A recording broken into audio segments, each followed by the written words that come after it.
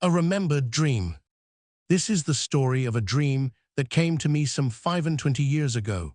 It is as vivid in memory as anything that I have ever seen in the outward world, as distinct as any experience through which I have ever passed. Not all dreams are thus remembered, but some are. In the records of the mind, where the inner chronicle of life is written, they are intensely clear and veridical.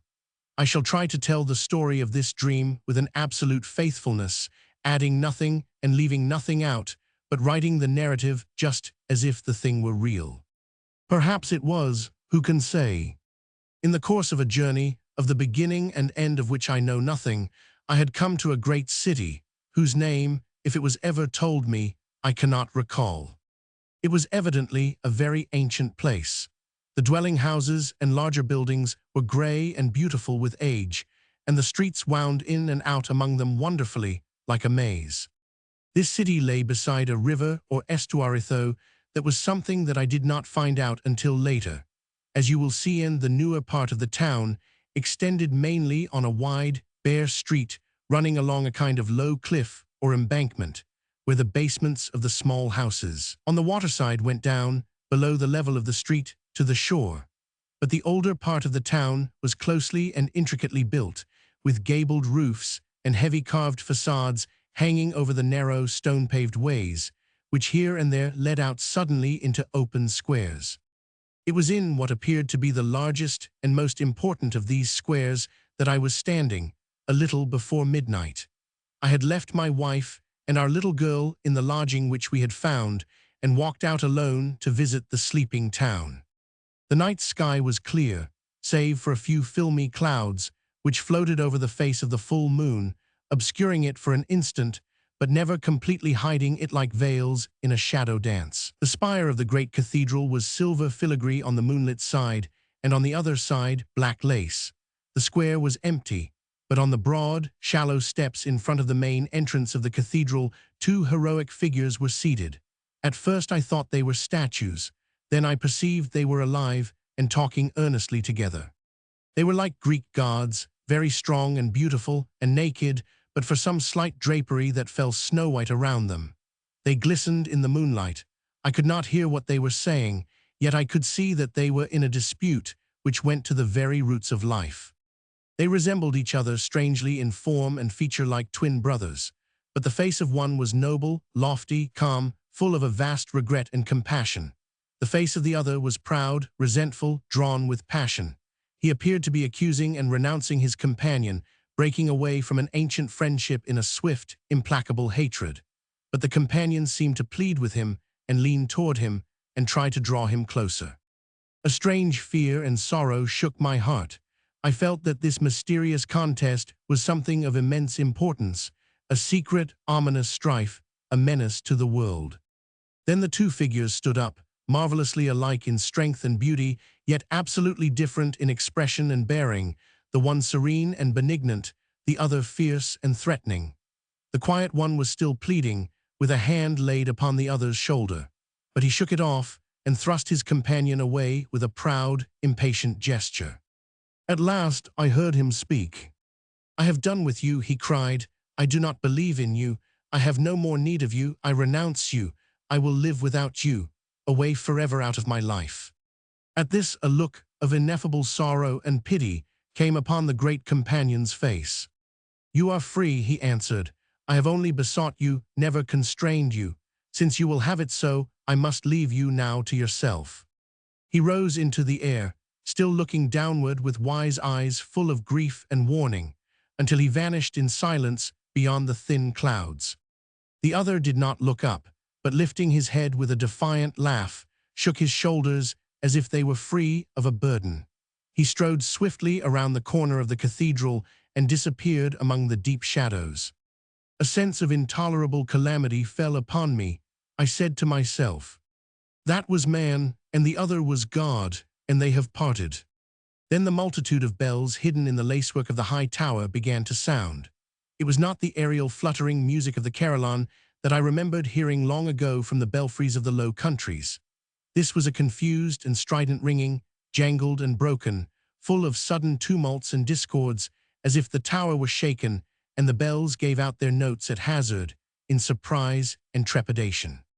It stopped as suddenly as it began. The great bell of the hours struck 12. The windows of the cathedral glowed faintly with a light from within. It is New Year's Eve, I thought, although I knew perfectly well that the time was late summer. I had seen that, though the leaves on the trees of the square were no longer fresh, they had not yet fallen. I was certain that I must go into the cathedral. The western entrance was shut. I hurried to the south side. The dark, low door of the transept was open. I went in.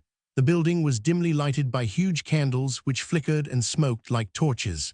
I noticed that one of them, fastened against a pillar, was burning crooked, and the tallow ran down its side in thick white tears.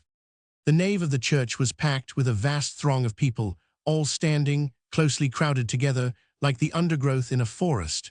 The rood screen was open or broken down, I could not tell which. The choir was bare, like a clearing in the woods, and filled with blazing light. On the high steps, with his back to the altar, stood man, his face gleaming with pride. "I am the Lord," he cried. "There is none above me, no law, no God. Man is power, man is the highest of all." A tremor of wonder and dismay, of excitement and division, shivered through the crowd. Some covered their faces, others stretched out their hands, others shook their fists in the air. A tumult of voices broke from the multitude of voices of exultation and anger and horror and strife. The floor of the cathedral was moved and lifted by a mysterious groundswell. The pillars trembled and wavered. The candles flared and went out. The crowd, stricken dumb with a panic fear, rushed to the doors, burst open the main entrance, and struggling in furious silence poured out of the building. I was swept along with them, striving to keep on my feet. One thought possessed me. I must get to my wife and child, save them, bring them out of this accursed city. As I hurried across the square, I looked up at the cathedral's spire. It was swaying and rocking in the air like the mast of a ship at sea. The lacework fell from it in blocks of stone. The people rushed screaming through the rain of death. Many were struck down and lay where they fell. I ran as fast as I could, but it was impossible to run far.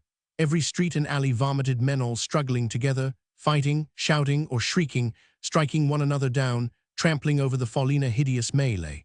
There was an incessant rattling noise in the air, and heavier peals as of thunder shook the houses.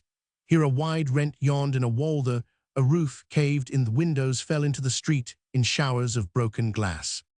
How I got through this inferno, I do not know.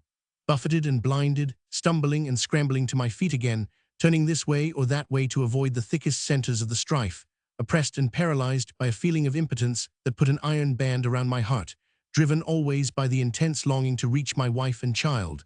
Somehow I had a sense of struggling on. Then I came into a quieter quarter of the town and ran until I reached the lodging where I had left them. They were waiting just inside the door, anxious and trembling, but I was amazed to find them so little panic-stricken. The little girl had her doll in her arms. "What is it?" asked my wife. "What must we do?" "Come," I cried. "Something frightful has happened here. I cannot explain now. We must get away at once. Come quickly."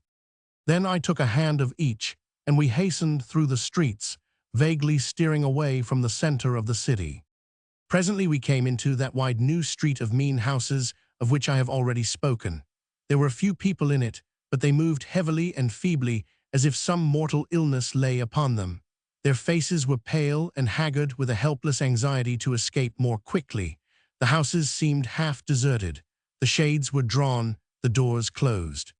But since it was all so quiet, I thought that we might find some temporary shelter there.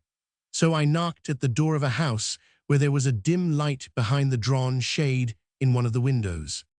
After a while, the door was opened by a woman who held the end of her shawl across her mouth.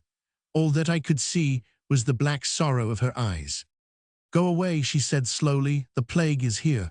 My children are dying of it. You must not come in. Go away." So we hurried on through that plague-smitten street, burdened with a new fear. Soon we saw a house on the riverside which looked absolutely empty. The shades were up, the windows open, the door stood ajar.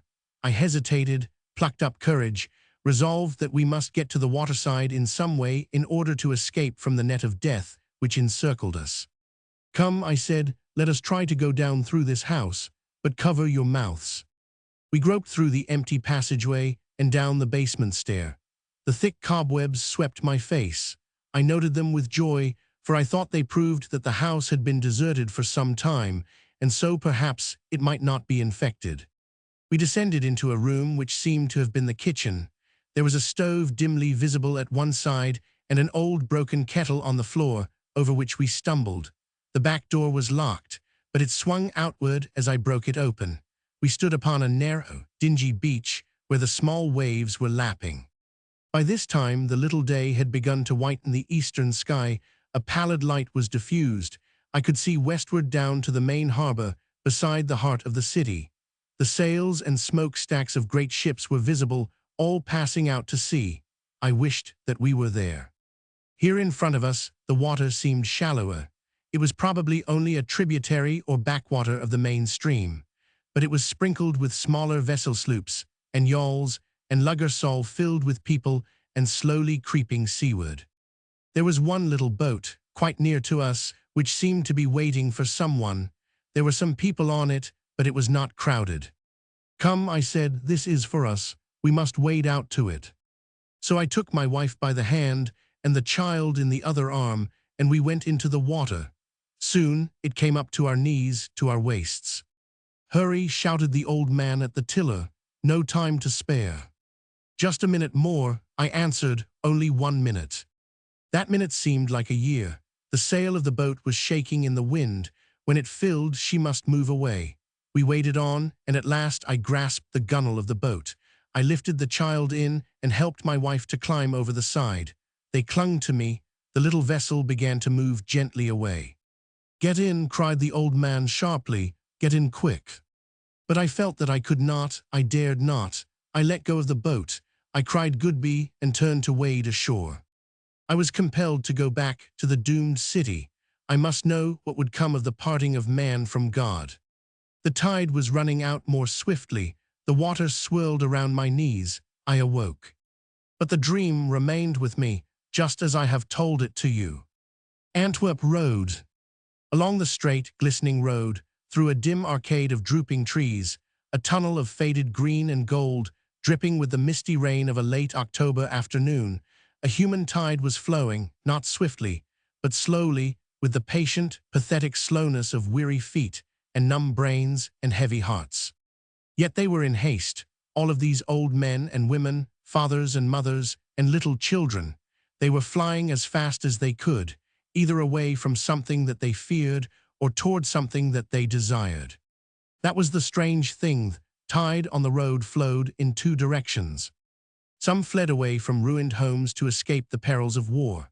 Some fled back to ruined homes to escape the desolation of exile. But all were fugitives, anxious to be gone, striving along the road one way or the other, and making no more speed than a creeping snail's pace of unutterable fatigue. I saw many separate things in the tide and remembered them without noting. A boy straining to push a wheelbarrow with his pale mother in it, and his two little sisters trudging at his side. A peasant with his two girls driving their lane, dejected, cows back to some unknown pasture. A bony horse tugging at a wagon heaped high with bedding and household gear, on top of which sat the wrinkled grandmother with the tiniest baby in her arms. While the rest of the family stumbled alongside, and the cat was curled up on the softest coverlet in the wagon. Two panting dogs, with red tongues hanging out and splayed feet clawing the road, tugging a heavy-laden cart while the master pushed behind and the woman pulled in the shafts. Strange, antique vehicles crammed with passengers, couples and groups and sometimes larger companies of foot travelers. Now and then a solitary man or woman, old and shabby, bundle on back, eyes on the road, plodding through the mud and the mist, under the high archway of yellowing leaves. All these distinct pictures I saw, yet it was all one vision, a vision of humanity, with its dumb companions, in flight, infinitely slow, painful, pitiful flight. I saw no tears, I heard no cries of complaint, but beneath the numb and patient haste on all those dazed faces, I saw a question. What have we done? Why has this thing come upon us and our children? Somewhere I heard a trumpet blown. The brazen spikes on the helmets of a little troop of German soldiers flashed for an instant far down the sloppy road. Through the humid dusk came the dull, distant booming of the unseen guns of conquest in Flanders. That was the only answer. A city of refuge. In the dark autumn of 1914, the city sprang up almost in a night, as if by enchantment. It was white magic that called it into being, the deep, quiet, strong impulse of compassion and protection that moved the motherly heart of Holland when she saw the hundreds of thousands of Belgian fugitives pouring out of their bleeding, ravaged land and running, stumbling, creeping on hands and knees, blindly, instinctively turning to her for safety and help. "Come to me," she said, like a good woman who holds out her arms and spreads her knees to make a lap for tired and frightened children. "Come to me. I will take care of you. You shall be safe with me." All doors were open. The little brick farmhouses and cottages with their gaily painted window shutters, the long rows of city houses with their steep gables, the prim and placid country mansions set among their high trees and formal flower gardens, all kinds of dwellings, from the poorest to the richest, welcomed these guests of sorrow and distress. Many a humble family drained its Savingsbank reservoir to keep the stream of its hospitality flowing. Unused factories were turned into barracks. Deserted summer hotels were filled up. Even empty greenhouses were adapted to the need of human horticulture. All Holland was enrolled, formally or informally, in a big Kamite or Belgisch slachtafels. But soon it was evident that the impromptu methods of generosity could not meet the demands of the case. Private resources were exhausted. Poor people could no longer feed and clothe their poorer guests. Families were unhappily divided. In the huge flock of exiles driven out by the cruel German terror, there were goats as well as sheep, and some of them bewildered and shocked the orderly Dutch homes where they were sheltered by their nocturnal habits and negligible morals. Something had to be done to bring order and system into the chaos of brotherly love. Otherwise, the neat Dutch mind, which is so close to the Dutch heart, could not rest in its bed. This vast trouble which the evil of German militarism had thrust upon a helpless folk must be helped out by a wise touch of military organization, which is a good thing even for the most peaceful people. So it was that the city of refuge and others like it grew up swiftly in the wilderness. It stands in the heathland that slopes and rolls from the wooded hills of Gelderland to the southern shore of the Zuiderzee, sandy country overgrown with screwboaks and pines, and heatheriot, very healthy and well-drained, and not unfertile under cultivation. You may see that in the little neighbor village, where the trees arch over the streets, and the kitchen gardens prosper, and the shrubs and flowers bloom abundantly. The small houses and hotels of this tiny summer resort are of brick. It has an old, well-established look, a place of relaxation with restraint, not of ungirdled frivolity.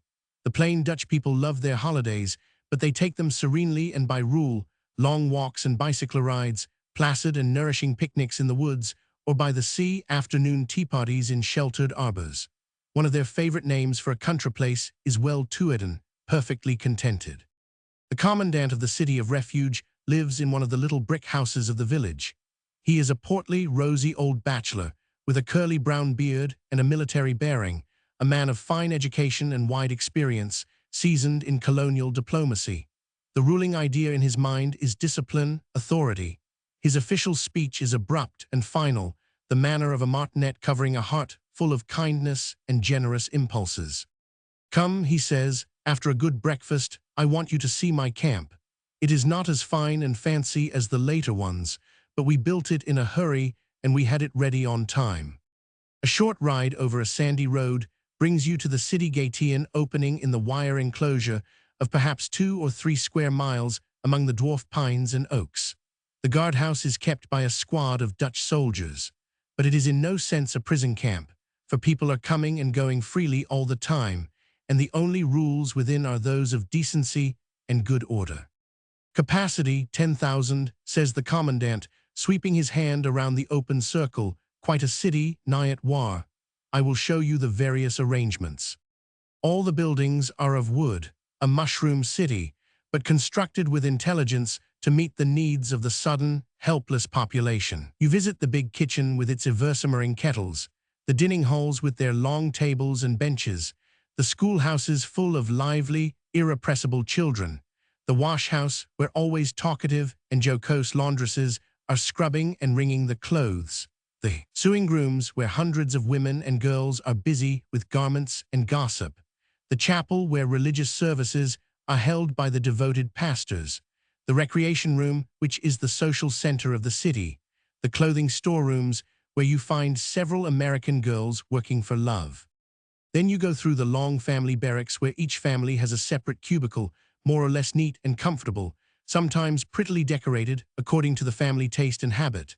The barracks for the single men, the barracks for the single women, the two hospitals, one general, the other for infectious diseases.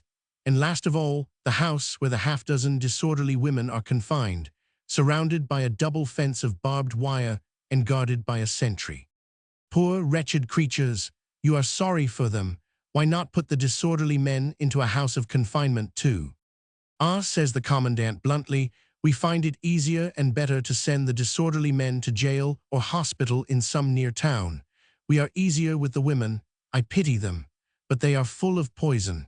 We cannot let them go loose in the camp for fear of infection. How many of the roots of human nature are uncovered in a place like this? The branches and the foliage and the blossoms, too, are seen more clearly in this air, where all things are necessarily open and in common.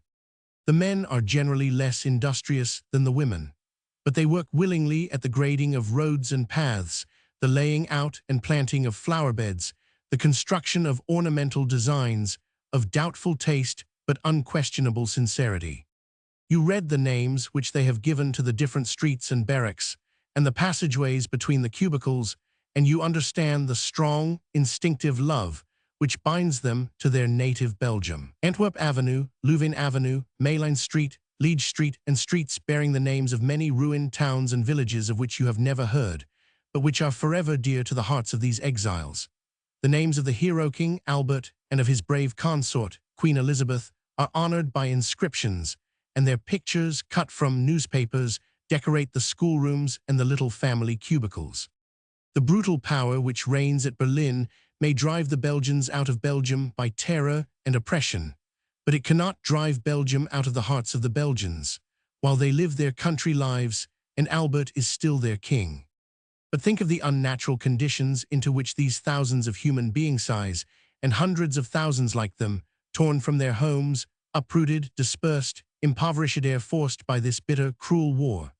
Think of the cold and ruined hearthstones, the scattered families, the shelterless children, the desolate and broken hearts. This is what Germany has inflicted upon mankind in order to realize her robber dream. Yet the city of refuge, being human, has its bright spots and its bits of compensation. Here is one out of many.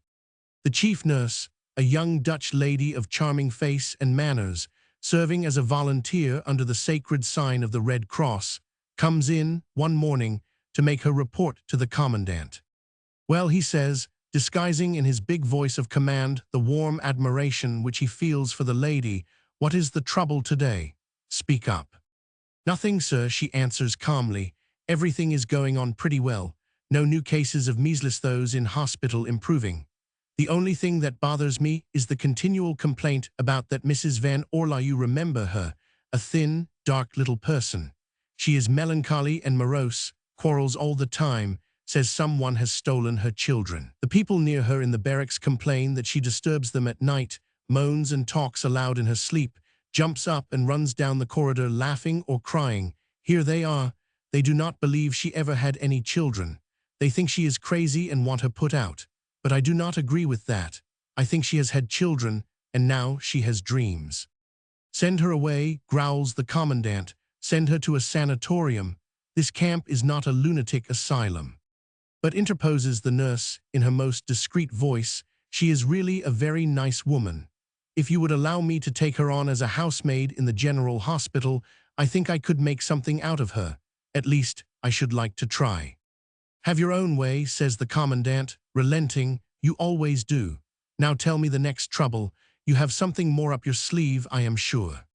Babies, she replies demurely, 2 babies from Amsterdam, lost, somehow or other, in the flight. No trace of their people. A family in Zondam has been taking care of them, but cannot afford it any longer. So the Amsterdam Committee has sent them here. The commandant has listened, his cheeks growing redder and redder, his eyes rounder and more prominent. He springs up and paces the floor in wrath. "Babies," he cries stormily, "by all the gods, Dathos Amsterdammers, excuse me, but this is too much. Do they think this is a foundling asylum or a nursing home? Babies, what in heaven's name am I to do with them? Babies, where are those babies?" "Just outside, and very nice babies indeed," says the nurse, opening the hall door and giving a soft call. Enter a slim, black-haired boy of about 3.5 years and a plump, golden-haired girl about a year younger. They toddle to the nurse and snuggle against her blue dress and white apron. Smiling, she guides them toward the commandant and says, "Here they are, sir. How do you like them?" That terrific personage has been suddenly transformed from haircloth into silk. He beams, and pulling out his fat gold watch, coos like a horse dove. "Look here, kinderun, come and hear the bells in my tick-tock." Presently, he has one of them leaning against the inside of each knee, listening ardently to the watch. "What do you think of that?" he says. "What is your name, youngster?" "Hendrik," answers the boy, looking up. "Hendrik what? You have another name, have not you?" The boy shakes his head and looks puzzled, as if the thought of 2 names were too much for him. "Hendrik," he repeats more clearly and firmly. "And what is her name?" asks the commandant, patting the little girl. "Soos," answers the boy. "Mama say Eichel Angel, Hendrik say Soos." All effort to get any more information from the children was fruitless. They were too small to remember much, and what they did remember was of their own Sizianly very little things, of no importance except to themselves. The commandant looks at the nurse quizzically. "Now, miss, you have unloaded these vague babies on me. What do you propose that I should do with them? Adopt them?" "Not yet, anyhow," she answers, smiling broadly. "Let us take them up to the camp. I will bet we can find someone there to look after them. What do you say, sir?" "Well, well," he sighs, "have your own way as usual. Just ring that bell for the automobile, alst ublieft." In the busy sewing room, the 2 children are standing up on one of the tables. The commandant has an arm around each of them, for they are a little frightened by so much noise and so many eyes looking at them. The chatter dies down as he speaks in his gruff, authoritative voice, but with a twinkle in his eyes, rather like a middle-aged Santa Claus. "Look here, I have got 2 fine babies." A titter runs through the room. "Ja, meneer," says one of the women, "congratulations. They are lieveling and darlings." "Silence," growls the commandant amiably. "None of your impudence, you women. Look here, these 2 children, I want somebody to adopt them, or at least to take care of them. I will pay for them. Their names are Hendrik and—" A commotion at the lower end of the room. A thin, dark little woman is standing up, waving her piece of sewing like a flag, her big eyes flaming with excitement. "Stop," she cries, hurrying and stumbling forward through the crowd of women and girls. "Oh, stop a minute. They are mine, I lost them, I tell you list mine." She reaches the head of the table and flings her arms around the boy, crying, "My Hendrik." The boy hesitates a second, startled by the sudden wildness of her caress. Then he presses his hot little face in her neck. "Leave motor," he murmurs. "Where was you?" I looked. But the thin, dark little woman has fainted dead away. The rest we will leave, as the wise commandant does, to the chief nurse. A sanctuary of trees. The Baron Dazin was older even than his 70 years. His age showed by contrast as he walked among his trees. They were fresh and flourishing, full of sap and vigor, though many of them had been born long before him. The tracts of forest, which still belonged to his diminished estate, were crowded with the growths native to the foothills of the Ardennes. In the park around the small chateau, built in a Belgian version of the First Empire style, trees from many lands had been assembled by his father and grandfather. Drooping spruces from Norway, dark-pillared cypresses from Italy, spreading cedars from Lebanon, trees of heaven. From China, fern-leaved ginkgos from Japan, lofty chaliptries and liquidambars from America, and fantastic sylvan forms from islands of the Southern Ocean. But the Royal Avenue of beeches, well, I must tell you more about that. else you can never feel the meaning of this story. The love of trees was hereditary in the family and antedated their other nobility. The founder of the house had begun life as the son of a forester in Luxembourg. His name was Paul Star. His fortune and title were the fruit of contracts for horses and provisions which he made with the commissariat of Napoleon I, in the days when the Netherlands were a French province. But though Paul Star's hands were callous and his manners plain, his tastes were aristocratic. They had been formed young in the company of great trees. Therefore, when he bought his estate of Auzon and took his title from it, he built his chateau in a style which he considered complementary to his imperial patron.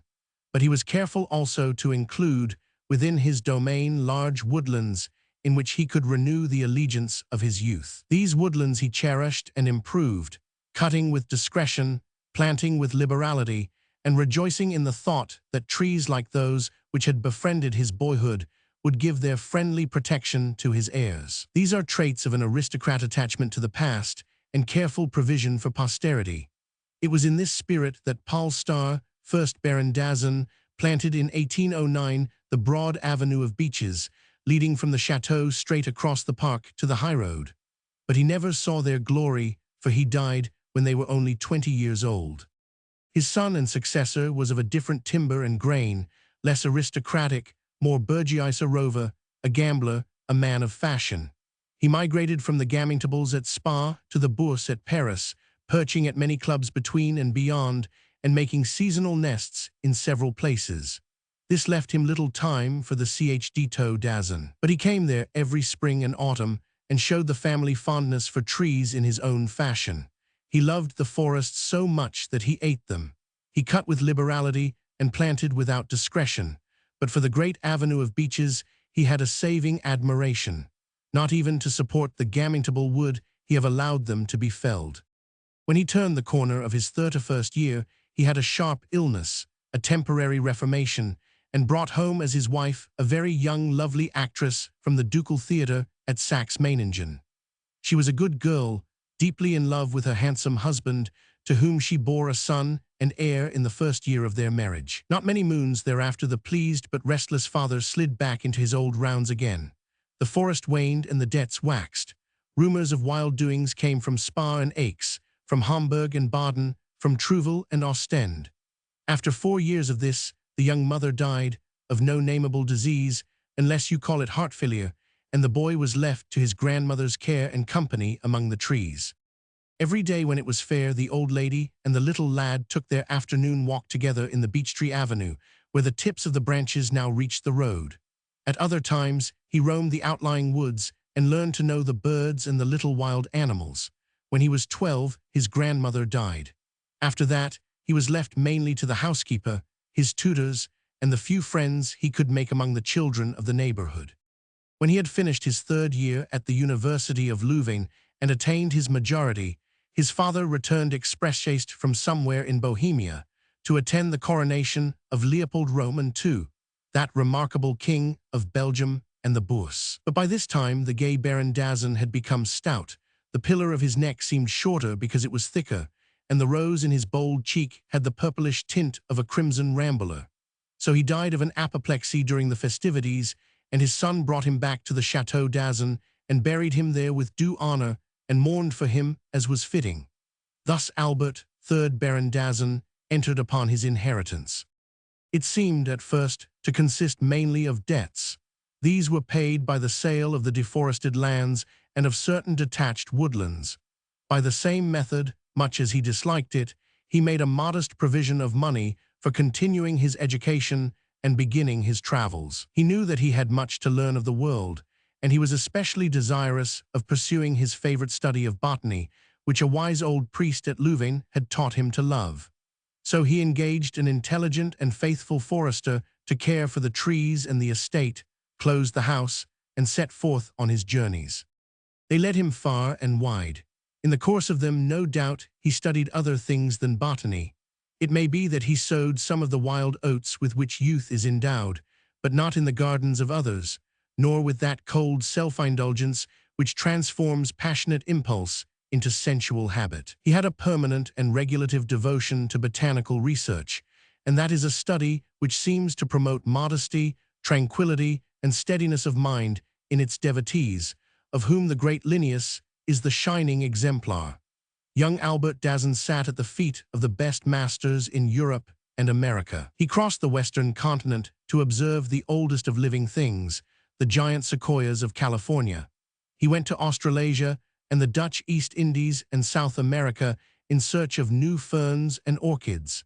He investigated the effect of ocean currents and of tribal migrations in the distribution of trees. His botanical monographs brought him renown among those who know, and he was elected a corresponding member of many scientific societies.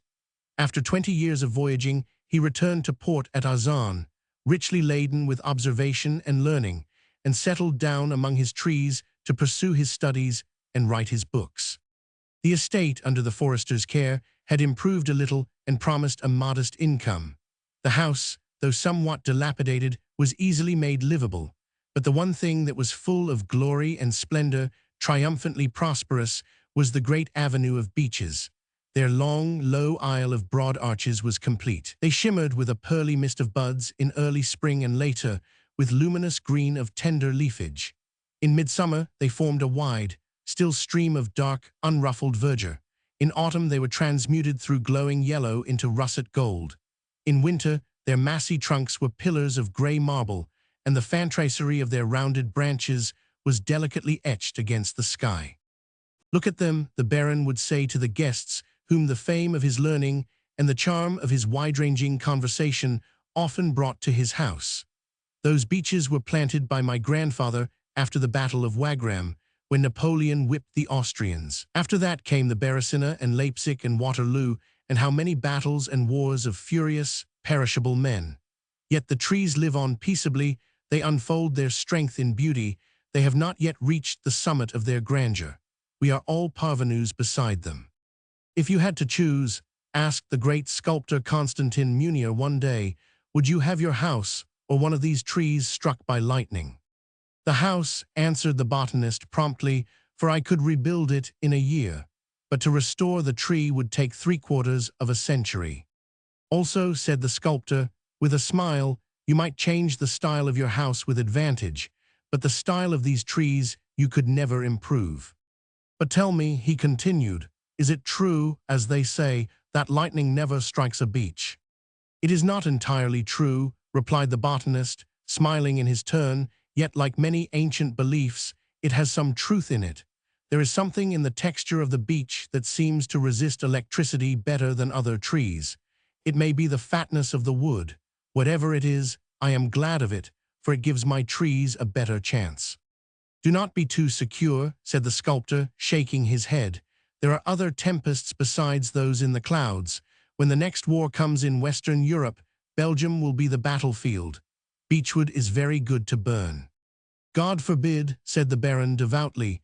"We have had peace for 1/4 of a century. Why should it not last?" "Ask the wise men of the East," replied the sculptor grimly. When he was a little past 50, the Baron married, with steadfast choice and deep affection, the orphan daughter of a noble family of Hainault. She was about half his age, of a tranquil, cheerful temper and a charm that depended less on feature than on expression, a lover of music, books, and a quiet life. She brought him a small dowry by which the chateau was restored to comfort, and bore him 2 children, a boy and a girl, by whom it was enlivened with natural gaiety. The next 20 years were the happiest that Albert Dazin and his wife ever saw.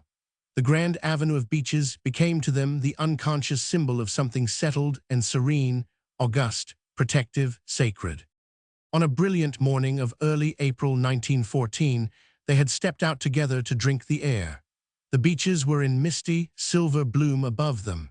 All around was peace and gladness. "I want to tell you a dream I had last night," he said, "a strange dream about our beeches." "If it was sad," she answered, "do not let the shadow of it fall on the morning." But it was not sad. It seemed rather to bring light and comfort. "I dreamed that I was dead, and you had buried me at the foot of the largest of the trees." "Do you call that not sad?" she interrupted reproachfully. "It did not seem so. Wait a moment, and you shall hear the way of it. At first I felt only a deep quietness and repose, like one who has been in pain and is very tired and lies down in the shade to sleep. Then I was waking again, and something was drawing me gently upward. I cannot exactly explain it, but it was as if I were passing through the roots and the trunk and the boughs of the beech tree toward the upper air. There I saw the light again and heard the birds singing and the wind rustling among the leaves. How I saw and heard I cannot tell you, for there was no remembrance of a body in my dream. Then suddenly my soul, I suppose it was, that stood before God, and he was asking me, "How did you come hither?" I answered, "By Christ's way, by the way of a tree." And he said it was well, and that my work in heaven should be the care of the trees growing by the river of life, and that sometimes I could go back to visit my trees on earth if I wished. That made me very glad, for I knew that so I should see you and our children under the beeches. And while I was wondering whether you would ever know that I was there, the dream dissolved, and I saw the morning light on the treetops. What do you think of my dream? Childish, was not it? She thought a little before she answered. It was natural enough, though vague. Of course we could not be buried at the foot of the beech tree unless Cardinal Mercier would permit a plot of ground to be consecrated there. But come, it is time to go in to breakfast. She seemed to dismiss the matter from her mind. Yet, as women so often do, she kept all these sayings and pondered them in her heart. The promise of spring passed into the sultry heat of summer. The storm cloud of the 20th century blackened over Europe. The wise men of Berlin, made mad by pride, devoted the world not to the Prince of Peace, but to the Lords of War. In the first week of August, the fury of the German invasion broke on Belgium. No one had dared to dream the terrors of that tempest. It was like a return of the Dark Ages. Every home trembled. The pillars of the tranquil house of Arzan were shaken. The daughter was away at school in England, and that was an unmixed blessing. The son was a lieutenant in the Belgian army, and that was right and glorious, but it was also a dreadful anxiety. The father and mother were divided in mind, whether to stay or take flight with their friends. At last, the father decided the hard question. It is our duty to stay. We cannot fight for our country, but we can suffer with her. Our daughter is in safety. Our son's danger we cannot and would not prevent. How could we really live away from here, our home, our trees? I went to consult the cardinal. He stays, and he advises us to do so. He says that will be the best way to show our devotion. As Christians, we must endure the evil that we cannot prevent, but as Belgians our hearts will never consent to it. That was their attitude as the tide of blood and tears drew nearer to them, surrounded them, swept beyond them, engulfed the whole land. The brutal massacres at Andenne and Dinant were so near that the news arrived before the spilt blood was dry. The exceeding great and bitter cry of anguish came to them from a score of neighboring villages, from 100 lonely farmhouses. The old botanist withered and faded daily. His wife grew pale and gray. Yet they walked their via crucis together and kept their chosen course. They fed the hungry and clothed the naked, helped the fugitives and consoled the broken-hearted. They counseled their poor neighbors to good order and dissuaded the ignorant from the folly and peril of violence. Toward the invading soldiery their conduct was beyond reproach. With no false professions of friendship, they fulfilled the hard services which were required of them. Their servants had been helped away at the beginning of the trouble, except the old forester and his wife, who refused to leave. With their aid the house was kept open, and many of the conquerors lodged there and in the outbuildings. So good were the quarters that a departing Saxon chalked on the gatepost the dubious inscription, Gut Lieutenant Ausbliendern. Thus the captives at the chateau d'Azan had a good name even among their enemies. The baron received a military pass, which enabled him to move quite freely about the district on his errands of necessity and mercy, and the chateau became a favorite billet for highborn officers. In the second year of the war, an evil chance brought 2 uninvited guests of very high standing, indeed that is to say in the social ring of Potsdam. Their names are well known. Let us call them Prince Barenberg and Count Ludra. The first was a major, the second a captain. Their value as warriors in the field had not proved equal to their prominence as noblemen, so they were given duty in the rear. They were vicious coxcombs of the first order. Their uniforms encased them tightly. Like wasps, they bent only at the waist. Their flat-topped caps were worn with an aggressive slant. Their swords jingled menacingly. Their hay-colored mustaches spoke arrogance in every upturned hair. When they bowed, it was a mockery. When they smiled, it was a sneer. For the comfortable quarters of the Chateau d'Azan they had a gross appreciation, for the enforced hospitality of its owners an insolent condescension. They took it as their due and resented the silent protest underneath it. "Excellent wine, Herr Baron," said the prince, who, like his comrade, drank profusely of the best in the cellar. "Your Rudesheimer Berg is colossal, very friendly of you to save it for us. We Germans know good wine." "What? You have that reputation," answered the Baron. "And say," added the Count, "let us have a couple of bottles more, dear landlord. You can put it in the bill." "I shall do so," said the Baron gravely. "It shall be put in the bill with other things." "But why," drawled the prince, "does la Baronne never favor us with her company? Still very attractive a musical probably her is a piano aunt, good German, music-console homesickness." "Madame is indisposed," answered the Baron quietly, "but you may be sure she regrets your absence from home." The officers looked at each other with half-tipsy, half-angry eyes. They suspected a jest at their expense, but could not quite catch it. "Impudence," muttered the Count, who was the sharper of the two when sober.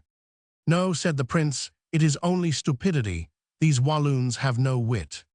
Come," he added, turning to the Baron, "we sing you a good song of fatherland, show how gemethlic we Germans are. You Belgians have no word for that. What?" He sat down to the piano and pounded out Deutschland über alles, singing the air in a raucous voice, while Ludra added a rumbling bass.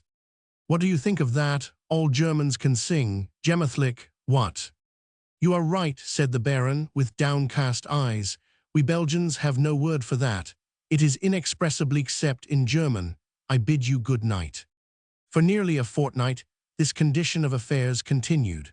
The Baron endured it as best he could, obeying scrupulously the military regulations which necessity laid upon him, and taking his revenge only in long thoughts and words of polite sarcasm which he knew would not be understood. The Baroness worked hard at the housekeeping, often cooking and cleaning with her own hands, and rejoicing secretly with her husband over the rare news that came from their daughter in England, from their boy at the front in West Flanders.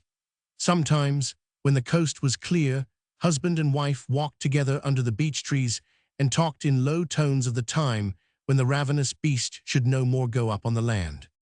The two noble officers performed their routine duties, found such amusement as they could in neighboring villages and towns, drank deep at night, and taxed their ingenuity to invent small ways of annoying their hosts, for whom they felt the contemptuous dislike of the injurer for the injured. They were careful, however, to keep their malice within certain bounds, for they knew that the Baron was in favor with the commandant of the district. One morning the Baron and his wife, looking from their window in a wing of the house, saw with surprise and horror a score or more of German soldiers assembled beside the beech avenue, with axes and saws, preparing to begin work. "What are they going to do there?" cried he in dismay, and hurried down to the dining room, where the officers sat at breakfast, giving orders to an attentive corporal. "A thousand pardons, Highness," interrupted the Baron, "forgive my haste. But surely you are not going to cut down my avenue of beeches." "Why not?" said the prince, swinging around in his chair. "They are good wood." "But sir," stammered the Baron, trembling with excitement, "those trees are an ancient heritage of the house planted by my grandfather a century ago and old. Possession spare them for their age." "You exaggerate," sneered the prince. "They are not old. I have on my hunting estate in Thuringia oaks 500 years old. These trees of yours are mere upstarts. Why should not they be cut?" "What?" "But they are very dear to us," pleaded the Baron earnestly. "We all love them, my wife and children and one. To us they are sacred. It would be harsh to take them from us." "Baron," said the prince with suave malice, "you miss the point. We Germans are never harsh, but we are practical. My soldiers need exercise, the camps need wood. Do you see? What?" "Certainly," answered the poor Baron, humbling himself in his devotion to his trees. "Your Highness makes the point perfectly clear, need of exercise and wood. But there is plenty of good timber in the forest, and the park much easier to cut. Cannot your men get their wood and their exercise there, and spare my dearest trees?" Ludra laughed unpleasantly. You do not yet understand us, dear landlord. We Germans are a hardworking people, not like the lazy Belgians. The harder the work, the better we like it.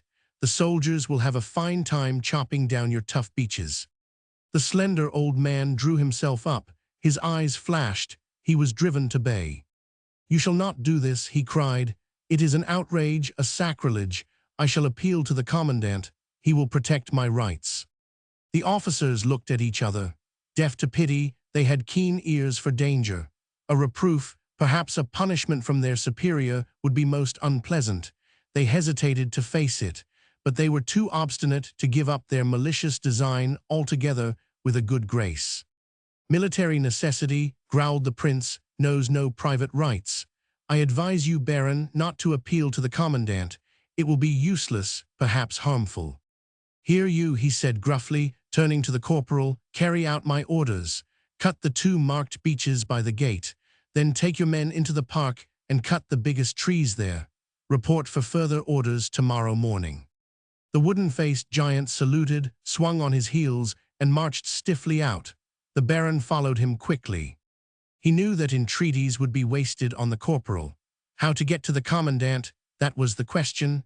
He would not be allowed to use the telephone which was in the dining-room, nor the automobile which belonged to the officers, nor one of their horses which were in his stable. The only other beast left, there was a small and very antique donkey which the children used to drive. In a dilapidated go-cart, drawn by this pattering nag, the Baron made such haste as he could along 12 miles of stony road to the district headquarters. There he told his story simply to the commandant and begged protection for his beloved trees. The old general was of a different type from the fiery dandies who played the master at Azan. He listened courteously and gravely. There was a picture in his mind of the old timbered house in the Hof Venn, where he had spent 4 years in retirement before the war called him back to the colors. He thought of the tall lindens and the spreading chestnuts around it, and imagined how he should feel if he saw them falling under the axe. Then he said to his petitioner, "You have acted quite correctly, Monsieur le Baron, in bringing this matter quietly to my attention. There is no military necessity for the destruction of your fine trees. I shall put a stop to it at once." He called his aide-de-camp and gave some instructions in a low tone of voice. When the aide came back from the telephone and reported, the general frowned. "It is unheard of," he muttered, half to himself, "the way those titled young fools go beyond their orders." Then he turned to his visitor. "I am very sorry, Monsieur le Baron, but 2 of your beeches have already fallen. It cannot be helped now, but there shall be no more of it, I promise you. Those young officers Arelitus call them overzealous. I will transfer them to another post tomorrow. The German command appreciates the correct conduct of you and Madame la Baronne. Is there anything more that I can do for you?" "I thank your excellency sincerely," replied the Baron. Then he hesitated a moment, as if to weigh his words. "No, Herr General, I believe there is nothing more in which you can help me." The old soldier's eyelids flickered for an instant. "Then I bid you a very good day," he said, bowing. The Baron hurried home to share the big good news with his wife. The little bad news she knew already. Together they grieved over the 2 fallen trees and rejoiced under the golden shadow of their untouched companions. The officers had called for wine, and yet more wine, and were drinking deep and singing loud in the dining-room. In the morning came an orderly with a dispatch from headquarters, ordering the prince and the count to duty in a dirty village of the coal region. Their baggage was packed into the automobile, and they mounted their horses and went away in a rage. "You will be sorry for this, dumbhead," growled the prince, scowling fiercely. "Yes," added Ludra with a hateful grin, "we shall meet again, dear landlord, and you will be sorry." Their host bowed and said nothing. Some weeks later, the princely automobile came to the door of the chateau. The forester brought up word that the Prince Barenberg and the Count Ludra were below with a message from headquarters. The commandant wished the Baron to come there immediately. The automobile was sent to bring him. He made ready to go. His wife and his servant tried hard to dissuade him. It was late, almost dark, and very cold. Not likely the commandant had sent for him. It might be all a trick of those officers. They were hateful men. They would play some cruel prank for revenge. But the old man was obstinate in his resolve. He must do what was required of him. He must not even run the risk of slighting the commandant's wishes. After all, no great harm could come to him.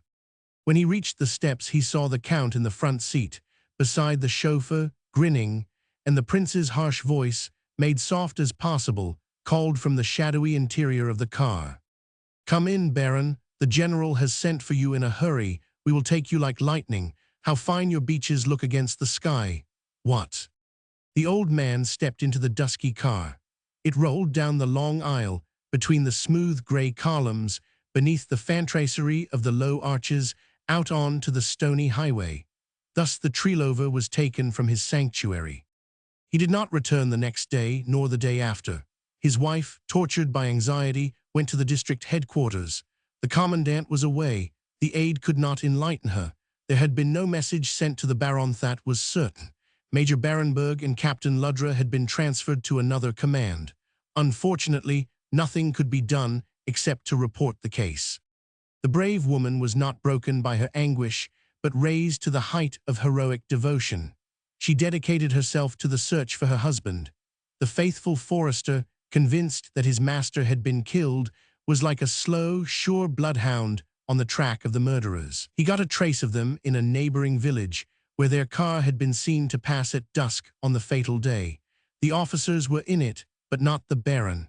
The forester got a stronger scent of them in a winehouse, where their chauffeur had babbled mysteriously on the following day. The old woodsman followed the trail with inexhaustible patience. "I shall bring the master's body home," he said to his mistress, "and God will use me to avenge his murder." A few weeks later, he found his master's corpse hidden in a hollow on the edge of the forest, half covered with broken branches, rotting leaves, and melting snow. There were 3 bullets in the body. They had been fired at close range. The widow's heart, passing from the torture of uncertainty to the calm of settled grief, had still a sacred duty to live for. She had not forgotten her husband's dream. She went to the Cardinal Archbishop to beg the consecration of a little burial plot at the foot of the greatest of the beaches of Arzan. That wise and brave prince of the church consented with words of tender consolation and promised his aid in the pursuit of the criminals. "Eminence," she said, weeping, "you are very good to me. God will reward you. He is just. He will repay. But my heart's desire is to follow my husband's dream." So the body of the old botanist was brought back to the shadow of the great beech trees and was buried there, like the bones of a martyr, within the sanctuary. Is this the end of the story? Who can say? It is written also, among the records of Belgium, that the faithful forester disappeared mysteriously a few weeks later. His body was found in the forest and laid near his master. Another record tells of the trial of Prince Barenberg and Count Ludra before a court-martial. The count was sentenced to 10 years of labor on his own estate. The death sentence of the prince was commuted to imprisonment in some unnamed place. So far the story of German justice. But of the other kind of justiceth poetic, the divineth record is not yet complete. I know only that there is a fatherless girl working and praying in a hospital in England, and a fatherless boy fighting and praying in the muddy trenches near Ypres, and a lonely woman walking and praying under certain great beech trees at the Château d'Azan. The burden of their prayer is the same. Night and day it rises to him who will judge the world in righteousness, and before whose eyes the wicked shall not stand. September 1918. The King's Highway. In the last remnant of Belgium, a corner yet unconquered by the German horde, I saw a tall young man walking among the dunes, between the sodden lowland and the tumbling sea. The hills where he trod were of sand heaped high by the western winds, and the growth over them was wiregrass and thistles, bayberry and golden broom and stunted pine, with many humble wild flowers, things of no use, yet beautiful. The sky above was grey, the northern sea was grey, the southern fields were hazy grey over green, the smoke of shells bursting in the air was grey. Grey was the skeleton of the ruined city in the distance. Grey were the shattered spires and walls of a dozen hamlets on the horizon. Grey, the eyes of the young man who walked in faded blue uniform in the remnant of Belgium. But there was an indomitable light in his eyes, by which I knew that he was a king. "Sir," I said, I am sure that you are His Majesty, the King of Belgium." He bowed, and a pleasant smile relaxed his tired face. "Pardon, monsieur," he answered, "but you make the usual mistake in my title. If I were only the King of Belgium, you see, I should have but a poor kingdom, know only this narrow strip of earth, perhaps 400 square miles of debris, just a pou-sto, a place to stand, enough to fight on, and if need be to die in." His hand swept around the half-circle of dull landscape visible southward from the top of the loftiest dune, the Huge Blikker. It was a land of slow-winding streams and straight canals and flat fields, with here and there a clump of woods or a slight rise of ground, but for the most part level and monotonous, a checkerboard landscape stretching away until the eyes rested on the low hills beyond Ypres. Now all the placid charm of Flemish fertility has gone from the land. It was scarred and marred and pitted. The shells and mines had torn holes in it. The trenches and barbed wire entanglements spread over it like a network of scars and welts. The trees were smashed into kindling wood. The farmhouses were heaps of charred bricks. The shattered villages were like mouths full of broken teeth. As the king looked round at all this, his face darkened, and the slight droop of his shoulders grew more marked. "But no," he said, turning to me again, "that is not my kingdom. My real title, monsieur, is King of the Belgians. It was for their honor, for their liberty, that I was willing to lose my land and risk my crown. While they live and hold true, I stand fast." Then ran swiftly through me the thought of how the little Belgian army had fought, how the Belgian people had suffered, rather than surrender the independence of their country to the barbarians. The German cannonade was roaring along the Usser a few miles away. The air trembled with the overload of sound. But between the peals of thunder, I could hear the brave song of the skylark climbing his silver stairway of music, undismayed, hopeful, unconquerable. I remembered how the word of this quiet man, beside whom I stood, had been the inspiration and encouragement of his people through the fierce conflict, the long agony. "I have faith in our destiny. A nation which defends itself does not perish. God will be with us in that just cause." "Sir," I said, "you have a glorious kingdom which shall never be taken away. But as for your land, the fates have been against you. How will you ever get back to it? The Germans are strong as iron, and they bar the way. Will you make a peace with them and take what they have so often offered you?" "Never," he answered calmly. "That is not the way home. It is the way to dishonor. When God brings me back, my army and my queen are going with me to liberate our people. There is only one way that leads there, the king's highway. Look, monsieur, you can see the beginning of it down there. I hope you wish me well on that road, for I shall never take another." So he bade me good afternoon very courteously, and walked away among the dunes to his little cottage at La Panne. Looking down through the light haze of evening, I saw a strip of the straight white road leading eastward across the level land. At the beginning of it, there was a broken bridge. In places, it seemed torn up by shells. It disappeared in the violet dusk. But as I looked, a vision came. The bridge is restored, the road mended and built up, and on that highway rides the king in his faded uniform with the queen in white beside him. At their approach, ruined villages rejoice aloud, and ancient towns break forth into singing. In Bruges, the royal comrades stand beside the gigantic monument in the center of the great market, and above the shouting of the multitude, the music of the old belfry floats unheard. Ghent and Antwerp have put on their glad raiment, and in their crooked streets and crowded squares, joy flows like a river surging as it goes. Into Brussels, I see this man and woman ride through a welcome that rises around them like the voice of many waters, the welcome of those who have waited and suffered, the welcome of those to whom liberty and honor were more dear than life. In the grand place, the antique, carven, gabled houses are gay with fluttering banners. The people delivered from the cruel invader sing lustily the Marseillaise and the old songs of Belgium. In the midst, Albert and Elizabeth sit quietly upon their horses. They have come home, not by the low road of cowardly surrender, not by the crooked road of compromise and falsehood, not by the soft road of ease and self-indulgence, but by the straight road of faith and courage and self-sacrifice, of the king's highway. Half-told tales. The traitor in the house. The guest, who came from beyond the lake, had lived in the house for years and had the freedom of it, so that he had become quite like a member of the family. He was friendly treated and well lodged. Indeed, some thought he had the best room of all, for though it was in the wing, it was spacious and well warmed, and had a side door, so that he could go in and out freely by day or night.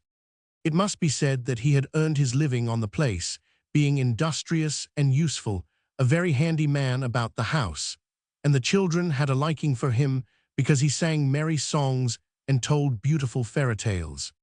So he was all the more surprised and aggrieved when the master of the house said to him one night, as they sat late by the fire, "I suspect you." "But of what?" cried the guest. "Of caring more for the house that you came from than for the house that you live in." "But you know I was at home there once," said the guest. "Would you have me forget that? Surely you will not deny me the freedom of my thoughts and memories and fond feelings. Would you make me less than a man?" "No," said the master, "but I will ask you to choose between your old home and your new home now. The house in which you lived formerly is become our enemy, a nest of brigands and bloody men. They have killed a child of ours on the highway.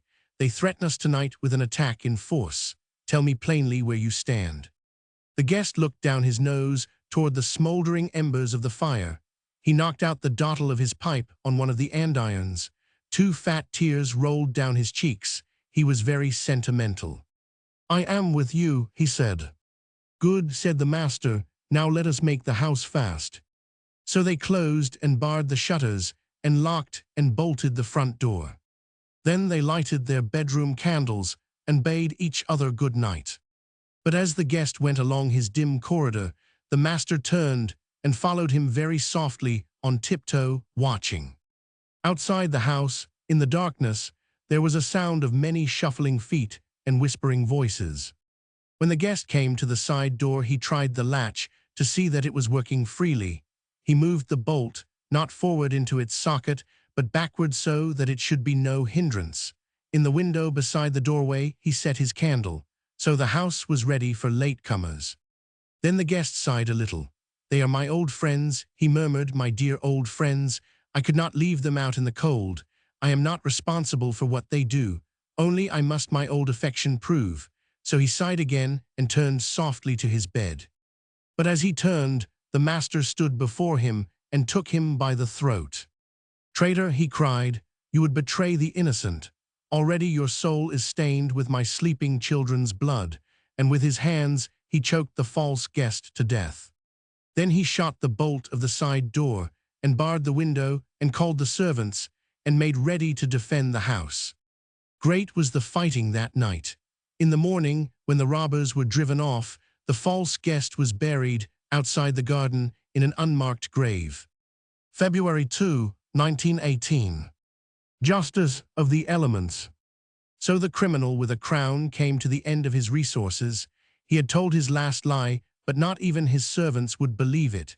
He had made his last threat, but no living soul feared it. He had put forth his last stroke of violence and cruelty, but it fell short.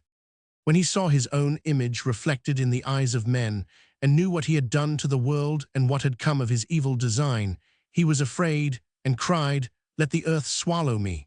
And the earth opened and swallowed him.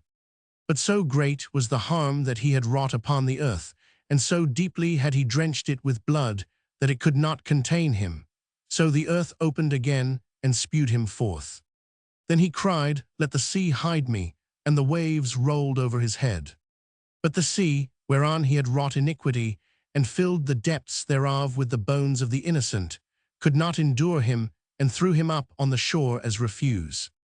Then he cried, "Let the air carry me away."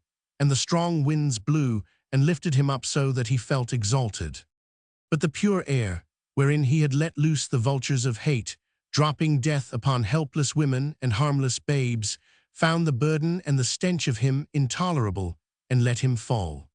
And as he was falling he cried, "Let the fire give me a refuge." So the fire, wherewith he had consumed the homes of men, rejoiced, and the flames which he had compelled to do his will in wickedness leaped up as he drew near. "Welcome, old master," roared the fire, "be my slave."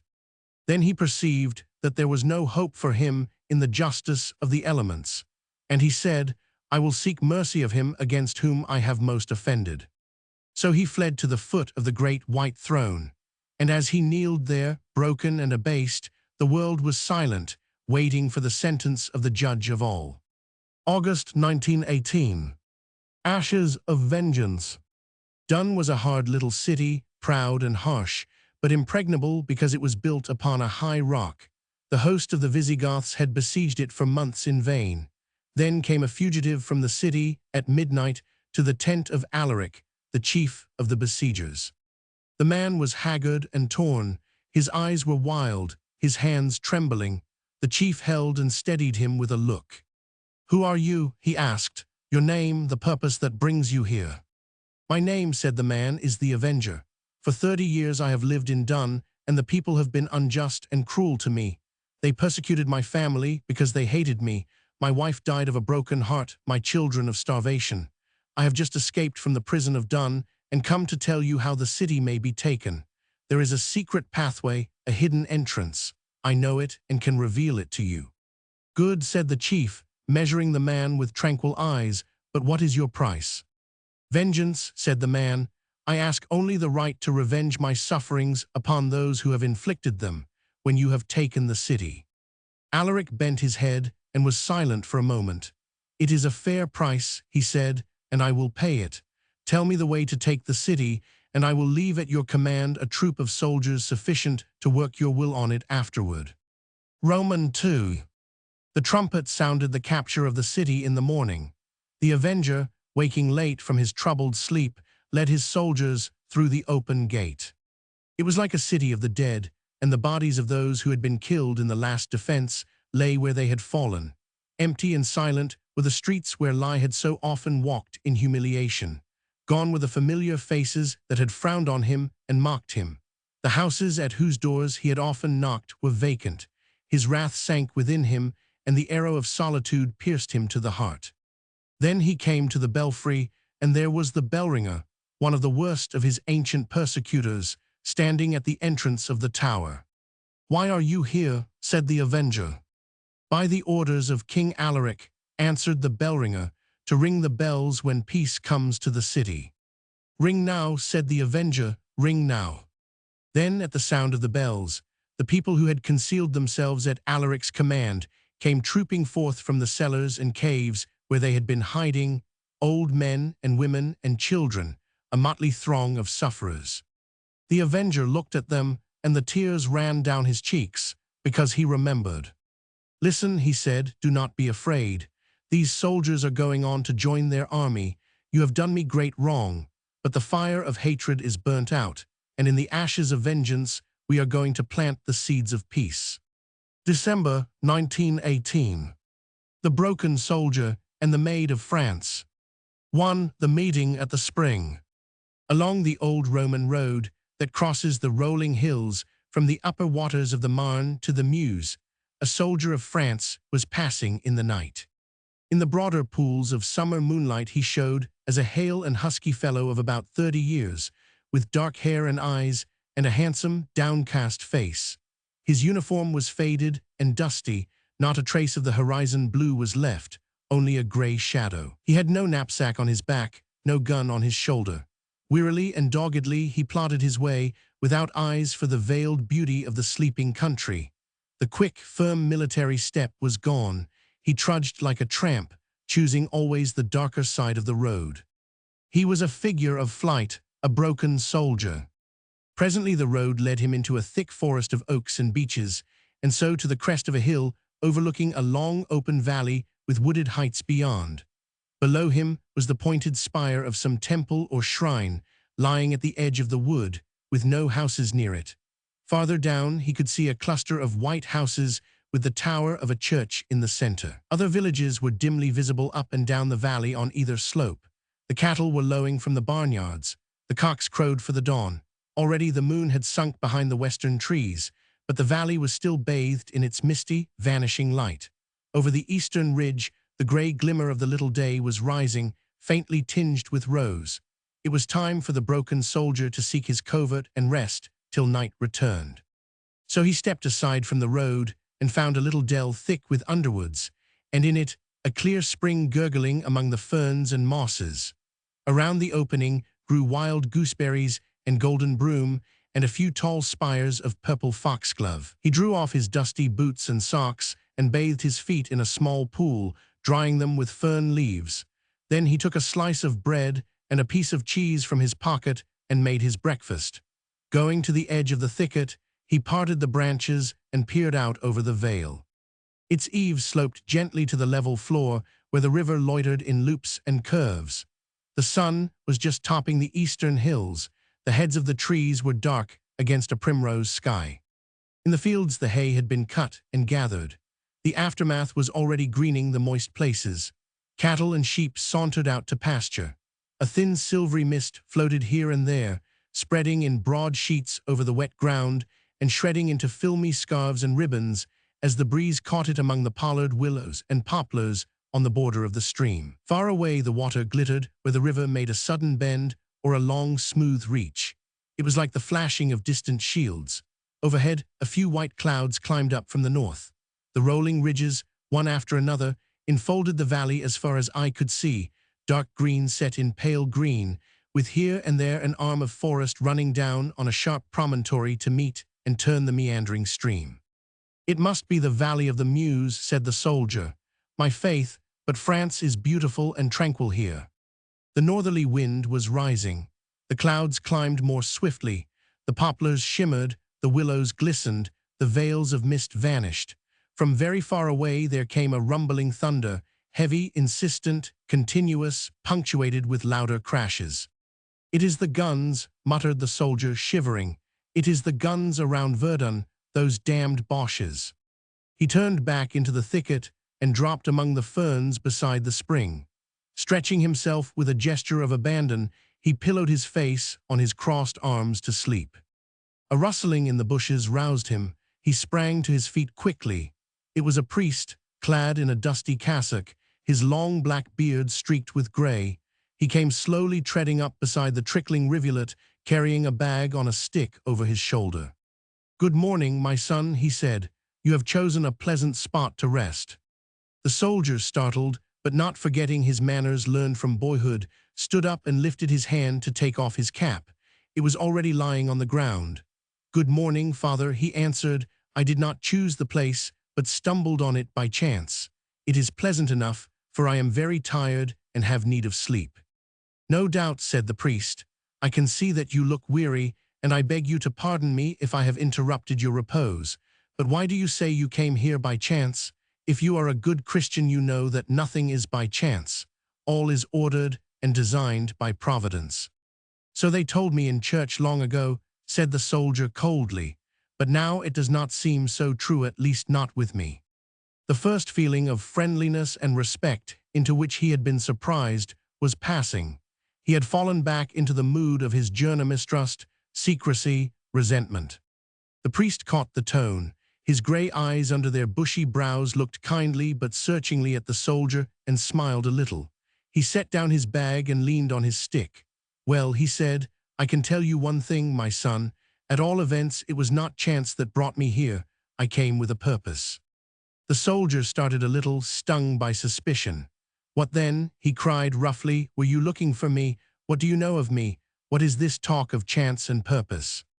"Come, come," said the priest, his smile spreading from his eyes to his lips. "Do not be angry.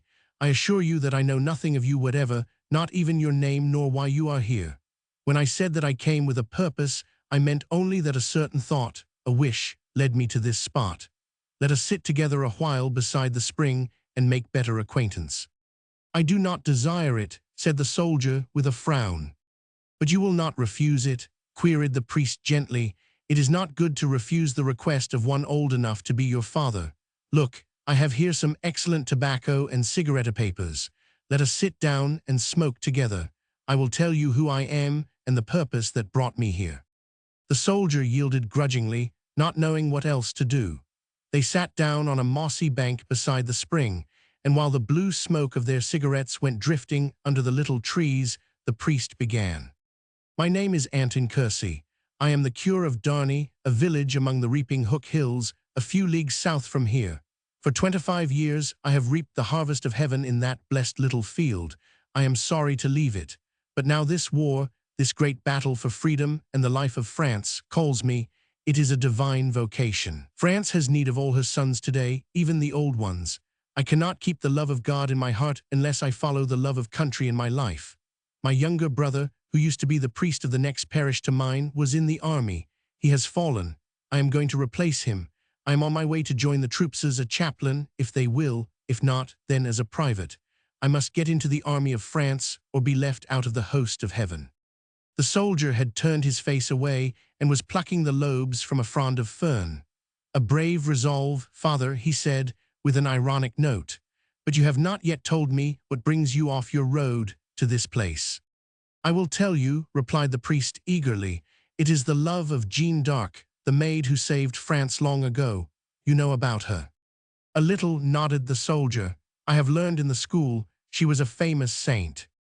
Not yet a saint, said the priest earnestly. The Pope has not yet pronounced her a saint, but it will be done soon. Already he has declared her among the blessed ones.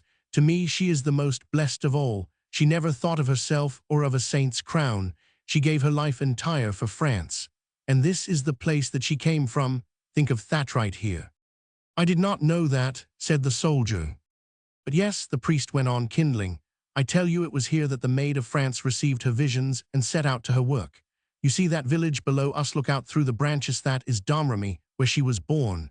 That spire just at the edge of the wood, you saw that? It is the basilica they have built to her memory. It is full of pictures of her. It stands where the old beech tree, Fair May, used to grow. There she heard the voices and saw the saints who sent her on her mission. And this is the gooseberry spring, the well of the good fairies. Here she came with the other children at the festival of the well-dressing to spread their garlands around it and sing and cat their supper on the green. Heavenly voices spoke to her, but the others did not hear them. Often did she drink of this water. It became a fountain of life springing up in her heart. I have come to drink at the same source. It will strengthen me as a sacrament. Come, son, let us take it together as we go to our duty in battle. Father Kersey stood up and opened his old black bag. He took out a small metal cup. He filled it carefully at the spring. He made the sign of the cross over it. In the name of the Father, the Son, and the Holy Spirit, he murmured, blessed and holy is this water. Then he held the cup toward the soldier. Come, let us share it and make our vows together. The bright drops trembled and fell from the bottom of the cup. The soldier sat still, his head in his hands. No, he answered heavily, I cannot take it. I am not worthy. Can a man take a sacrament without confessing his sins? Father Kersey looked at him with pitying eyes. I see, he said slowly, I see, my son, you have a burden on your heart. Well, I will stay with you and try to lift it, but first I shall make my own vow. He raised the cup toward the sky. A tiny brown wren sang canticles of rapture in the thicket. A great light came into the priest's face, a sunray from the east, far beyond the treetops. Bless Jeanne d'Arc, I drink from thy fountain in thy name. I vow my life to thy cause. Aid me, aid this my son, to fight valiantly for freedom and for France. In the name of God, Amen. The soldier looked up at him. Wonder, admiration, and shame were struggling in the look. Father Kersey wiped the empty cup carefully and put it back in his bag. Then he sat down beside the soldier, laying a fatherly hand on his shoulder. Now, my son, you shall tell me what is on your heart. To the Green Confessional. For a long time the soldier remained silent. His head was bowed, his shoulders drooped, his hands trembled between his knees. He was wrestling with himself. No, he cried at last, I cannot, I dare not tell you. Unless, perhaps his voice faltered, you could receive it under the seal of confession. But no, how could you do that? Here in the green woods, in the open air beside a spring, here is no confessional. Why not? Asked Father Kersey. It is a good place, a holy place. Heaven is over our heads and very near. I will receive your confession here. The soldier knelt among the flowers. The priest pronounced the sacred words. The soldier began his confession. I, Pierre Duval, a great sinner, confess my fault, my most grievous fault, and pray for pardon. He stopped for a moment and then continued. But first I must tell you, Father, just who I am and where I come from and what brings me here. Go on, Pierre Duval, go on. That is what I am waiting to hear. Be simple and very frank. Well then, I am from the parish of Laucourt, in the pleasant country of the Barrois, not far from Bar-sur-Aube. My word, but that is a pretty land, full of orchards and berry gardens. Our old farm there is one of the prettiest and one of the best, though it is small. It was hard to leave it when the call to the colors came 2 years ago, but I was glad to go. My heart was high and strong for France. I was in the 10th Infantry. We were in the center division under General Foch at the Battle of the Marne. Fichte, but that was fierce fighting, and what a general! He did not know how to spell defeat. He wrote it victory. 4 times we went across that cursed marsh of St. Gond. The dried mud was trampled full of dead bodies. The trickling streams of water ran red. 4 times we were thrown back by the Boches. You would have thought that was enough, but the general did not think so. We went over again on the 5th day, and that time we stayed. The Germans could not stand against us. They broke and ran. The roads where we chased them were full of empty wine bottles. In one village we caught 3 officers and a dozen men dead drunk. Bigger, what a fine joke. Pierre, leaning back upon his heels, was losing himself in his recital. His face lighted up. His hands were waving. Father Kersey bent forward with shining eyes. "Continue," he cried. "This is a beautiful confession of sin yet. Continue, Pierre." Well then, after that we were fighting here and there, on the Aisne, on the Ailette, everywhere. Always the same story, Germans rolling down on us in flood, green-gray waves, but the foam on them was fire and steel. The shells of the barrage swept us like hailstones. We waited in our trenches till the green-gray mob was near enough. Then the word came, sapristi. We let loose with mitrailleuse, rifle, field gun, everything that would throw death. It did not seem like fighting with men. It was like trying to stop a monstrous thing, a huge, terrible mass that was rushing on to overwhelm us. The waves tumbled and broke before they reached us. Sometimes they fell flat. Sometimes they turned and rushed the other way. It was wild, wild, like a change of the wind and tide in a storm, everything torn and confused. Then perhaps the word came to go over the top and at them. That was furious. That was fighting with men, for sure, bayonet, revolver, rifle butt, knife, anything that would kill. Often I sickened at the blood and the horror of it. But something inside of me shouted, "Fight on, it is for France. It is for El Alouette, thy farm, for thy wife, thy little ones. Will you let them be ruined by those beasts of Germans? What are they doing here on French soil? Brigands, butchers, apache, drive them out.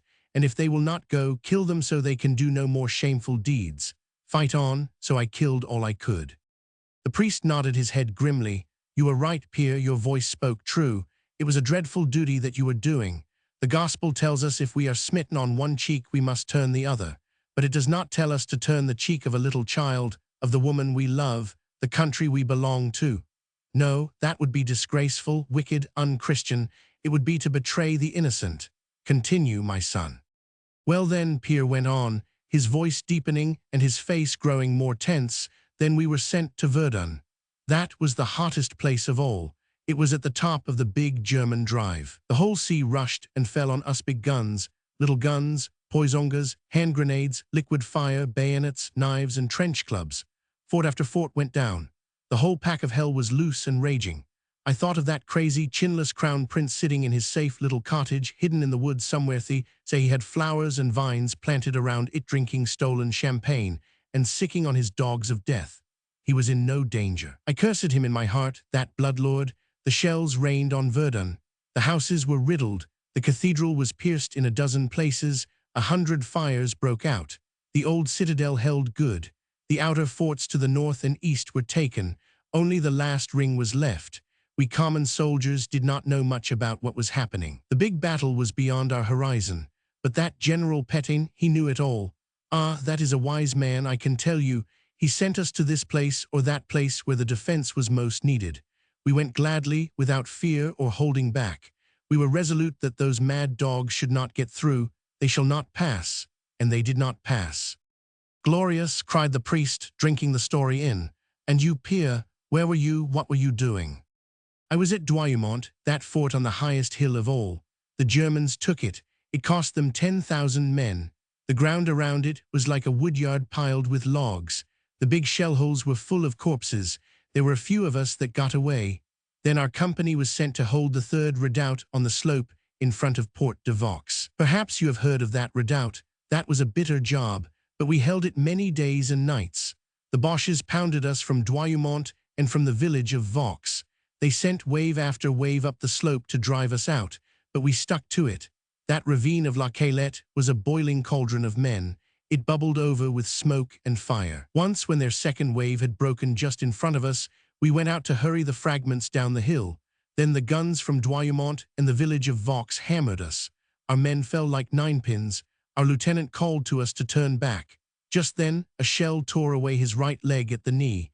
It hung by the skin and tendons. He was a brave lad. I could not leave him to die there, so I hoisted him on my back. 3 shots struck me. They felt just like hard blows from a heavy fist. One of them made my left arm powerless.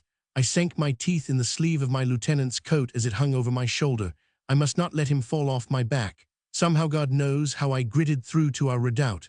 They took my lieutenant from my shoulders, and then the light went out. The priest leaned forward, his hands stretched out around the soldier. "But you are a hero," he cried. "Let me embrace you." The soldier drew back, shaking his head sadly. "No," he said, his voice breaking. "No, my father, you must not embrace me now. I may have been a brave man once, but now I am a coward. Let me tell you everything. My wounds were bad, but not desperate. The brancardiers carried me down to Verdun, at night I suppose, but I was unconscious, and so to the hospital at Vaudelincourt. There were days and nights of blankness mixed with pain.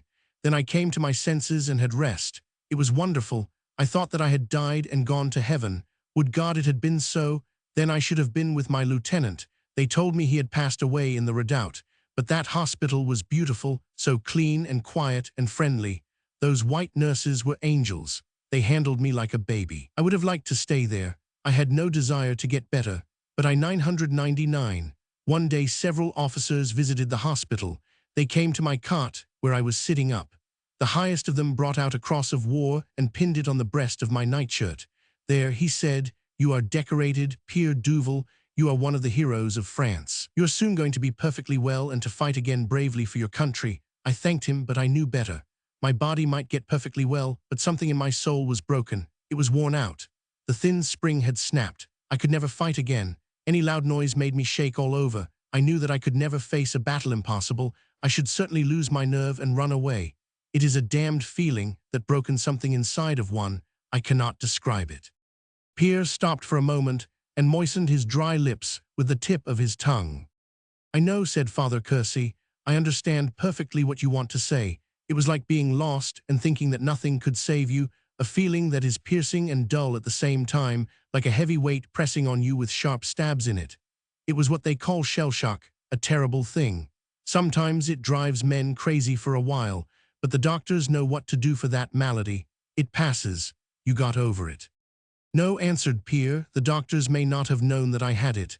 At all events, they did not know what to do for it. It did not pass. It grew worse. But I hid it, talking very little, never telling anybody how I felt. They said I was depressed and needed cheering up. All the while there was that black snake coiled around my heart, squeezing tighter and tighter. But my body grew stronger every day. The wounds were all healed. I was walking around. In July, the doctor-in-chief sent for me to his office. He said, "You are cured, Pierre Duval, but you are not yet fit to fight. You are low in your mind. You need cheering up. You are to have a month's furlough and repose. You shall go home to your farm." "How is it that you call it?" I suppose I had been babbling about it in my sleep, and one of the nurses had told him. He was always that way, that little Dr. Rosalie, taking an interest in the men, talking with them and acting friendly. I said the farm was called El Alouette, or rather a foolish name. "Not at all," he answered. "It is a fine name, with the song of a bird in it." "Well, you are going back to El Alouette to hear the lark sing for a month, to kiss your wife and your children, to pick gooseberries and currants. My boy, what do you think of that? Then when the month is over, you will be a new man. You will be ready to fight again at Verdun. Remember, they have not passed, and they shall not pass. Good luck to you, Pierre Duval." So I went back to the farm as fast as I could go. He was silent for a few moments, letting his thoughts wander through the pleasant paths of that little garden of repose. His eyes were dreaming, his lips almost smiled. "It was sweet at El Alouette, very sweet, father. The farm was in pretty good order and the kitchen garden was all right, though the flowers had been a little neglected. You see, my wife, Josephine, she is a very clever woman. She had kept up the things that were the most necessary. She had hired one of the old neighbors and a couple of boys to help her with the plowing and planting. The harvest she sold as it stood. Our yoke of cream-colored oxen and the roan horse were in good condition. Little Pierrot, who is 5, and little Josette, who is 3, were as brown as berries. They hugged me almost to death. But it was Josephine herself who was the best of all. She is only 26, father, and so beautiful still, with her long chestnut hair and her eyes like stones shining under the waters of a brook. I tell you, it was good to get her in my arms again and feel her lips on mine, and to wake in the early morning while the birds were singing and see her face beside me on the white pillow, sleeping like a child. That was a little bit of paradise. But I do wrong to tell you of all this, father. Proceed, my big boy, nodded the priest. You are saying nothing wrong. I was a man before I was a priest. It is all natural, what you are saying, and all according to God's law, no sin in it. Proceed. Did your happiness do you good? Pierre shook his head doubtfully. The look of dejection came back to his face. He frowned as if something puzzled and hurt him. Yes and no, that is the strange thing. It made me thankful, that goes without saying, but it did not make me any stronger in my heart. Perhaps it was too sweet. I thought too much of it. I could not bear to think of anything else. The idea of the war was hateful, horrible, disgusting. The noise and the dirt of it, the mud in the autumn and the bitter cold in the winter, the rats and the lice in the dugouts, and then the fury of the charge, and the everlasting killing or being killed. The danger had seemed little or nothing to me when I was there. But at a distance, it was frightful, unendurable. I knew that I could never stand up to it again. Besides, already I had done my share enough for 2 or 3 men. Why must I go back into that hell? It was not fair. Life was too dear to be risking it all the time. I could not endure it. France, France. Of course I love France. But my farm and my life with Josephine and the children mean more to me. The thing that made me a good soldier is broken inside me. It is beyond mending. His voice sank lower and lower. Father Kersey looked at him gravely. But your farm is a part of France. You belong to France. He that saveth his life shall lose it. Yes, yes, I know, but my farm is such a small part of France. I am only one man. What difference does one man make, except to himself? Moreover, I had done my part, that was certain. 20 times, really, my life had been lost. Why must I throw it away again? Listen, father. There is a village in the Vosges, near the Swiss border, where a relative of mine lives. If I could get to him, he would take me in and give me some other clothes and help me over the frontier into Switzerland. There I could change my name and find work until the war is over. That was my plan. So I set out on my journey, following the less traveled roads, tramping by night and sleeping by day. Thus I came to this spring at the same time as you, by chance, by pure chance. Do you see? Father Kersey looked very stern and seemed about to speak in anger. Then he shook his head and said quietly, No, I do not see that at all. It remains to be seen whether it was by chance. But tell me more about your sin. Did you let your wife, Josephine, know what you were going to do? Did you tell her goodbye, parting for Switzerland? Why, no, I did not dare. She would never have forgiven me. So I slipped down to the post office at Barcer-Aube and stole a telegraph blank. It was 10 days before my furlough was out. I wrote a message to myself calling me back to the colors at once. I showed it to her. Then I said goodbye. I wept. She did not cry one tear. Her eyes were stars. She embraced me a dozen times. She lifted up each of the children to hug me. Then she cried, Go now, my brave man, fight well, drive the damned Boches out. It is for us and for France. God protect you. Au revoir. I went down the road silent. I felt like a dog, but I could not help it. And you were a dog, said the priest sternly. That is what you were, and what you remain unless you can learn to help it. You lied to your wife, you forged, you tricked her who trusted you. You have done the thing which you yourself say she would never forgive. If she loves you and prays for you now, you have stolen that love and that prayer. You are a thief. A true daughter of France could never love a coward today. I know, sobbed Pierre, burying his face in the weeds. Yet I did it partly for her, and I could not do otherwise. Very little for her, and 100 times for yourself, said the priest indignantly. Be honest. If there was a little bit of love for her, it was the kind of love she did not want. She would spit upon it. If you are going to Switzerland now, you are leaving her forever. You can never go back to Josephine again. You are a deserter. She would cast you out, coward. The broken soldier lay very still, almost as if he were dead. Then he rose slowly to his feet, with a pale, set face. He put his hand behind his back and drew out a revolver. It is true, he said slowly, I am a coward, but not altogether such a coward as you think, Father. It is not merely death that I fear. I could face that, I think. Here, take this pistol and shoot me now. No one will know. You can say you shot a deserter or that I attacked you. Shoot me now, Father, and let me out of this trouble. Father Kersey looked at him with amazement. Then he took the pistol, uncocked it cautiously, and dropped it behind him. He turned to Pierre and regarded him curiously. Go on with your confession, Pierre. Tell me about this strange kind of cowardice which can face death. The soldier dropped on his knees again and went on in a low, shaken voice. It is this, Father. By my broken soul, this is the very root of it. I am afraid of fear. The priest thought for an instant, but that is not reasonable, Pierre. It is nonsense. Fear cannot hurt you. If you fight it, you can conquer it. At least you can disregard it, march through it, as if it were not there. Not this fear, argued the soldier, with a peasant's obstinacy. This is something very big and dreadful. It has no shape, but a dead white face and red, blazing eyes full of hate and scorn. I have seen it in the dark. It is stronger than I am. Since something is broken inside of me, I know I can never conquer it. No, it would wrap its shapeless arms around me and stab me to the heart with its fiery eyes. I should turn and run in the middle of the battle. I should trample on my wounded comrades. I should be shot in the back and die in disgrace.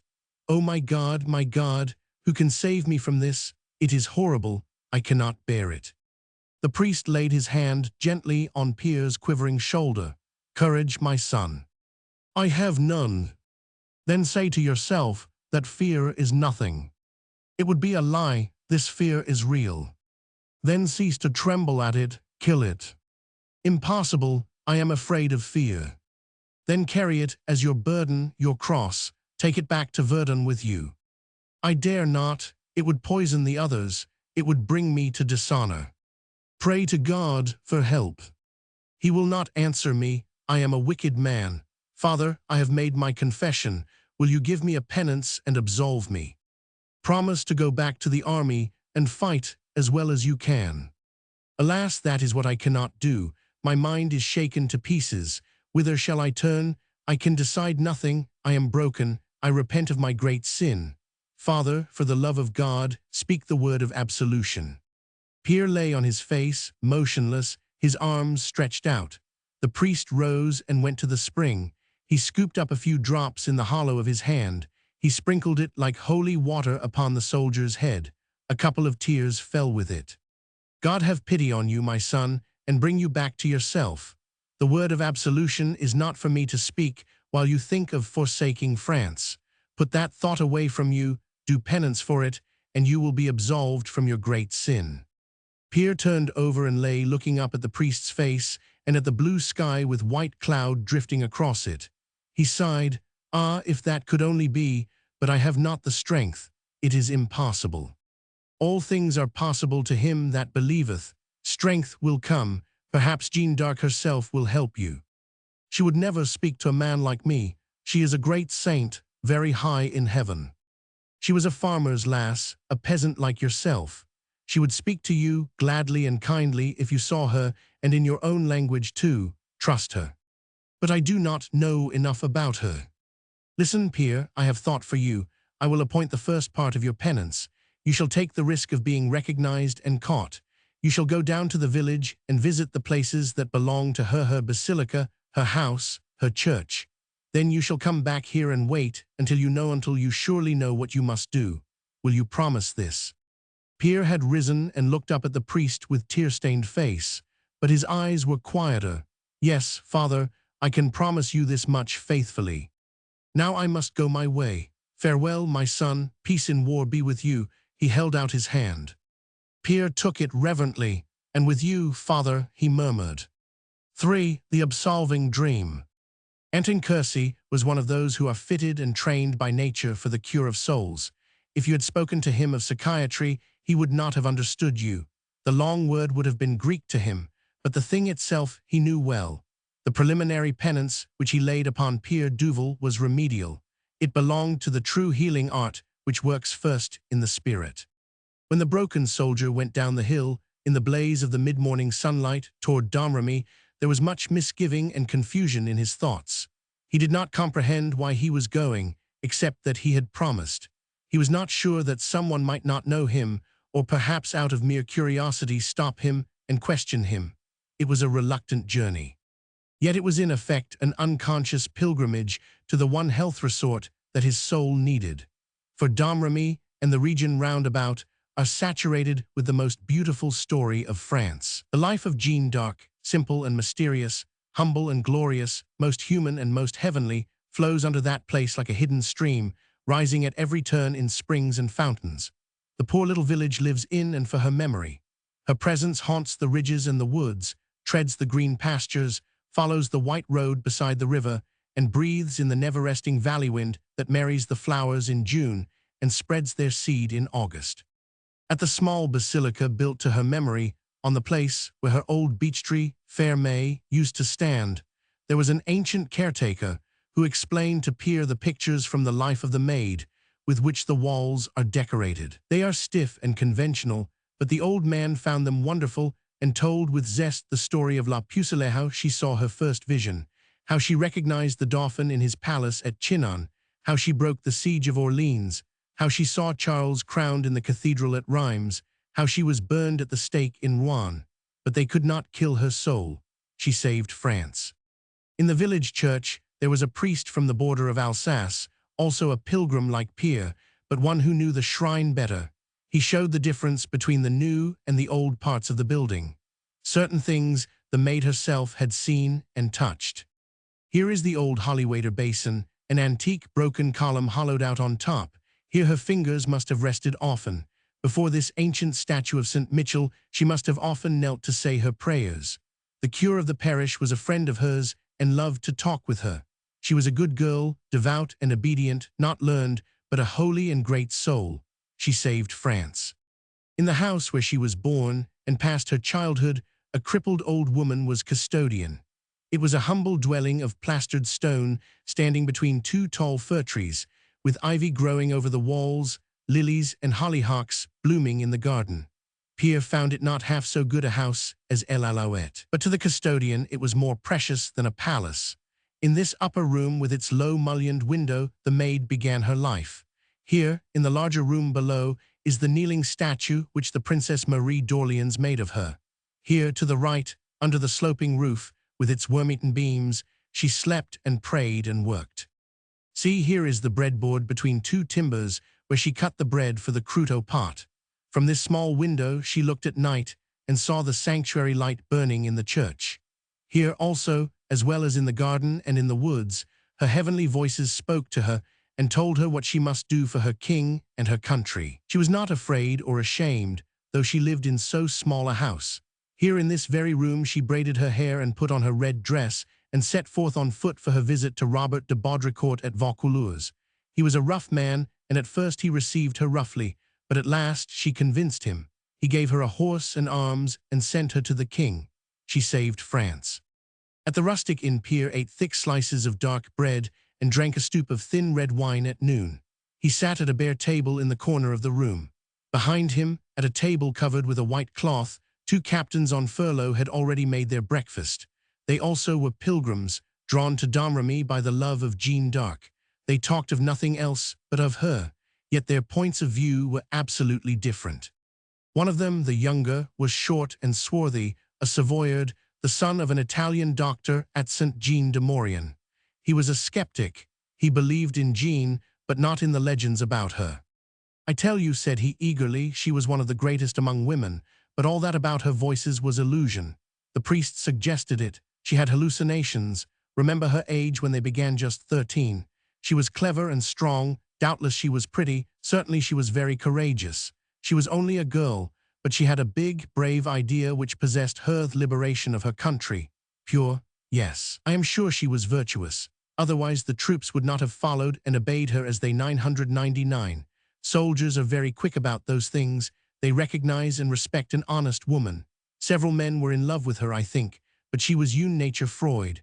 The only thing that moved her was her big, brave idea to save France. The maid was a mother, but not of a mortal child. Her offspring was the patriotism of France. The other captain was a man of middle age, from Lyon, the son of an architect. He was tall and pale, and his large brown eyes had the tranquility of a devout faith in them. He argued with quiet tenacity for his convictions.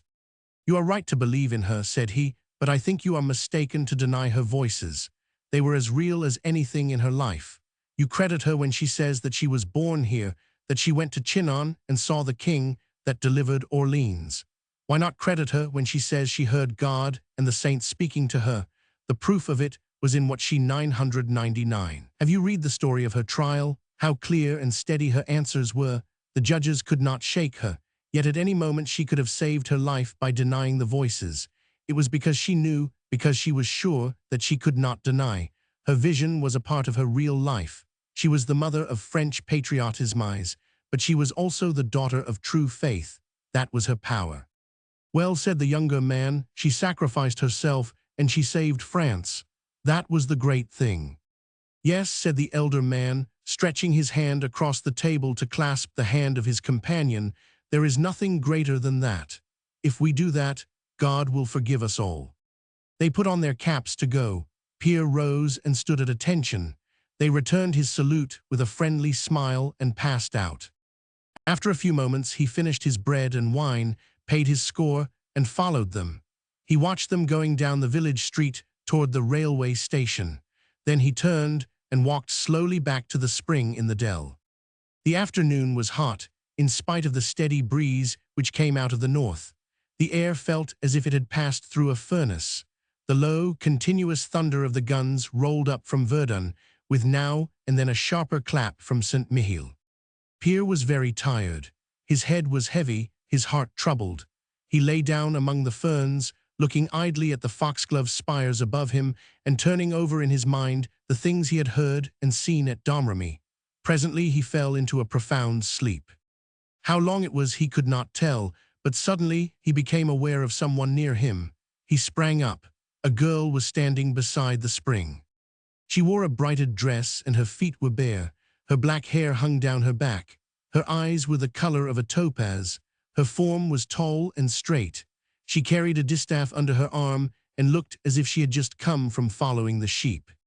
"Good day, shepherdess," said Pierre. Then a strange thought struck him and he fell on his knees. "Pardon, lady," he stammered. "Forgive my rudeness. You are of the high society of heaven, a saint. You are called Jeanne d'Arc." She nodded and smiled. "That is my name," said she. "Sometimes they call me La Pucelle or the Maid of France. But you are right, I am a shepherdess too. I have kept my father's sheep in the fields down there and spun from the distaff while I watched them. I know how to sew and spin as well as any girl in the Barrois or Lorraine. Will you not stand up and talk with me?" Pierre rose, still abashed and confused. He did not quite understand how to take this strange experience too simple for a heavenly apparition, too real for a common dream. "Well then," said he, "if you are a shepherdess, why are you here? There are no sheep here." "But yes, you are one of mine. I have come here to seek you." "Do you know me, then? How can I be one of yours?" "Because you are a soldier of France, and you are in trouble." Pierre's head drooped. "A broken soldier," he muttered, "not fit to speak to you. I am running away because I am afraid of fear." She threw back her head and laughed. "You speak very bad French. There is no such thing as being afraid of fear, for if you are afraid of it, you hate it. If you hate it, you will have nothing to do with it. And if you have nothing to do with it, it cannot touch you, it is nothing. But for you, a saint, it is easy to say that. You had no fear when you fought. You knew you would not be killed. I was no more sure of that than the other soldiers. Besides, when they bound me to the stake at Rouen and kindled the fire around me, I knew very well that I should be killed. But there was no fear in it, only peace." "Ah, you are strong, a warrior born. You were not wounded and broken." "4 times I was wounded," she answered gravely. "At Orleans a bolt went through my right shoulder. At Paris a lance tore my thigh. I never saw the blood of Frenchmen flow without feeling my heart stand still. I was not a warrior born. I knew not how to ride or fight, but I did it, what we must needs do that we can do. Soldier, do not look on the ground, look up." Then a strange thing took place before his eyes. A wondrous radiance, a mist of light, enveloped and hid the shepherdess. When it melted, she was clad in shining armor, sitting on a white horse and lifting a bare sword in her left hand. God commands you, she cried. It is for France. Be of good cheer, do not retreat. The fort will soon be yours. How should Pierre know that this was the cry with which the maid had rallied her broken men at Orleans when the fort of Les Tourelles fell? What he did know was that something seemed to spring up within him to answer that call. He felt that he would rather die than desert such a leader. The figure on the horse turned away as if to go. "Do not leave me," he cried, stretching out his hands to her. "Stay with me. I will obey you joyfully." She turned again and looked at him very earnestly. Her eyes shone deep into his heart. "Here I cannot stay," answered a low, sweet, womanly voice. "It is late, and my other children need me." "But forgiveness, can you give that to me, coward?" "You are no coward. Your only fault was to doubt a brave man." "And my wife, may I go back and tell her?" "No, surely. Would you make her hear slander of the man she loves? Be what she believes you, and she will be satisfied." "And the absolution, the word of peace, will you speak that to me?" Her eyes shone more clearly, the voice sounded sweeter and steadier than ever. "After the penance comes the absolution. You will find peace only at the lance's point. Son of France, go, go, go, I will help you. Go heartily to Verdun." Pierre sprang forward after the receding figure, tried to clasp the knee, the foot of the maid.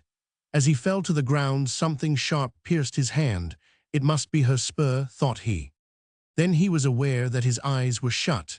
He opened them and looked at his hand carefully. There was only a scratch on it and a tiny drop of blood. He had torn it on the thorns of the wild gooseberry bushes. His head lay close to the clear pool of the spring. He buried his face in it and drank deep. Then he sprang up, shaking the drops from his mustache, found his cap and pistol, and hurried up the glen toward the old Roman road. "No more of that damned foolishness about Switzerland," he said aloud. "I belong to France. I am going with the other boys to save her. I was born for that." He took off his cap and stood still for a moment. He spoke as if he were taking an oath. "By Jeanne d'Arc. For the victorious penance." It never occurred to Pierre Duval, as he trudged those long kilometers toward the front, that he was doing a penance. The joy of a mind made up is a potent cordial. The greetings of comrades on the road put gladness into his heart and strength into his legs. It was a hot and dusty journey and a sober one, but it was not a sad one. He was going toward that for which he was born. He was doing that which France asked of him, that which God told him to do. Josephine would be glad and proud of him. He would never be ashamed to meet her eyes. As he went, alone or in company with others, he whistled and sang a bit. He thought of El Alouette a good deal, but not too much. He thought also of the forts of Douaumont and Vaux. "Dame," he cried to himself, "if I could help to win them back again, that would be fine. How sick that would make those cursed Boches and their knock-kneed crown prince." At the little village of the headquarters behind Verdun, he found many old friends and companions. They greeted him with cheerful irony. "Behold the prodigal, you took your time about coming back, did not you? Was the hospital to your taste, the nurses pretty? How is the wife? Any more children? How goes it, old man?" "No more children yet," he answered, grinning, "but all goes well. I have come back from a far country, but I find the pigs are still grunting. What have you done to our old cook?" "Nothing at all," was the joyous reply. "He tried to swim in his own soup, and he was drowned." When Pierre reported to the officer of the day, that busy functionary consulted the record. "You are a day ahead of your time, Pierre Duval," he said, frowning slightly.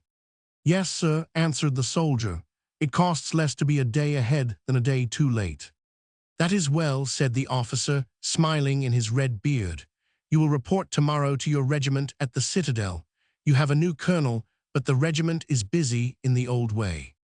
As Pierre saluted and turned to go out, his eye caught the look of a general officer who stood near, watching. He was a square, alert, vigorous man, his face bronzed by the suns of many African campaigns, his eyes full of intelligence, humor, and courage. It was Guillemat, the new commander of the army of Verdun. "You are prompt, my son," said he pleasantly, "but you must remember not to be in a hurry. You have been in hospital. Are you well again? Nothing broken?" "Something was broken, my general," responded the soldier gravely, "but it is mended." Good, said the general. Now for the front, to beat the Germans at their own game. We shall get them. It may be long, but we shall get them. That was the autumn of the offensive of 1916, by which the French retook, in 10 days, what it had cost the Germans many months to gain. Pierre was there in that glorious charge at the end of October, which carried the heights of Douaumont and took 6,000 prisoners. He was there at the recapture of the Fort de Vaux, which the Germans evacuated in the first week of November. In the last rush up the slope, where he had fought long ago, a stray shell, an inscrutable messenger of fate, coming from far away, no one knows whence, caught him and ripped him horribly across the body. It was a desperate mass of wounds, but the men of his squad loved their corporal. He still breathed. They saw to it that he was carried back to the little transit hospital just behind the Fort de Souville. It was a rude hut of logs, covered with sandbags, on the slope of the hill. The ruined woods around it were still falling to the crash of far-thrown shells. In the close, dim shelter of the inner room Pierre came to himself. He looked up into the face of Father Kersey. A light of recognition and gratitude flickered in his eyes. It was like finding an old friend in the dark. "Welcome, but the fort," he gasped. "It is ours," said the priest. Something like a smile passed over the face of Pierre. He could not speak for a long time. The blood in his throat choked him. At last he whispered, "Tell Josephine, love." Father Kersey bowed his head and took Pierre's hand. "Surely," he said, "but now, my dear son Pierre, I must prepare you." The struggling voice from the cot broke in, whispering slowly, with long intervals, "Not necessary, I know already the penance. France Jeanne d'Arc, it is done." A few drops of blood gushed from the corner of his mouth. The look of peace that often comes to those who die of gunshot wounds settled on his face. His eyes grew still as the priest laid the sacred wafer on his lips. The broken soldier was made whole. The hearing ear. There were 3 American boys from the region of Philadelphia in the dugout, somewhere in France, and they found it a snug habitation, considering the circumstances. The central heating system, a round sheet iron stove, little larger than a topper, had sent out incredible quantities of acrid smoke at such times as the rusty stovepipe refused to draw. But on cold nights and frosty mornings, the refractory thing was a distinct consolation. The ceiling of the apartment lacked finish. When wet it dropped mud, when dry, dust. But it had the merit of being 20 feet thick enough to stop any German shell except a Jack Johnson full of high explosive. The beds were elegantly excavated in the wall, and by a slight forward inclination of the body you could use them as fauteuils. The rats approved of them highly. There were 2 flights of ladder stairs leading down from the trench into the dugout, and the holes at the top, which served as vestibules, were 3 or 4 yards apart. It was a comfort to think of this architectural design, for if the explosion of a big shell blocked up one of the entrances, the other would probably remain open, and you would not be caught in a trap with the other rats. The main ornament of the salon was a neat but not gaudy biscuit box. The top of it was a centritable, illuminated by a single, guttering candle. The interior was a combination wardrobe and sideboard. Around this simple but satisfying piece of furniture, the 3 transient tenants of the dugout had just played a game of dummy bridge, and now sat smoking and bickering as peacefully as if they were in a college clubroom in America. The night on the front was what the French call relativement calmy. Sporadic explosions above punctuated but did not interrupt the debate, which eddied about the high theme of education with a capital in the particular point of dispute was the study of languages. "Everything is going to change after the war," said Phipps Herrick, a big Harvard man from Bryn Mawr and a member of the Unsocial Socialists Club. "We are going to make a new world, must have a new education, sweep away all the old stuff languages, grammar, literature, philosophy, history, and all that. Put in something modern and practical, Montessori system for the little kids, vocational training for the bigger ones, teach them to make a living, then organize them politically and economically. You can do what you like then, with England, France, and America together. Germany will be shut out. Why study German? From a practical point of view, I ask you why. Did not you take it at Harvard?" sarcastically drawled Rosenlaub, a Princeton man from Rittenhouse Square. His grandfather was born at Frankfurt on Main, but his mother was a biddle, and he had penetrated about an inch into the American diplomatic service when the war summoned him to a more serious duty. I understood that all you Harvard men were strong on modern languages, especially German. Fitzherrick grunted. Certainly I took it. It was supposed to be a soft-snap course. What do you think we go to Harvard for? But that little beast, Professor von Butch, gave me a cold 40 minutes on examination. So I dropped it, and thank God I have forgotten the little I ever knew of German. It will be absolutely useless in the New World. Right you are, said Rosenlaub. My grandfather used to speak it when he was angry, a sloppy, slushy language, extremely ugly. At Princeton, you know, we stand by the classics, Latin and Greek, the real thing in languages. You ought to hear Dean Andy West talk about that. Of course, a fellow forgets his Virgil and his Homer when he gets out in the world. But then, he's had the benefit of them. They have given him real culture and literature.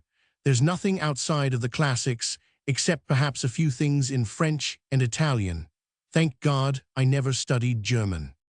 The third man, who had kept silence up to this point, now gently butted in. It was little Phil Mitchell, of Overbrook, a University of Pennsylvania man who had been stopped in his junior year by a financial catastrophe in the family and had gone out to Idaho to earn his living as third assistant bookkeeper in a big mining concern. He took a few real books with him, besides those that he was to keep. Double entry was his business, reading, his recreation, thinking, his vocation. From all this, the Great War called him as with a trumpet. Look here, you fellows, he said quietly, in spite of this war and all the rest of it, there are some good things in German. What they cried, you affuriator, stand up for the Kaiser and his language, damn him. With all my heart, assented Mitchell, but the language is not his. It existed a long while before he was born. It is not very pretty, I will admit, but there are lots of fine things in it. Kant and Lessing, Goethe and Schiller and Heinethe all loved liberty and made it shine out in their work. Do you mean to say that I must give them up and throw my German overboard because these modern Potsdammers have acted like brutes? Yes, cried Fitzherrick and Rosenlaub, nodding at each other, that's what we mean, and that's what America means. The German language must go. Look here, said Fitzherrick, you admit that modern education must be useful. Well, there will not be any more use for German, because we are going to shut Germany out of the International Trades Union. She has betrayed the principles of the new era. We are going to boycott her. Will not that be rather difficult? Queried Mitchell, shaking his head. 70 or 80 million people, hard to shut them out of the world, eh? Nonsense, dear Phil, drawled Rosenlaub. It will be easy enough. But I do not agree with Fitzherrick about the reason or method. We are going to have a new era after the war, but it will not be a utilitarian age. It will be a return to beauty and form and culture, Renat, with a K first of all. We are going to kill a great many Germans. Then we are going to Berlin to knock down all the ugly statues in the Sieges Allee and smash the parvenu German Empire. Then we shall have a new age on classic lines. People will still use French and English and Italian because there is some beauty in those languages. But nobody outside of Germany will speak or read German. It is a barbarous tongue shapeless and hideoused by barbarians who gobble and snort when they talk. Sorry for Kant and Goethe and Heine and all that crowd, but their time is up. They have got to go out with their beastly language. Yes, said Fitzherrick, out with them, bag and baggage. Think what the German spies and propagandists have done in America. Schools full of pacifist and pro-German teachers, textbooks full of praise of the German Empire and the Hohenzollern Highbinders, newspapers full of treason printed in the German language. Why, it's only a piece of self-defense to clean it all out, root and branch. No more German taught or spoken, printed or read in the United States. Forget it. 23 for the Hun language. Noble, gently murmured Mitchell, shaking his head again. Very noble, but not very easy and perhaps not entirely wise. Why should I throw away something that has been useful to me and may be again? Why forget the little German that I know and burn my Goethe and refuse to listen to Beethoven's music? I will not do it, that's all. Our little friend is a concealed Kaiserite, said Rosenlaub. He wants to Germanize America. No, Rosie, said Mitchell, thoughtfully running his hand over some nicks on the butt of his rifle in the corner. You know I am not a Kaiserite of any kind. I have got 7 scored against him already, and I am going to get some more. But the language question seems to me different. Cut out the German newspapers and the German schools in America by all means. No more teaching of the primary branches in any language but English. Make it absolutely necessary for everybody in the USA to learn the language of the country the first thing. Then in the high schools and universities, let German be studied like any other foreign language by those who want economists and philosophers and historians and electrical engineers and so on. We could censor the textbooks and keep out all complimentary allusions to the Hohenzollern family. "Oh, shut up, Phil," growled Fitzherrick. "You are too soft, you old Isemark. You do not go half far enough. We may not decide to exterminate the Hun race in Europe, but we have decided to exterminate their language in America." His hand was groping inside the biscuit box. He pulled out a little ditter bag and carefully extracted a bit of newspaper. "Listen to this, you fellows. This is from the National Obscurity Society. You know, a chap with a German name is president of it, but he's a real patriot, 100%, not 50-50 Philly. The following states have abolished the teaching of German: Massachusetts, Connecticut, New York, New Jersey, Pennsylvania, Maryland, Virginia, Georgia, Mississippi, Indiana, Ohio, Illinois, Nebraska, Missouri, Kansas, Iowa, Arkansas, Arizona, Colorado, Montana, California, and Oregon. Abolished, mind you. What do you think of that?" "Most excellent, Fippick," nodded Rosenlaub. "I opine, as Horace said to Cicero, that's the stuff, or words to that effect. What saith the senator from Mitchellville?" "Noble," grinned Phil, "unmistakably noble. Those obscurity fellows are a fiery lot. It reminds me that during the late war with Spain, when I was a little tiny boy but brimful of ferocity, I refused to eat my favorite dessert because it was called Spanish cream. I felt sure at the time that my heroic conduct was of distinct assistance to Dewey in the Battle of Manila Bay." "Well then," said Fitzherrick, grabbing him by the shoulders and shaking him good-humoredly, "you murderous little pacifist with 7 nicks on your gun, will you give up your German? Will you forget it?" Mitchell chuckled and shook his head. "As far as requisite under military orders, but no further, not by." A pair of muddy boots was heard and seen descending one of the ladders, followed by the manly and still rather neat form of Lieutenant Barker Bunn, a Cornell man from West Philadelphia. The 3 men sprang to their feet and saluted smartly, for the lieutenant was very stiff about all the preliminary forms. "Too loud talking here," he said gruffly. "I heard you before I came down. Who is here? Oh, I see, Sergeant Fitzherrick, Privates Rosenlaub and Mitchell. It's your turn to go out on listening post tonight, Sergeant. 12 sharp, stay 3 hours, go as far as you can, come back and report. Take Mitchell or Rosenlaub with you. Captain's orders." The sergeant saluted again, and the 2 men looked at each other. "Why not both of us, sir?" said Mitchell. The lieutenant regarded him with some surprise. Listening post is not a detail passionately desired by the men. It is always dirty, frequently dangerous, generally obscure, and often fatal. Hence there is no keen competition for it. 2 is the usual number for a listening post, said Barker Bunn thoughtfully, but there is no regulation about it, and the captain did not specify any number. "Well, yes, I suppose you can all 3 go if you are set on it. In fact, I give the order to that effect." "Thank you, sir," said Rosenlaub and Mitchell. Fitzherrick, feeling that the strict etiquette of the preliminaries had been fully observed and the time to be human had come, held out a box of fierce fairies. "Have a cigarette, Bunn, and take a chair, do. Time for a little talk this quiet night. Tell us what's doing up above." "Nothing particular," said Barker Bunn, lighting and relaxing. "But the old man has a hunch that the Fritzies are grubbing a mini corkerto get our goat. Hence this business of ears forward. The old man thinks the Fritzies have a strong grouch against this little alley, and since they could not take it top side last week, they are going to try to bust it out bottom side with a big bang someday soon. Maybe maybe just greensput. Anyway, you have got to go on the QT with this job, no noise. Do not even whisper unless you have to. Just listen for all you are worth. Perhaps you will hear that little tap-tap-tapping that tells where Fritzy Mole is at work. Then if you come back and tell the old man where it is, he will give you all the cigarettes you want. But say, Do you want me to give you a pointer on the way to go, the method of procedure, as the old man would call it?" They agreed that they were thirsting for information and instruction. "Well, it's this way," continued Barker Bunn. "You know, I had a bit of experience in listening post while I was with the Canadians down around Wipers, and I noticed that most of the troubles came from a bad method of procedure. Fellows went out any old way, followed each other in the dark, and then hunted for each other and came to grief, all those kind of silly fumbles. Now what you need is formation, see? Must have some sort of formation for advance, must keep in touch. For 2 men, a tandem is right. For 3 men, what you want is a spiky middle man crawls ahead. Other men follow on each side, just near enough to touch his left heel with right hand, and right heel with left hand, a triangle, see?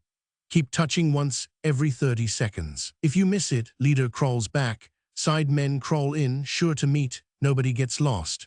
Go as far as you can, then spread out like a fan, fold together when you can, come back if you can't. That's the way to cover the most possible ground on a listening post.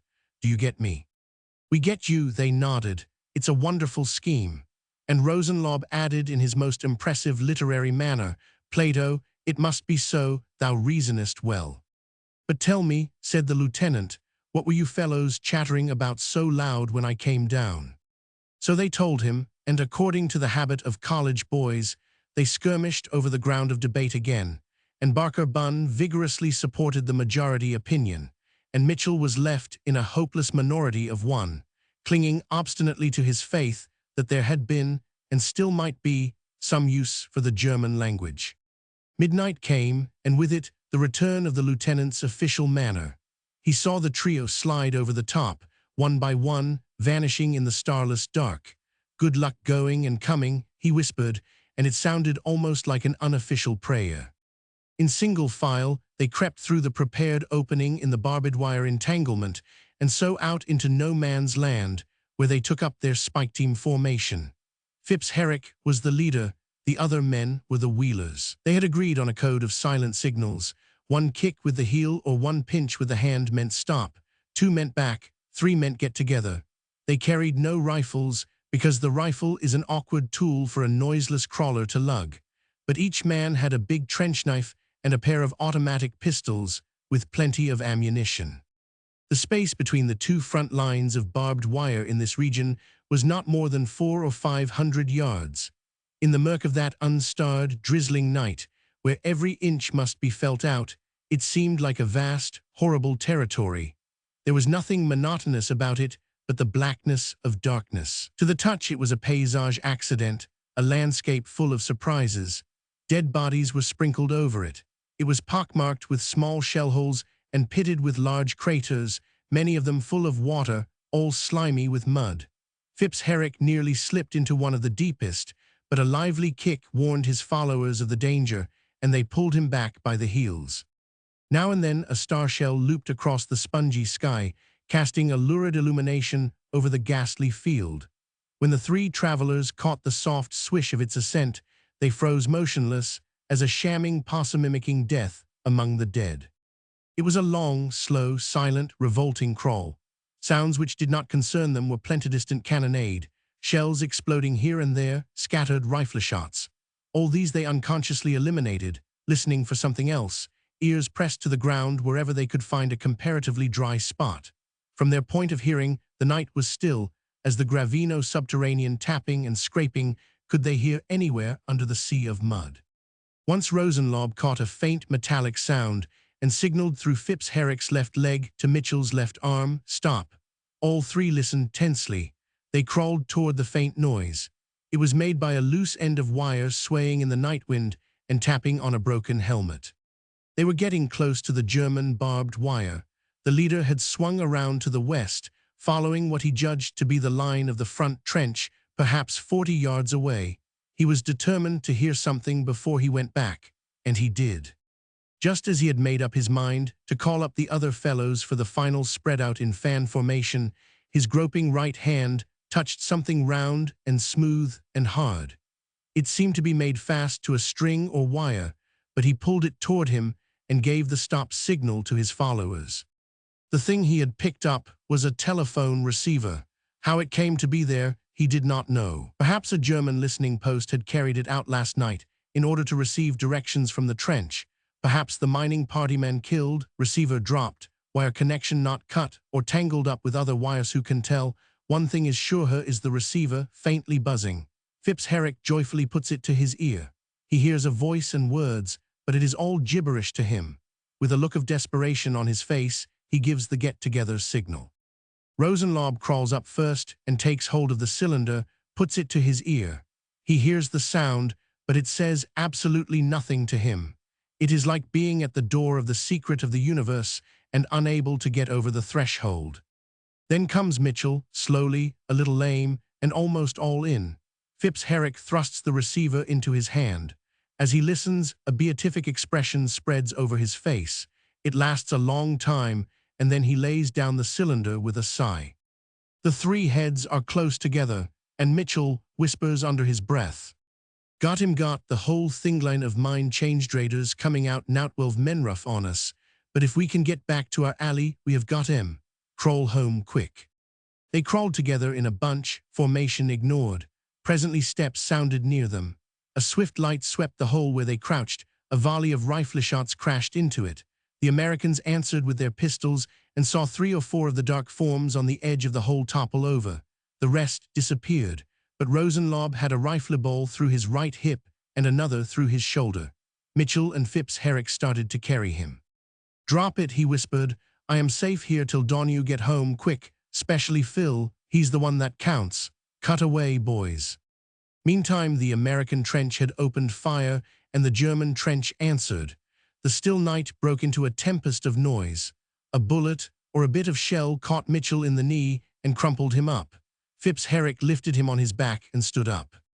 "Come on," he said, "you little cuss. You are the only one that has the stuff we went out after. I am going to carry you in spite of hell." And he did it. Mitchell told the full story of the change in the direction of the German mine and the plan of the next assault, as he had heard it through that lost receiver. The captain said it was information of the highest value. It counted up to a couple of 100 German prisoners and 3 machine guns in the next 2 days. Rosenlaub, still alive, was brought in just before daybreak by a volunteer rescue party under the guidance of Fitzherrick.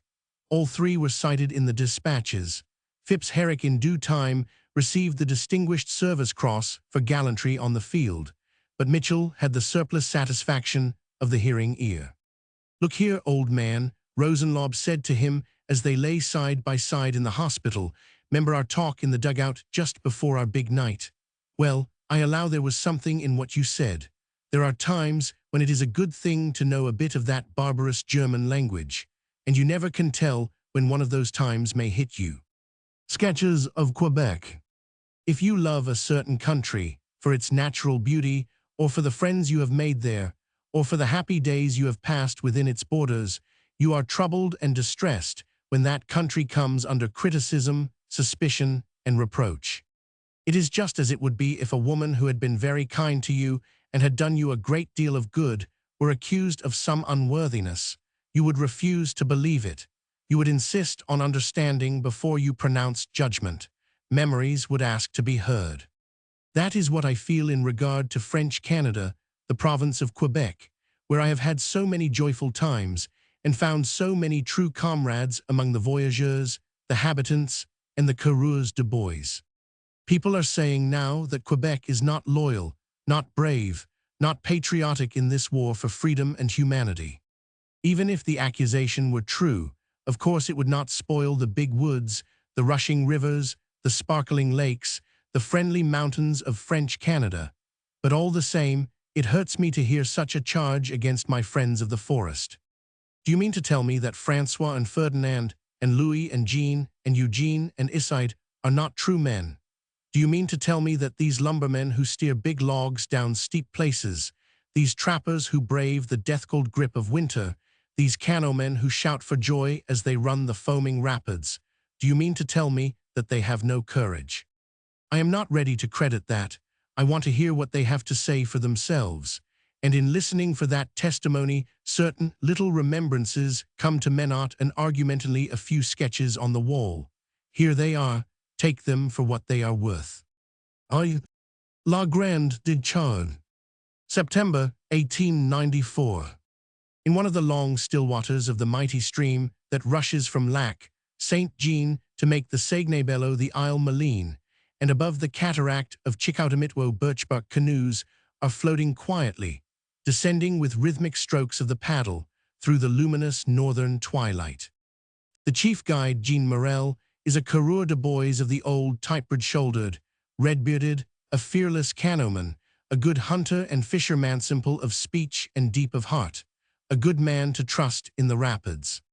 "Tell me, Jean," I ask in the comfortable leisure of our voyage, which conduces to pipe smoking and conversation, "tell me, are you a Frenchman or an Englishman?" "Not the one nor the other," answers Jean in his old-fashioned patois. "MCU knows I am French-Canadian." A remarkable answer when you come to think of it, for it claims a nationality which has never existed and is not likely to exist except in a dream. "Well then," I say, following my impulse of psychological curiosity, of which Jean is sublimely ignorant, "suppose a war should come between France and England. On which side would you fight?" Jean knocks the dottle out of his pipe, refills and relights. Then, between the even strokes of his paddle, he makes this extraordinary reply. "MCU, I suppose my body would march under the flag of England, but my heart would march under the flag of France." Good old Jean Morel, you had no premonition of this glorious war in which the tricolor and the Union Jack would advance together against the ravening Black Eagle of Germany, and the Stars and Stripes would join them. How should you know anything about it? Your log cabin was your capital. Your little family was your council of state.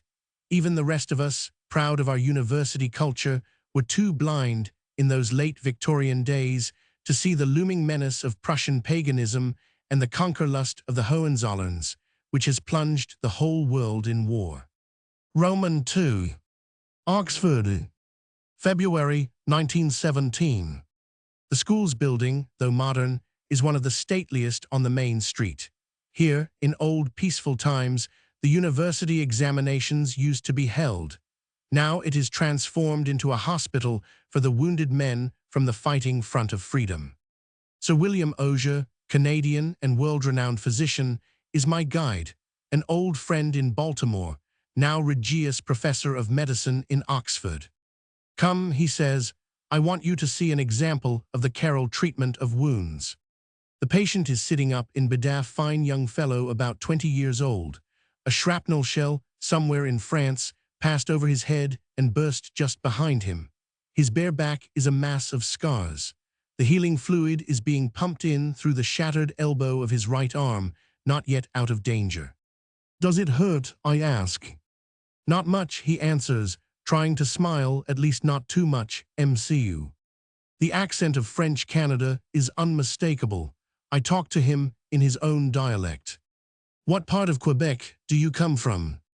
"From Trois-Rivières, MCU, or rather from a country back of that, the St. Maurice River." "I know it, well, often hunted there, but what made you go to the war?" "I heard that England fought to save France from the damned Germans. That was enough, MCU, to make me march. Besides, I always liked to fight." "What did you do before you became a soldier?" "I was a lumberjack." What he really said was, "J'allais en chantier," I went in the shanty. If he had spoken in classic French, he would have said, "J'étais butcheron." How it brought back the smell of the big spruce forest to hear that word chantier in Oxford. "Well then, I suppose you will return to the woodcutting again, when this war is over." "But no, MCU, how can I, with this good-for-nothing arm? I shall never be capable of swinging the axe again."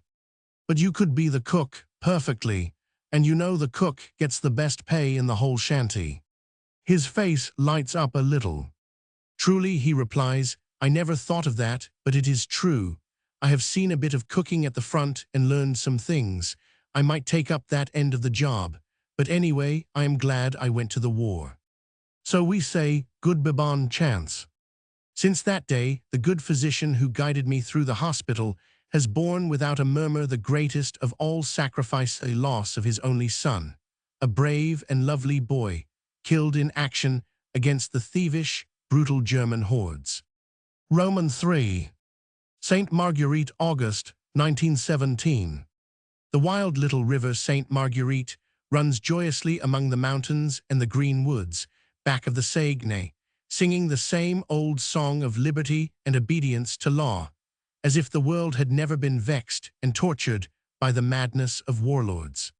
A tired man who has a brief furlough from active service is lucky if he can spend it among the big trees and beside a flowing stream. The trees are ministers of peace. The stream is full of courage and adventure as it rushes toward the big sea. We are coming back to camp from the morning's fishing, with a brace of good salmon in the canoe. Tell me, Iside, I ask of the wiry little bowman, the best hunter and fisher on the river, why is it that you are not at the war? But MCU, I am too old. A father of family, almost a grandfather. The war is not for men of that age. Besides, it does not concern us here in Quebec. Why not? It concerns the whole world. Who told you that it does not concern you? The priest at our village of Sacré-Cœur, MCU, he says that it is only right and needful for a good Christian to fight in defense of his home and his church. Let those Germans attack us here, chez nous, and you shall see how the men of Sacré-Cœur will stand up and fight. It was an amazing revelation of a state of mind, absolutely simple, perfectly sincere, and strictly imprisoned by the limitations of its only recognized teacher. But suppose, Iside, that England and France should be beaten down by Germany over there. What would happen to French Canada? Do you think you could stand alone then to defend your home and your church? Are you big enough, you French Canadians? MCU, I have never thought of that. Perhaps we have more than 1 million people, many of them children, for you understand we French Canadians have large families, but of course the children could not fight. Still, we should not like to have them subject to a German emperor. We would fight against that if the war came to us here on our own soil. But do not you see that the only way to keep it from coming to you on your own soil is to fight against it over there? Has not the English government given you all your liberties for home and church? Yes, MCU, especially since Sir Wilfrid Laurier. Ah, that is a great man, a true French Canadian. Well then, you know that he is against Germany. You know he believes the freedom of Canada depends on the defeat of Germany over there on the other side of the sea. You would not like a German Canada, would you? Not at all, MCU, that would be intolerable, but I have never thought of that. Well, think of it now, will you? And tell your priest to think of it too. He is a Christian. The things we are fighting for belong to Christianity, justice, liberty, humanity. Tell him that, and tell him also some of the things which the Germans did to the Christian people in Belgium and northern France. I will narrate them to you later. MCU, says Iside, dipping his paddle deeper as we round the sharp corner of a rock. I shall remember all that you tell me, and I shall tell it again to our priest. You know we have few newspapers here. Most of us could not read them anyway. I am not well convinced that we yet comprehend, here in French Canada, the meaning of this war. But we shall endeavor to comprehend it better. And when we comprehend, we shall be ready to do our duty. You can trust yourself to the men of Sacré-Cœur for that. We love peace all about here, nous autres, Dyke, but we can fight like the devil when we know it is for a good cause, liberty, for example. Meanwhile, would MCU like to stop at the Pool La Pinette on the way down and try a couple of casts? There was a big salmon rising there yesterday. That very evening, a runner comes up the river, through the woods, to tell Iside and Eugene, who are selectmen of the community of Sacré-Cœur, that they must come down to the village for an important meeting at 10 o'clock the next morning. So they set off, quite as a matter of course, for their 35-mile tramp through the forest in the dark. They are good citizens as well as good woodsmen, you understand. On the second day they are back again at their work in the canoe.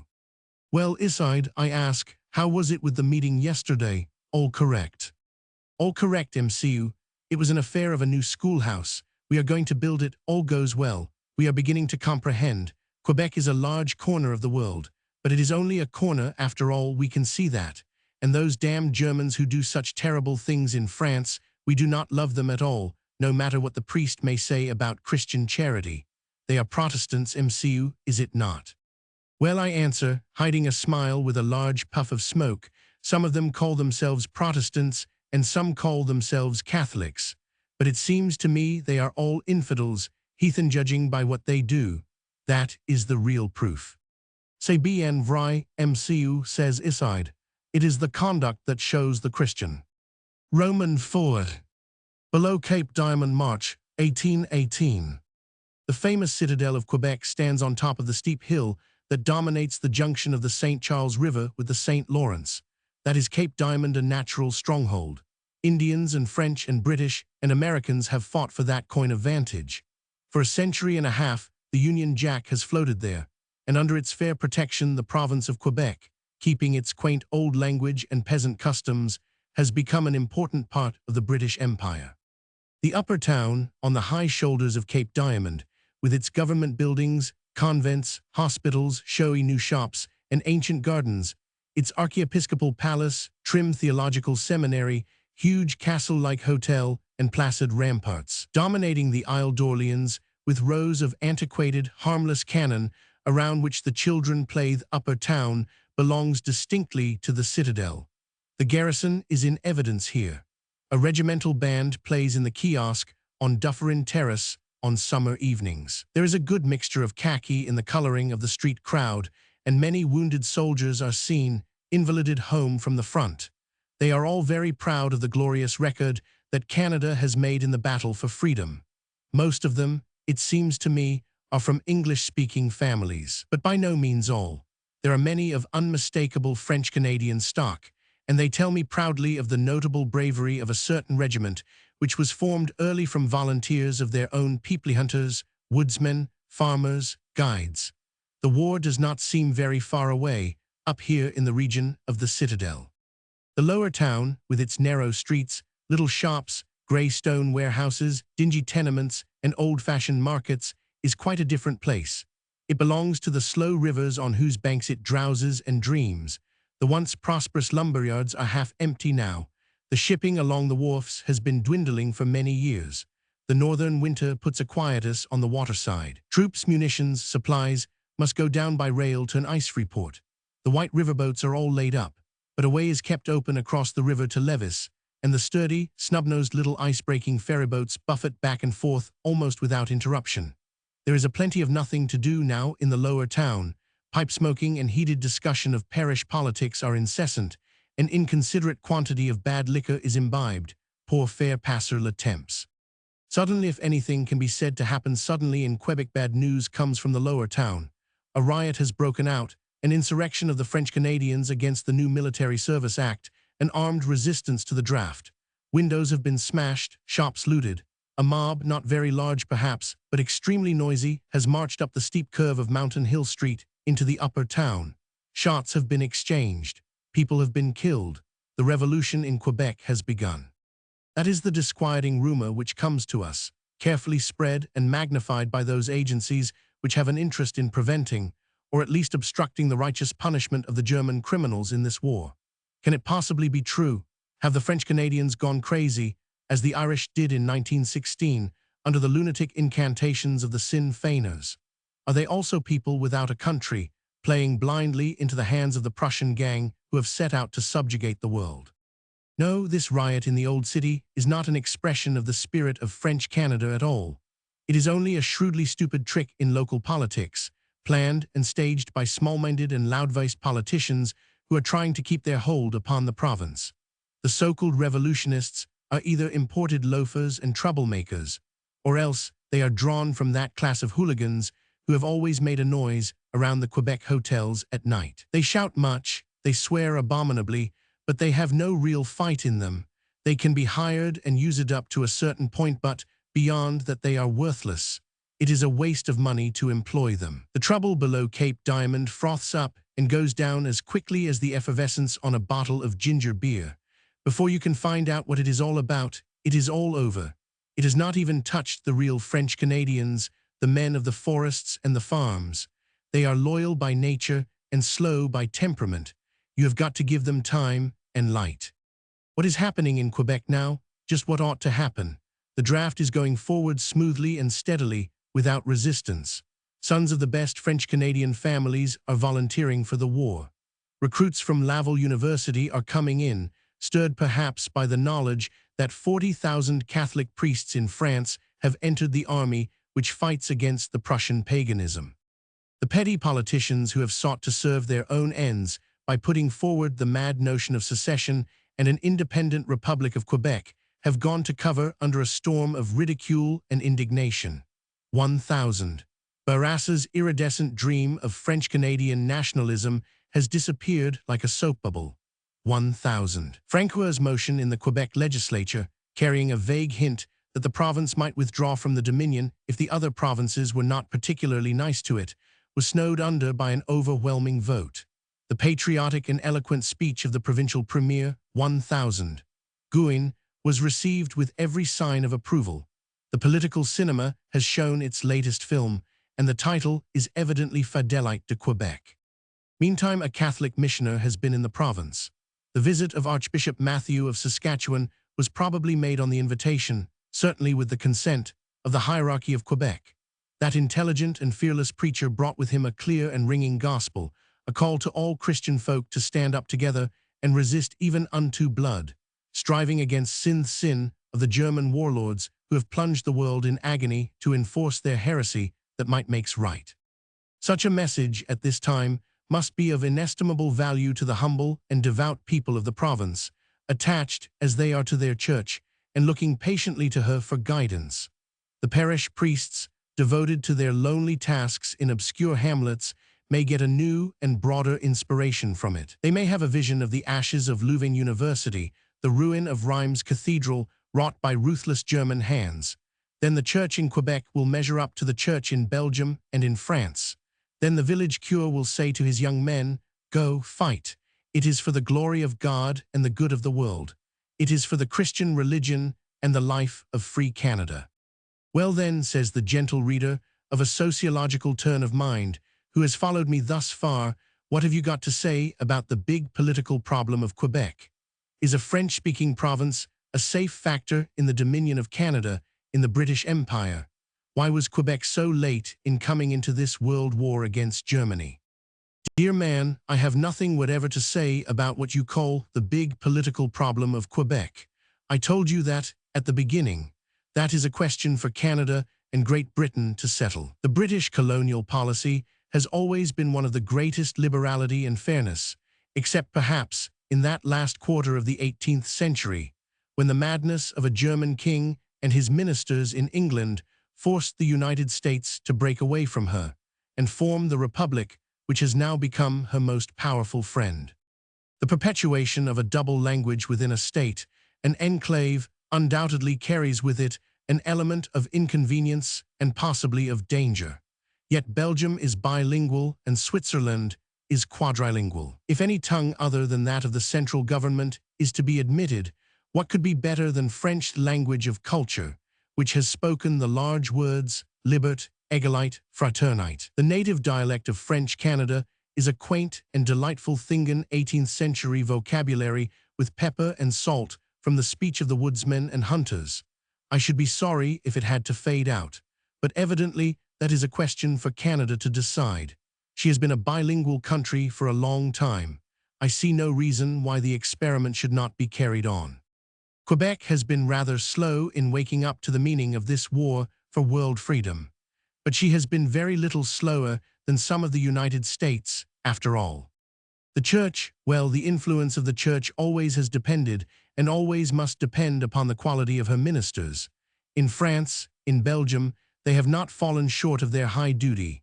The Archbishop of Saskatchewan, who came to Quebec, preached a clear gospel of self-sacrifice for a righteous cause.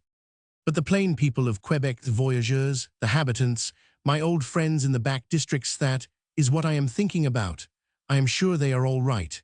They are very simple, old-fashioned, childish, if you like, but there is no pacifist or pro-German virus among them. If their parochial politicians will let them alone, if their priests will speak to them as prophets of the God of righteousness, they will show their mettle. They will prove their right to be counted among the free peoples of the world who are willing to defend peace with arms. That is what I expect to find if I ever get back to my canomen on the Sainte Marguerite again. Sylvanora, July 10, 1918. A classic instance. Latin and Greek are dead, said Hardman, lean, eager, absolute, a fanatic of modernity. They have been a long while dying, and this war has finished them. We see now that they are useless in the modern world. Nobody is going to waste time in studying them. Education must be direct and scientific. Train men for efficiency and prepare them for defense. Otherwise, they will have no chance of making a living or of keeping what they make. Your classics are musty and rusty and fusty. Herausmit. He checked himself suddenly, with as near a blush as his sallow skin could show. "Excuse me," he stammered. "Bad habit, contracted when I was a student at Keelanley Place, where they really understood metallurgy." Professor John de Vries, round, rosy, white-haired, steeped in the mellow lore of ancient history, puffed his cigar and smiled that benignant smile with which he was accustomed joyfully to enter a duel of wits. Many such conflicts had enlivened that low-ceilinged bookroom of his at Calvinton. "You are excused, my dear Hardman," he said, "especially because you have just given us a valuable illustration of the truth that language and the study of language have a profound influence upon thought. The tongue which you inadvertently used belongs to the country that bred the theory of education which you advocate. The theory is as crude and imperfect as the German language itself, and that is saying a great deal."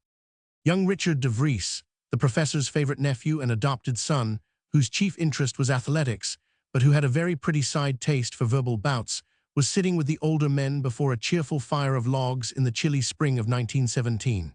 He tucked one leg comfortably underneath him and leaned forward in his chair, lighting a fresh cigarette. He foresaw a brisk encounter and was delighted, as one who watches from the sidelines the opening of a lively game. "Well played, sir," he ejaculated. "Well played, indeed. Score one for you, uncle." "The approbation of the young is the consolation of the aged," murmured the professor sententiously, as if it were a quotation from Plutarch.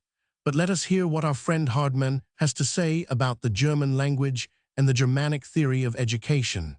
It is his turn. "I throw you in the German language," answered Hardman, rather tartly. "I do not profess to admire it or defend it, but nobody can deny its utility for the things that are taught in it. You can learn more science from half a dozen recent German books than from a whole library of Latin and Greek. Besides, you must admit that the Germans are great classical scholars too." "Rather neat," commented Dick. "You touched him there, Mr. Hardman. Now, uncle." "I do not admit," said the professor firmly, "that the Germans are great classical scholars. They are great students, that is all. The difference is immense. Far be it from me to deny the value of the patient and laborious researches of the Germans in the grammar and syntax of the ancient languages and in archaeology. They are painstaking to a painful degree. They gather facts as bees gather pollen indefatigably, but when it comes to making honey they go dry. They cannot interpret, they can only instruct. They do not comprehend, they only classify. Name me one recent German book of classical interpretation to compare in sweetness and light with Jowett's dialogues of Plato or Butcher's some aspects of the Greek genius or Croiset's Histoire de la littérature grecque. You cannot do it," he ended, with a note of triumph. "Of course not," replied Hardman sharply. "I never claimed to know anything about classical literature or scholarship. My point at the beginning, you have cleverly led the discussion away from it. Like one of your old sophists, the point I made was that Greek and Latin are dead languages and therefore practically worthless in the modern world. Let us go back to that and discuss it fairly and leave the Germans out. But that, my dear fellow, is precisely what you cannot do. It is partly because they have insisted on treating Latin and Greek as dead that the Germans have become what they are-spectacled barbarians, learned Huns, veneered Vandals. In older times it was not so bad. They had some perception of the everlasting current of life in the classics.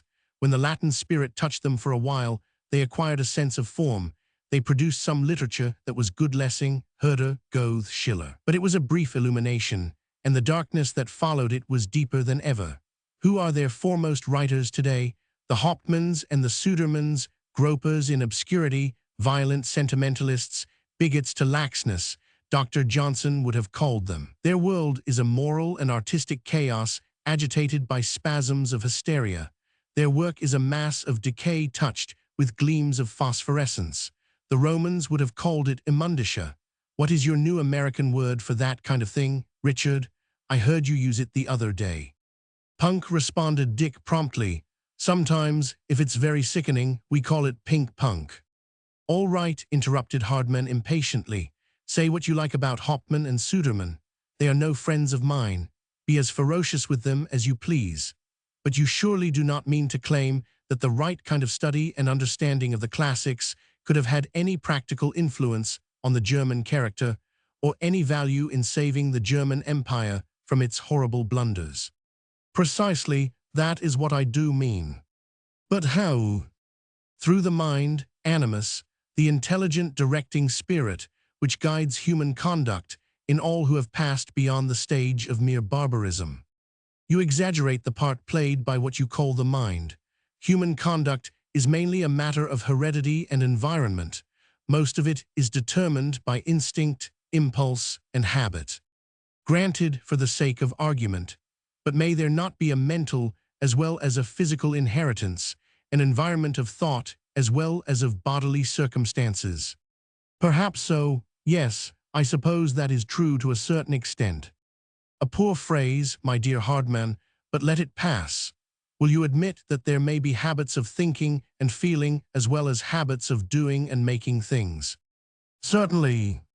And do you recognize a difference between bad habits and good habits?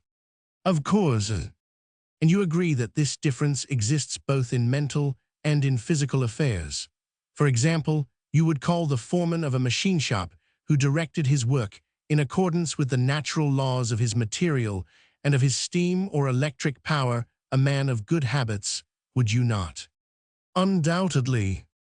And you would not deny him this name, but would rather emphasize it, if in addition he had the habit of paying regard to the moral and social laws which condition the welfare and efficiency of his workmen. For example, self-control, cheerfulness, honesty, fair play, honor, human kindness, and so on. If he taught these things, not only by word but by deed, you would call him an excellent foreman, would you not? Without a question, that machine shop would be a great success, a model. But suppose your foreman had none of these good mental and moral habits. Suppose he was proud, overbearing, dishonest, unfair, and cruel. Do you not believe he would have a bad influence upon his men? Would not the shop, no matter what kind of work it turned out, become a nest of evil and a menace to its neighbors? It surely would. What then would you do with the foreman? I would try to teach him better. If that failed, I would discharge him. In what method and by what means would you endeavor to teach him? By all the means that I could command, by precept and by example, by warning him of his faults and by showing him better ways, by wholesome books and good company. And if he refused to learn, if he remained obstinate, if he mocked you and called you a hypocrite, if he claimed that his way was the best, in fact the only way, divinely inspired, and therefore beyond all criticism, then you would throw him out. Certainly and quickly, I should regard him as morally insane and try my best to put him where he could do no more harm. But tell me why this protracted imitation of Socrates? Where are you trying to lead me? Do you want me to say that the German Kaiser is a very bad foreman of his shop, that he has got it into a horrible mess and made it despised and hated by all the other shops, that he ought to be put out? If that is your point, I am with you in advance. Right you are, cried Dick joyously. Can the Kaiser, we all agree to that. And here the bout ends, with honors for both sides and a special prize for the governor. The professor smiled, recognizing in the name more affection than disrespect. He leaned forward in his chair, lighting a fresh cigar with gusto. Not yet, he said, O too enthusiastic youth. Our friend here has not yet come to the point at which I was aiming. The application of my remarks to the Kaiser, whom I regard as a gifted paranoiasis, altogether too personal and limited. I was thinking of something larger and more important. Do you give me leave to develop the idea? Fire away, sir, said Dick. Hardman nodded his assent. I should like very much to hear in what possible way you connect the misconduct of Germany, which I admit, with your idea of the present value of classical study, which I question. In this way, said the professor earnestly, Germany has been living for 50 years with a closed mind. Oh, I grant you it was an active mind, scientific, laborious, immensely patient, but it was an ingrowing mind, sure of its own superiority, It took no counsel with antiquity and scorned the advice of its neighbors. It was intent on producing something entirely new and all its own, a purely German Kultur, independent of the past and irresponsible to any laws except those of Germany's interests and needs. Hence it fell into bad habits of thought and feeling, got into trouble, and brought infinite trouble upon the world. And do you claim, interrupted Hardman, that this would have been prevented by reading the classics? Would that have been the only and efficient cure for Germany's disease? Rather a large claim, that. Much too large, replied the professor. I did not make it. In the first place, it may be that Germany's trouble had gone beyond any cure but the knife. In the second place, I regard the intelligent reading of the Bible and the vital apprehension of the real spirit of Christianity as the best of all cures for mental and moral ills. All that I claim for the classics, works of the greatest of the Greek and Roman writices, that they have in them a certain remedial and sanitary quality. They contain noble thoughts in noble forms. They show the strength of self-restraint. They breathe the air of clearness and candor. They set forth ideals of character and conduct which are elevating. They also disclose the weakness and the ugliness of things mean and base. They have the broad and generous spirit of the true literary humaneers. They reveal the springs of civilization and lead us to the glory that was Greece, to the grandeur that was Rome. Now these are precisely the remedies indicated, as the physicians say, for the cure, or at least the mitigation, of the specific bad habits which finally caused the madness of Germany. Please tell us, sir, asked Dick gravely, how you mean us to take that. Do you really think it would have done any good to those brutes who ravaged Belgium and outraged France to read Tacitus or Virgil or the Greek tragedies? They could not have done it anyhow. Probably not, answered the professor, while Hardman sat staring intently into the fire. Probably not. But suppose the leaders and guides of Germany, her masters, in effect, who molded and cultured the people to serve their nefarious purpose of dominating the world by violence. Suppose these masters had really known the meaning and felt the truth of the Greek tragedies, which unveil reckless arrogance, hybrises the fatal sin, hateful to the gods and doomed to an inevitable nemesis. Might not this truth, filtering through the masters to the people, have led them to the abatement of the ruinous pride which sent Germany out to subjugate the other nations in 1914? The egregious General von der Goltz voiced the insane arrogance which made this war when he said, "The 19th century saw a German empire, the 20th shall see a German world." Or suppose the Teutonic teachers and pastors had read with understanding and taken to heart the passages of C. Caesar, in which he curtly describes the violent and thievish qualities of the ancient German show. They spread desolation around them to protect their borders, and encouraged their young men in brigandage in order to keep them in practice. Might not these plain lessons have been used as a warning to the people of modern Germany to discourage their predatory propensities and their habits of devastation, and to hold them back from their relapse into the Schrecklichkeit of savage warfare? George Meredith says a good thing in Diana of the Crossways: before you can civilize a man, you must first debarbarize him. That is the trouble with the Germans, especially their leaders and masters. They have never gotten rid of their fundamental barbarism, the idolatry of might above right. They have only put on a varnish of civilization. It cracks and peels off in the heat. Take one more illustration. Suppose these German thoughtmasters and warlords had really understood and assimilated the true greatness of the conception of the old Roman Empire as it is shown, let us say, by Virgil. You remember that splendid passage in the 6th book of the Aeneid, where the Romans are called to remember that it is their mission to crown peace with law, to spare the humbled, and to subdue and tame the proud. Might not Sucken, a noble doctrine, have detached the Germans a little from their blind devotion to the Hohenzollern-Hallweg conception of the modern pinchbeck German empire, a predatory state, greedy to gain new territory but incapable of ruling it when gained, scornful of the rights of smaller peoples, oppressing them when subjugated, as she has oppressed Poland and Schleswig-Holstein and Alsace-Lorraine, a clumsy and exterminating tyrant in her own colonies, as she has shown herself in East and West Africa. I tell you that a vital perception of what the Roman Empire really meant in its palmy days might have been good medicine for Germany. It might have taught her to make herself fit for power before seeking to grasp it. Granted, granted, broke in Hardman, impatiently poking the fire. You cannot say anything about Germany too severe to suit me. Whatever she needed to keep her from committing the criminal blunder of this war, it is certain that she did not get it. The blunder was made and the price must be paid. But what I say now, as I said at the beginning, is that Latin and Greek are dead languages. For us, for the future, for the competitions of the modern industrial and social era, the classics are no good. For a few ornamental persons, a knowledge of them may be a pleasing accomplishment, but they are luxuries, not necessaries. They belong to a bygone age. They have nothing to tell us about the things we most need to know: chemistry and physics, engineering and intensive agriculture, the discovery of new forms and applications of power, the organization of labor and the distribution of wealth, the development of mechanical skill and the increase of production. These are the things that we must study.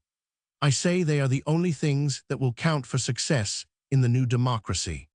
That is what you say, replied Professor de Vries dryly, but the wisest men of the world have said something very different. No democracy ever has survived or ever will survive without an aristocracy at the heart of it. Not an aristocracy of birth and privilege, but one of worth and intelligence, not a band of hereditary lords, but a company of well-chosen leaders. Their value will depend not so much upon their technical knowledge and skill as upon the breadth of their mind, the clearness of their thought, the loftiness of their motives, the balance of their judgment, and the strength of their devotion to duty. For the cultivation of these things, I say, pardon the apparent contradiction of what you said, I say the study of the classics has been and still is of the greatest value. What did George Washington know about the classics? Hardman interrupted sharply. He was one of your aristocrats of democracy, I suppose. He was, answered the professor blandly, and he knew more about the classics than I fear you do, my dear Hardman. At all events, he understood what was meant when he was called the Cincinnatus of the West End. He lived up to the ideal. Otherwise, we should have had no American republic. But let us not drop to personalities. What I maintain is that Latin and Greek are not dead languages because they still convey living thoughts. The real success of a democratized production of a finer manhood depends less upon mechanics than upon morale. For that, the teachings of the classics are excellent. They have a bracing and a steadying quality. They instill a sense of order and they inspire a sense of admiration, both of which are needed by the people, especially the plain people of a sane democracy. The classics are fresher, younger, more vital, and encouraging than most modern books. They have lessons for us, tade believe me, great words for the present crisis and the pressing duty of the hour. Give us an example, said Dick, something classic to fit this war. I have one at hand, responded the professor promptly. He went to the bookshelves and pulled out a small brown volume with a slip of paper in it. He opened the book at the marked place. It is from the 8th satire of Juvenal, beginning at line 79. I will read the Latin first, and afterward a little version which I made the other day. The old man rolled the lines out in his sonorous voice, almost chanting. Esto bonus miles, tutor bonus, arbiter idem. Integer ambiguici quando citaber testus. Insertic re, phalaris licit imperat utsis. Falsus et ad modo, dictet periuria toro. Summum creed nefas, animam prefera pudori. Et propter vitam, vivendi perdir causas. Please to translate, sir, said Dick, copying exactly the professor's classroom phrase and manner. To gratify my nephew, said the professor, nodding and winking at Hardman, but understand, this is not a real translation. It is only a paraphrase. Here it is. Be a good soldier and a guardian just. Likewise an upright judge, let no one thrust you in a dubious cause to testify, through fear of tyrant's vengeance, to a lie. Count it a baseness, if your soul prefer safety above what honor asks of her, and hold it manly life itself to give, rather than lose the things for which we live. It is not half as good as the Latin, but it gives the meaning. How do you like it, Richard? Fine, answered the young man quickly, especially the last lines. They are great. He hesitated slightly and then went on. Perhaps I ought to tell you now, sir, that I have signed up and got my papers for the training school at Madison Barracks. I hope you will not be angry with me. The old man put both hands on the lad's shoulders and looked at him with a suspicious moisture in his eyes. He swallowed hard a couple of times. You could see the big Adam's apple moving up and down in his wrinkled throat. Angry, he cried, "Why, boy, I love you for it." Hardman, who was a thoroughly good fellow at heart, held out his hand. "Good for you, Dick, but I must be going now. I am putting up at the Ivy. Will you walk up with me? I would like to have a word with you." The two men walked in silence along the shady, moon-flecked streets of the tranquil old university town. Then the elder one spoke. "You have done the right thing, I am sure. That officers' training school is a good place to get a practical education. When you are through, how would you like to have a post in the Ordnance Department at Washington? I have some influence there and believe I could get you in without difficulty." "Thanks a lot," answered the lad modestly. "You are awfully kind. But if you do not mind my saying so, I think I would rather have service at the front, that is, if I can qualify for it." There was another long silence before Hardman spoke again, with an apparent change of subject. "I wish you would tell me what you really think of your uncle's views on the classics, you and the other fellows of your age in the university." Dick hesitated a moment before he replied. "Well, personally, you know, I believe what Uncle says is usually about right. He has the habit of it, but I allow when he gets on his hobby, he rides rather hard. Most of the other fellows have given up the classics, like the modern language course, with sciences, better perhaps it's softer. They say not, but I know the classics are hard enough. I flunked out on my Greek exam junior year, so you see, I am not a very good judge. But anyhow, was not the bit he read us from Juvenal simply fine? And did not he read it well? I have felt that 100 times, but never knew how to say it." It was in the early fall of 1918, more than a year later, that Hardman came once more into the familiar library at Calvinton. He had read the casualty list of the last week of August and came to condole with his friend de Vries. The old man sat in the twilight of the tranquil book-lined room, leaning back in his armchair with an open letter on the table before him. He gave his hand cordially to Hardman and thanked him for his sympathetic words. He talked quietly and naturally about Dick and confessed how much he should miss the boy as it were, his only son. "Yes," he said quietly, "I am going to be lonely, but I am not forsaken. I shall be sad sometimes, but never sorry, always proud of my boy. Would you like to see this letter? It is the last that he wrote." It was a young, simple letter, full of cheerful joking and personal details and words of affection which the shy lad would never have spoken face to face. At the end he wrote, "Well, dear Governor, this is a rough life, and some parts are not easy to bear. But I want you to know that I was never happier in all my days. I know that we are fighting for a good cause, justice and freedom, and a world made clean from this beastly German militarism. The things that the Germans have done to France and Belgium must be stopped, and they must never be done again. We want a decent world to live in, and we are going to have it, no matter what it costs. Of course, I should like to live through it all, if I can do it with honor. But a man never can tell what is going to happen, and I certainly would rather give up my life than the things we are fighting for. The things you taught me to believe are according to the will of God. So good night for the present, Uncle, and sleep well. Your loving nephew and son, Dick." Hardman's hand shook a little as he laid the paper on the table. "It is a beautiful letter," he said. "Yes," nodded the old professor, putting his hand upon it. "It is a classic, very clear and simple and high-minded. The German Crown Prince says our American soldiers do not know what they are fighting for, but Richard knew. It was to defend the things for which we live that he gladly gave his life." September 1918. Half-told tales. The new era and carry on. The commandant of the Marine Hospital was at his desk, working hard, when the door of the room was flung open and the officer of the day rushed in. "Sir," he exploded, "the new era has come." "Very likely, Mr. Corker," answered the commandant. "It has been coming continually since the world began. but is that any reason why you should enter without knocking and with your coat covered with breadcrumbs and cigarette ashes? So the officer of the day went outside, brushed his coat, knocked at the door, and awaited orders. "Mr. Corker," said the commandant, "have the kindness to bring me your report on the condition of yesterday's cases, and let me know what operations are indicated for today. Good morning.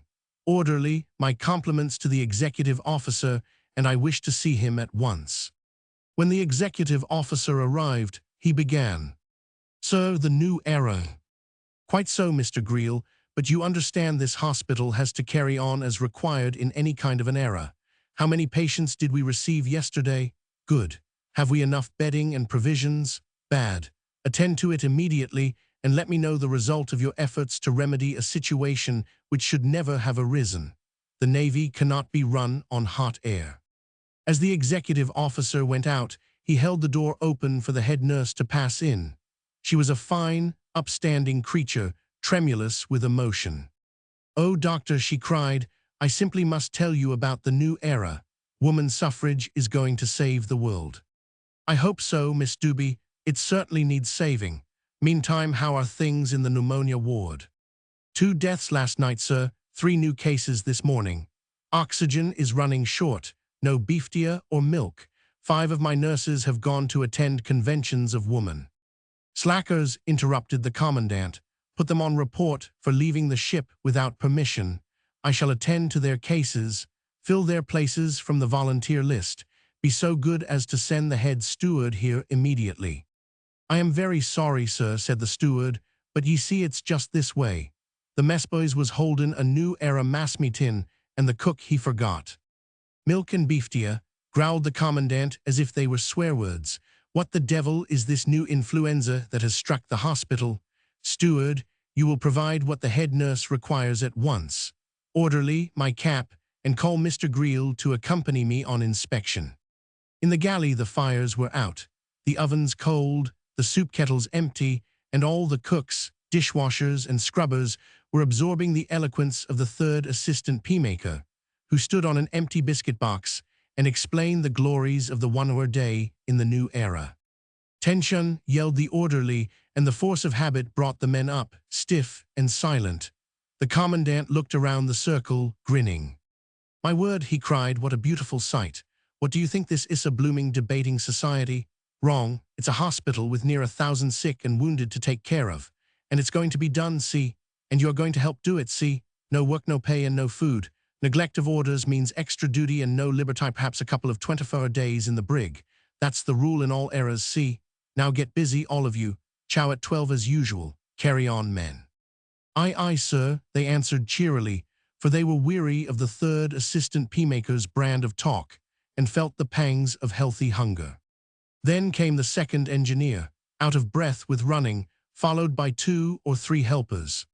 "Fire, Captain," he gasped. "Fire in the fuel room, awful blaze started in the wood box. Cigarette too.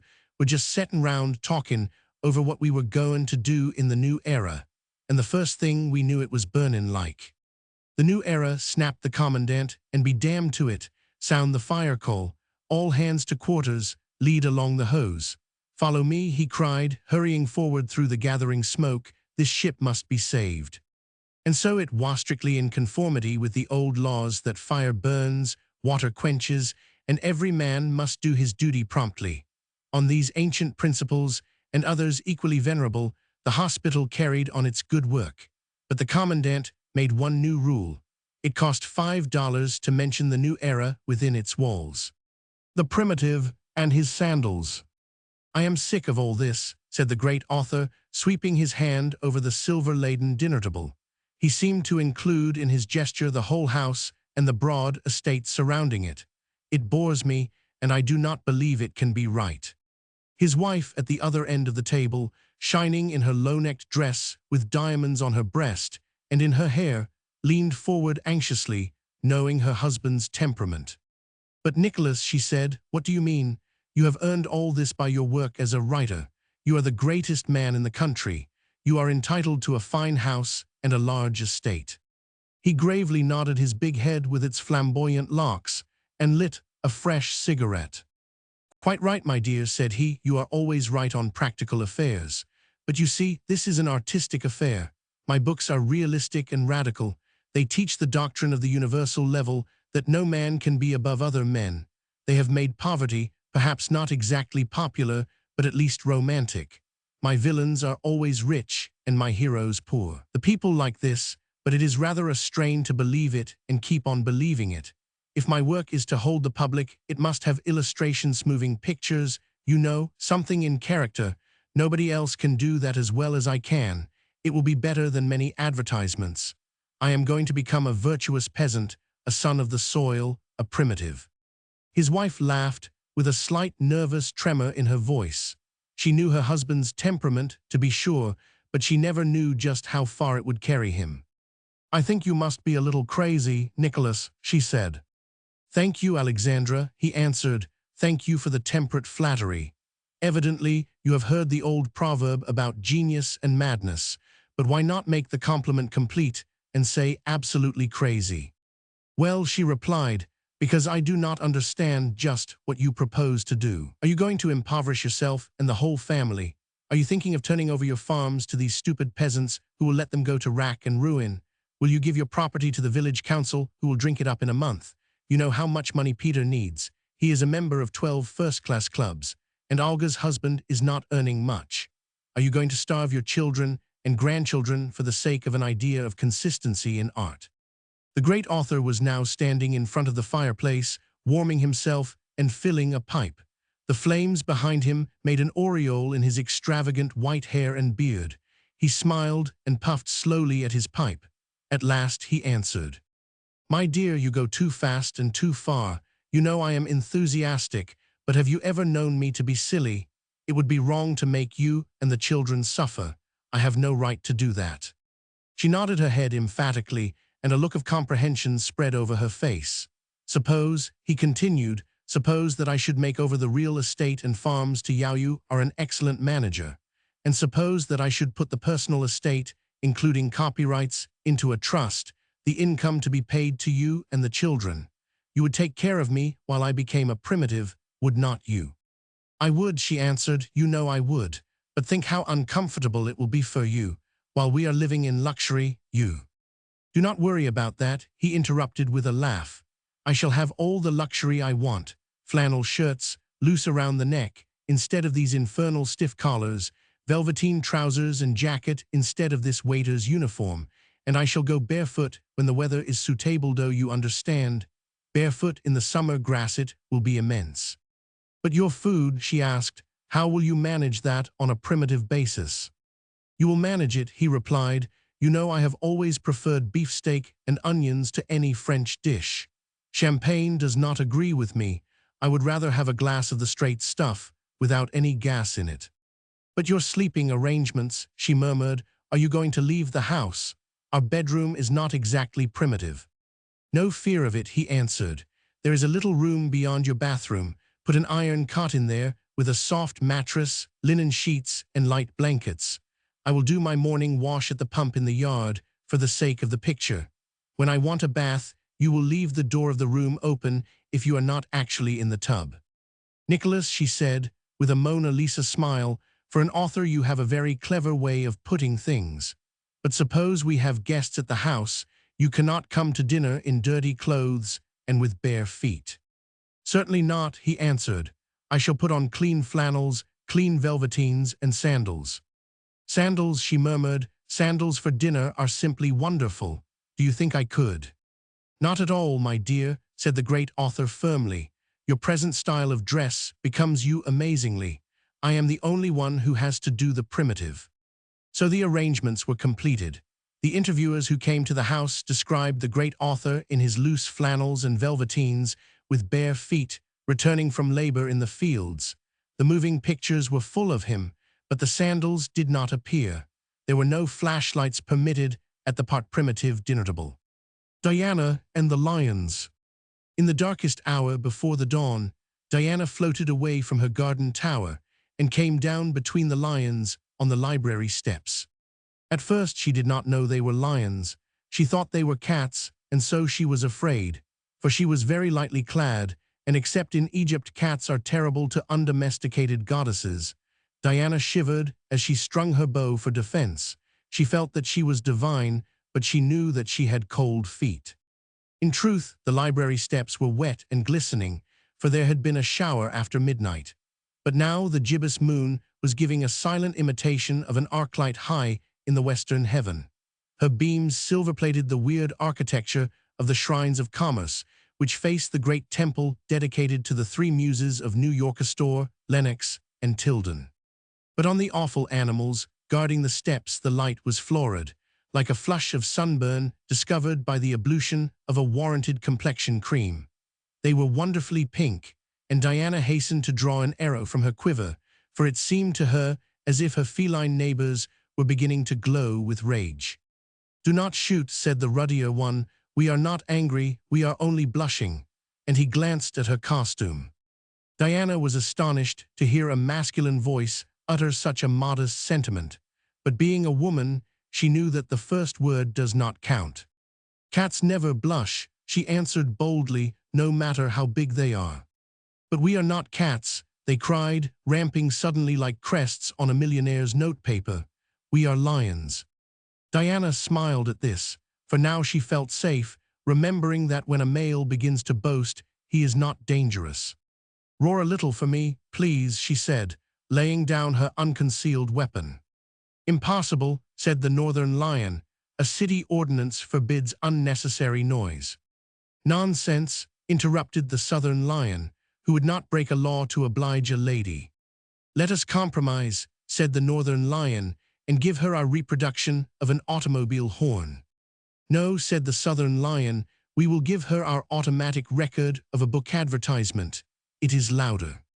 Then Diana trembled, indeed, but she bravely continued smiling and said, "Thank you 1,000 times for doing it once, and now please tell me what kind of lions you are." "Literary lions," was their prompt and unanimous reply. "Ah," she cried, clapping her hands with a charming gesture, "how glad I am to meet you. I have been in New York more than 20 years and never seen anyone like you before. Come and sit beside me and talk." The lions looked at each other rather sheepishly and glanced up and down the street, as if fearing the approach of a city ordinance. But there was no one in sight except Diana, so they shook their literary locks into a becoming disorder and sat on the steps with her, purring gently. "Now tell me," she said, "who you are." If she had been less beautiful, they would have resented this. But as it was, they looked sorry and asked her if she had never read Who's Who in America. She shook her head and admitted that she had not read it all through. "Well," said her neighbor on the south, "this is rather an offhand soiree, and we may as well cut out proper names. But I will put you wise to the fact that I am the magazine lion.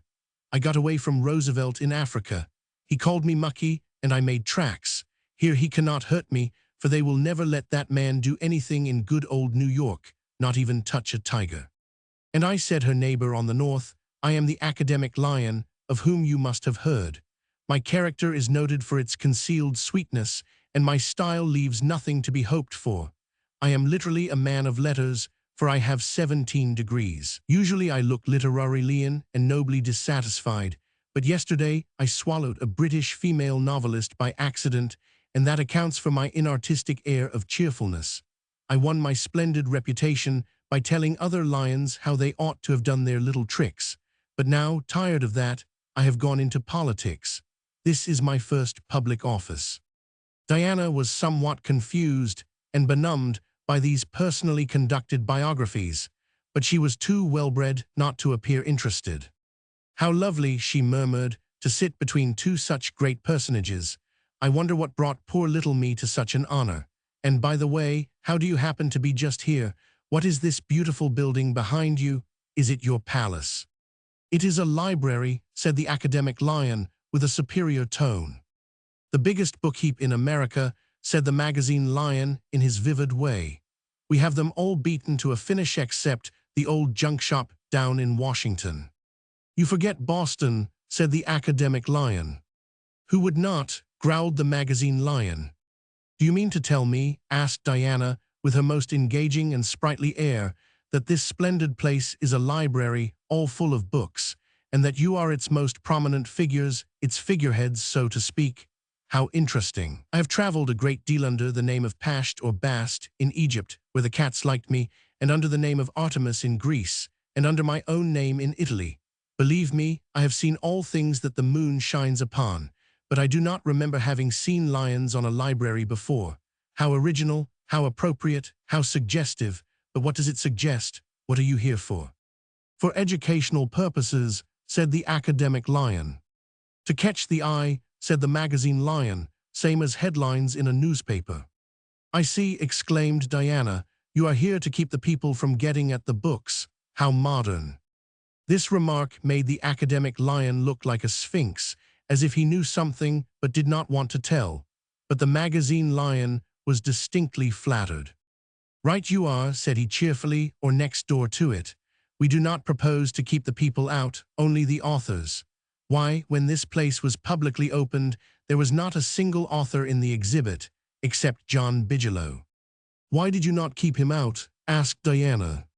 We were not on the spot then, said the lion.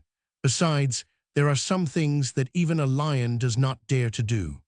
But I do not understand, said Diana, precisely why authors should be kept away from a library. The magazine lion laughed. Silly little thing, he said, with a fascinating tone of virile condescension. An author's business is to write books, not to read them. If he reads, he grows intelligent and thoughtful and careful about his work. Those old books spoil him for the modern market. But if he just goes ahead and writes whatever comes into his head, he can do it with a bang, and everybody sits up and pays attention. That's the only way to be original. See. Excuse me, broke in the academic lion, but you go too far, brother. Authors should be encouraged to read, but only under critical guidance and professorial direction. Otherwise, they will not be able to classify the books and tabulate their writers and know which ones to admire and praise. How can you expect a mere author to comprehend the faulty method of Shakespeare, or the ethical commonplaceness of Dickens and Thackeray, or the vital Ibsenism of Bernard Shaw and the other near Ibsens, without assistance? But the other people, asked Diana, what is going to happen to them if you let them go in free and browse among the books? They are less important, answered the academic lion. Besides, we expect soon to establish a cranial, neurological, and psychopathic examination which will determine the subliminal, temperamental needs of every applicant. Then we classify the readers in groups and the books in lists, and the whole thing works with automatic precision. And I am going to make the book lists, said the magazine lion, ecstatically wagging his tail and half unconsciously putting his paw around the lady's waist in a spirit of pure comradeship. But she gently slipped away, stood up, and gracefully covered a yawn with her hand. I am ever so much obliged to you literary lions for not eating me, said she. Probably I should have disagreed with you even more than your conversation has with me. I am quite sleepy, and the moon has almost disappeared. I must be going where I can bid it good night. So Diana rose, with shining limbs, above the housetops, and vanished toward her garden tower. The lions looked disconcerted. Old-fashioned Victorian prude, said one, brazen hussy, said the other, and they climbed back on their pedestals, resuming their supercilious expression. There I suppose they will stay, no matter what Diana may think of them. The Hero and Tin Soldiers. On December 25th, 1918, that little white house in the park was certainly the happiest dwelling in Calvinton. It was simply running over with Christmas. You see, there had come to it a most wonderful present, a surprise full of tears and laughter. Captain Walter Mayne reached home on Christmas Eve. For a while they had thought that he would never come back at all. News had been received that he was grievously wounded in Francis-shot to pieces, in effect, leading his men near Chateau Thierry. His life hung on the ragged edge of those wounds, but his wife Catherine always believed that he would pull through. So he 999, but he was lacking a leg, his right arm was knocked out of commission for the present, and various other souvenirs de la Grande Guerre were inscribed upon his body. Then word arrived that he was coming on a transport, with other wounded, to be patched up in a hospital on Staten Island. So his wife Catherine smiled her way through innumerable entanglements of red tape and went to nurse him. Then she set her steady hand to pull all the wires necessary to get him discharged and sent home. Christmas was in her heart, and she would not be denied. So it came to pass that the one-legged hero was in his own house on the happy day, and joy was bubbling all around him. When the old pastor entered, late in the afternoon, the Christmas tree was twinkling with lights, the children swarming and buzzing all over the place, so that he was dazed for a moment. There were Walter's mother and his aunt and his sisters-in-law, boys and girls of various sizes, and a jubilant and entrancing baby. The pastor took it all in and was glad of it, but his mind was on the hero. Catherine, who always understood everything, whispered softly, "Walter is waiting to see you, doctor. He is in his study, just across the hall." Waiting? Well, what can a man whose right leg has been cut off above the knee, and who has not yet been able to get an artificial one, what can he do but wait? The room was rather dimly lighted. Brilliance is not good for the eyes of the wounded. Walter was in a long chair in the corner. His face was bronzed, drawn and lined a little by suffering, but steady and cheerful as ever, with the eager look which had made his students listen to him when he talked to them about English literature. "My dear Walter," said the pastor, "my dear boy, we are so glad to have you home with us again. We are very proud of you. You are our hero." "Thank you," said Walter. "It is mighty good to be home again, but there is no hero business about it. I only did what all the other Americans who went over there did, fought my excuse me, my best, against the beastly Germans." "But your leg," said the pastor impulsively, "it is gone. Are not you angry about that?" Walter was silent for a moment, then he answered, "No, I do not think angry is the right word. You remember that story about Nathan Hale in the Revolution? I only regret that I have but one life to give to my country. Well, I am glad that I had two legs to give for my country, and particularly glad that she only needed one of them." "Tell me a bit about the fighting," said the pastor. "I want to know what it was like. The hero touch, you understand." "Not for me," said Walter, "and certainly not now. Later on I can tell you something perhaps, but this is Christmas Day.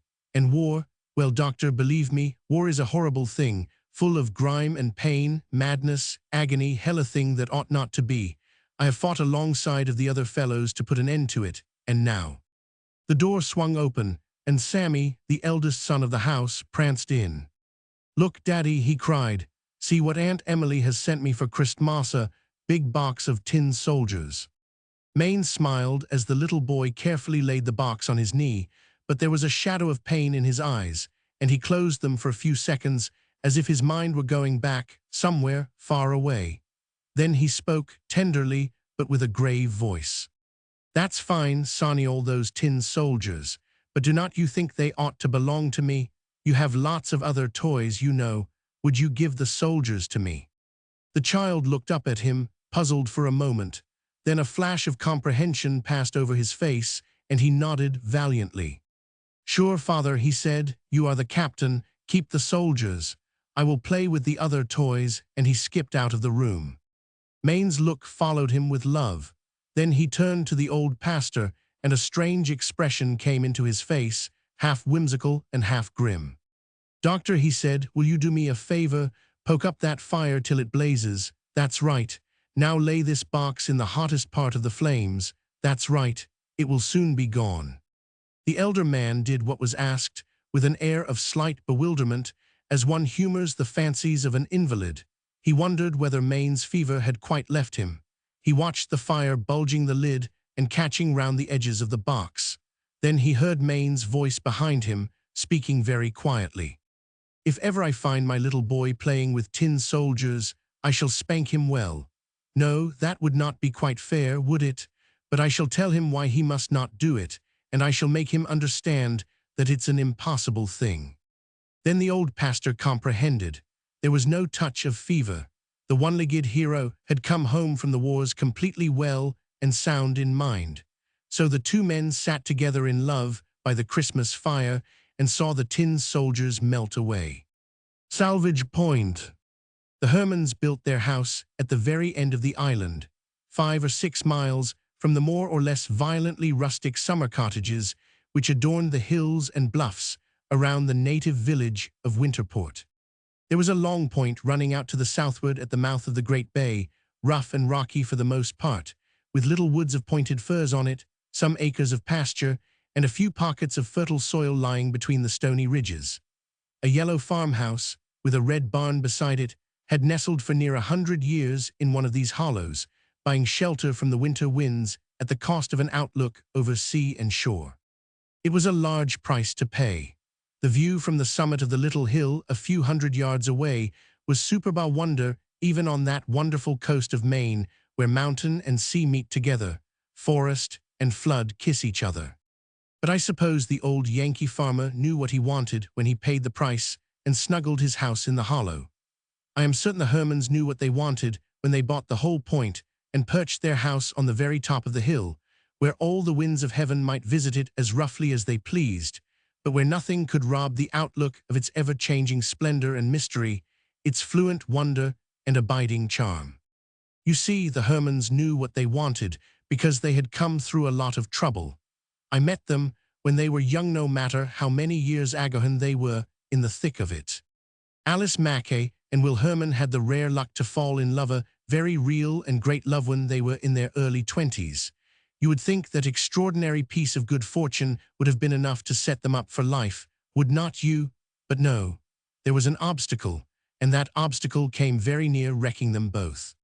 Will Herman was an artist and the son of an artist. The love of beauty ran in his blood, otherwise he was poor. He earned a decent living by his painting, but each year's living depended on each year's work, hence he was in the proletarian class. Alice Mackay, on the other hand, belonged to the capitalist class. I say belonged because that is precisely the word to describe her situation. Her father was a millionaire sugar merchant who lived in an ugly palace near Morristown, New Jersey, and was accustomed to have his own way in that and other states. He was the obstacle. He was a florid, handsome old Scotchman, orthodox in religion, shrewd in business, correct in conduct, but with no more sentiment than a hard-shell crab, and obstinate as the devil. His fixed idea was that none of his daughters should ever be carried off by a fortune hunter. The two older girls apparently escaped this danger by making fairly wealthy matches. But Eliza come away, why should she take up with this impecunious painter? He was good-looking and had the gift of the gab, but what was that worth? If he would come into the sugar business, where a place was waiting for him, and make good there, it would be all right. Otherwise, the affair must be broken off, absolutely, finally, and forever. From this, you can see that the obstacle was not bad-hearted, but only pig-headed. Well, for 5 or 6 years things drifted rather miserably along this way. Will Herman was forbidden the house at Morristown. Alice was practically a captive. Her correspondence was censored. But of course, even before Marconi, wireless communication in matters of this kind has always been possible. The trouble was that the state of affairs between them, while conventionally correct, was thoroughly unnatural and full of peril. Alice, a very good girl, obedient and tractable, was in danger of becoming a recalcitrant and sour old maid. Will, a healthy and normal young man with no bad habits, was in danger of being driven to them by the emptiness and exasperation of his mind. The worst of it all was that both of the young people were, in accordance with a well-known law of nature, growing older with what seemed to them a frightful and unreasonable rapidity. The years crawled like snails, but the sum of them rose by leaps and bounds to an appalling total. Alice found 2 gray hairs in her red-gold locks. Will had to use glasses for reading fine print at night.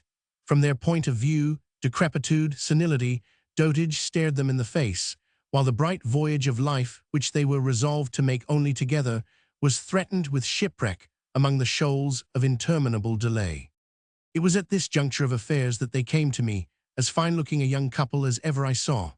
They were good, as mortals go, they were loyal and upright, they wanted no scandal, no rumpus in the family, no trouble or pain for anybody else, but they wanted to belong to each other much more than they wanted to belong to any class, artistic, proletarian, or capitalist.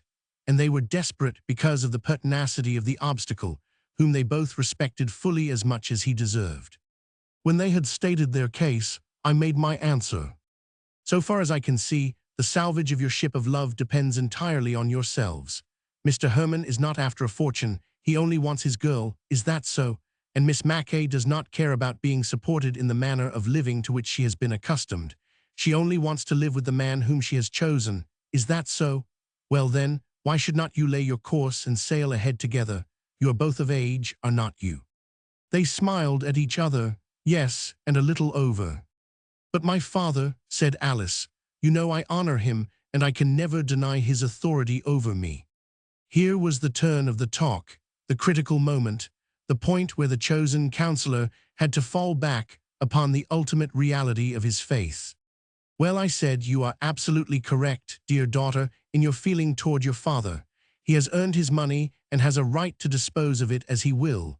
But you know, there is a statute of limitations in regard to the authority of parents over the lives of their children. You have passed the limitation. What do you want to do? To be married to Will Herman, she said, for better, for worse, for richer, for poorer, I do not care. But I do not want a family quarrel, a runaway match, all that horrid newspaper talk.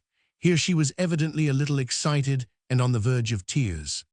Certainly not, I hastened to reassure her. You cannot possibly have a runaway match, because there is nothing for you to run away from. There is not a single duty in your father's house which you have not fulfilled, and of which your sisters cannot now relieve you. There is no authority in the world which has the right to command the sacrifice of your life to another's judgment. There is only one thing that stands in your way, and that is your claim on a large inheritance. I understand you are quite willing to let that go. You are not even running away from it. That is not the word. You are ready to jettison it. She looked puzzled and murmured, I do not exactly understand what that means. To jettison, I said, in that learned and dispassionate manner which is sometimes useful in relieving an emotional situation, is a seafaring phrase. It means throwing overboard a part or the whole of a cargo in order to save the ship. As far as I can see, that is the question which is up to you and your best friend at the present moment. Are you prepared to jettison the claim on a big fortune for the sake of making your voyage of life together? They looked at each other, and a kind of radiance spread over their faces. Surely, they answered with one voice. But how can the marriage be arranged, asked Alice, without a row in the family? Very easily, I answered. Both of you are over age, though you do not look it. Our good lawyer friend Harrison will help you to get the license. Fix your day for the wedding, neither secret nor notorious. Invite anybody you like, and come to me on the day you have chosen. The arrangements will be made. You shall be married, all right. So they came, and I married them, and it was a very good job. They had some years of difficulty and uncertainty, during which I caught brief glimpses of them now and then, always cheerful and happy together. In the course of time, the obstacle, being not at all bad-hearted but only pig-headed, probably relented a little, and finally was gathered to his fathers, according to the common lot of man. The older sisters behaved very well about the inheritance, and Alice was not left portionless. She brought 3 fine boys into the world. The house on Salvage Point was built by her and Will together. It was there that I spent a day with them, in the summer of 1918, after many years during which we had not met. I was on naval duty with Commander Kidd of a certain station on the Maine coast. By invitation, we put in with the motorboat SB 297 at Salvage Point. So it was that I met my old friends again and knew what had become of their bark of love, which I had helped to save from shipwreck. The house on the peak of the hill was just what it ought to be, not aggressively rustic, not obtrusively classic white pillars in front of it, and a terrace, but nothing dominating it had the air of a very large and habitable lighthouse. The extraordinary thing was the arrangement of the grounds. At every point one came upon some reminder of salvage. On the glorious August day when I was there, shipwreck seemed impossible. The southern way, which opened to the ocean, was dancing with gay waves. The blue mountains of Maine were tranquil on the horizon. But you see, said Will Herman, this is really rather a dangerous point, though it is so beautiful. It is the gateway of the open sea, and there are 3 big ledges across it. A ship that has lost her bearings a little or is driving in through thick weather easily comes to grief. But there is not often a loss of life, only the ship goes to pieces, and we save the pieces. It was true, there was a terrace west of the house, with a balustrade made of the taffrail of a wrecked brigantine. The gateway to the garden was the door of an old wheelhouse. There was a pergola constructed from the timbers of a 4-masted schooner that had broken up on the 3rd ledge. The bow of the sloop Christable, with the name still painted on it, was just outside the guarding gate. Everywhere you saw old anchor bits and rudder posts and knees, all silver-greyed by the weather and fitted into the decor of the place. The prettiest thing of all was a crow's nest from a wrecked brigantine, perched on the highest point of the hill and looking out over the marvelous panorama of sea and shore, island and mountain. Here we sat, after a hearty luncheon with Alice and her 3 boys and half a dozen others who were with them in a kind of summer camp school, and while we smoked our pipes, Will Herman told this story. You see, Alice and I have a mania for things that have been salvaged. We do not like the idea of the wrecks, of course, but they would happen anyway, whether we were here or not. And since that is so, we like to live here on the point and help save what we can.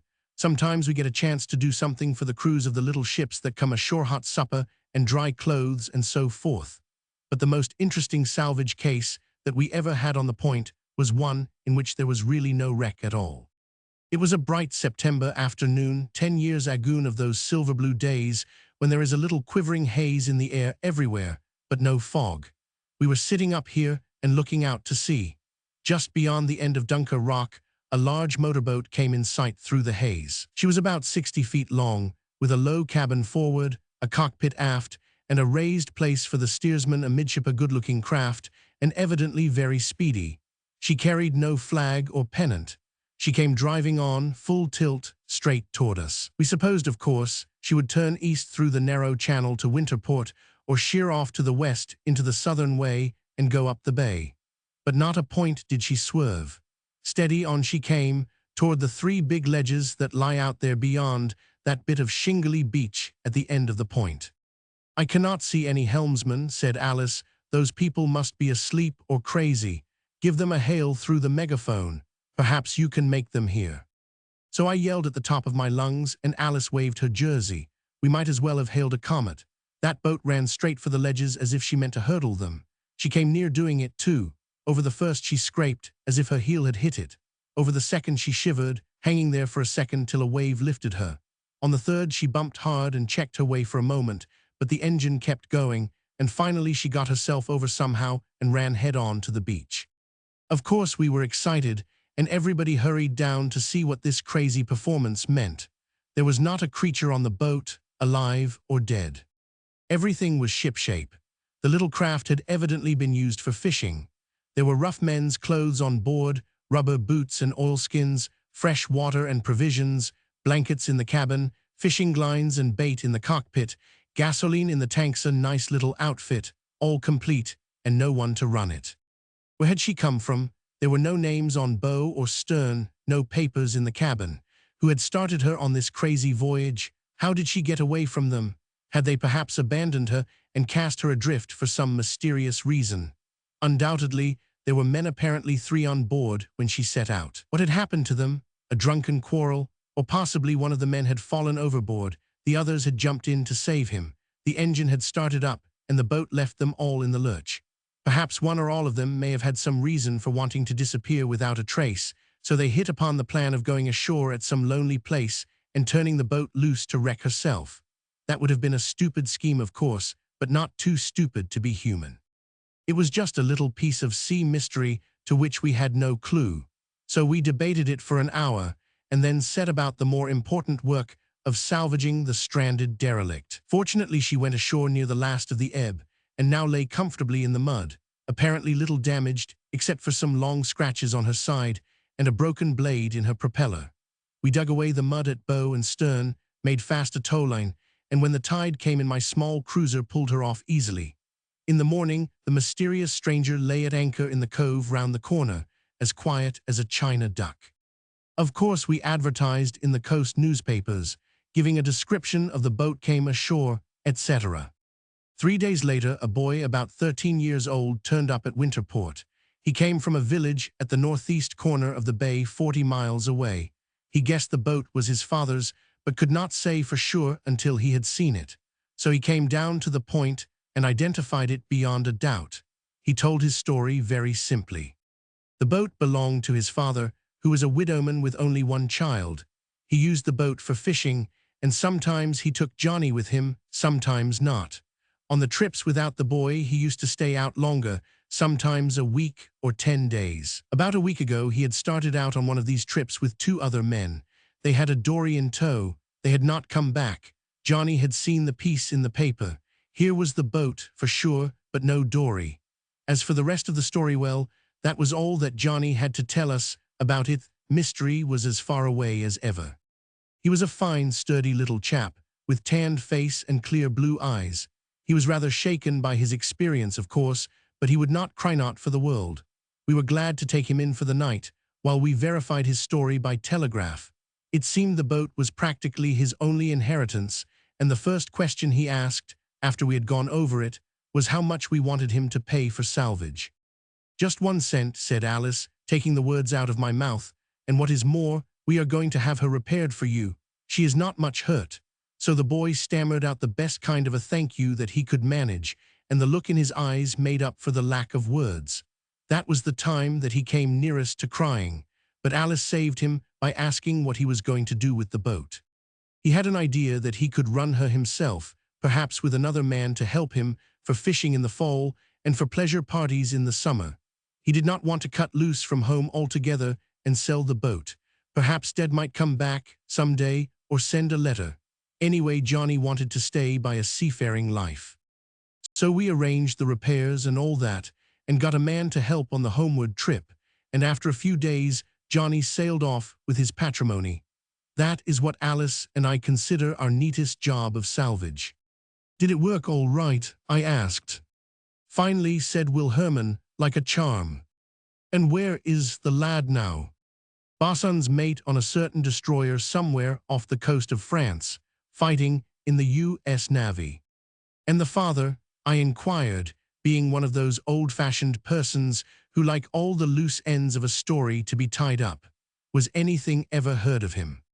"That," answered my friend, carefully shaking out the ashes of his pipe beyond the crow's nest rail, "that belongs in a different compartment of the ship.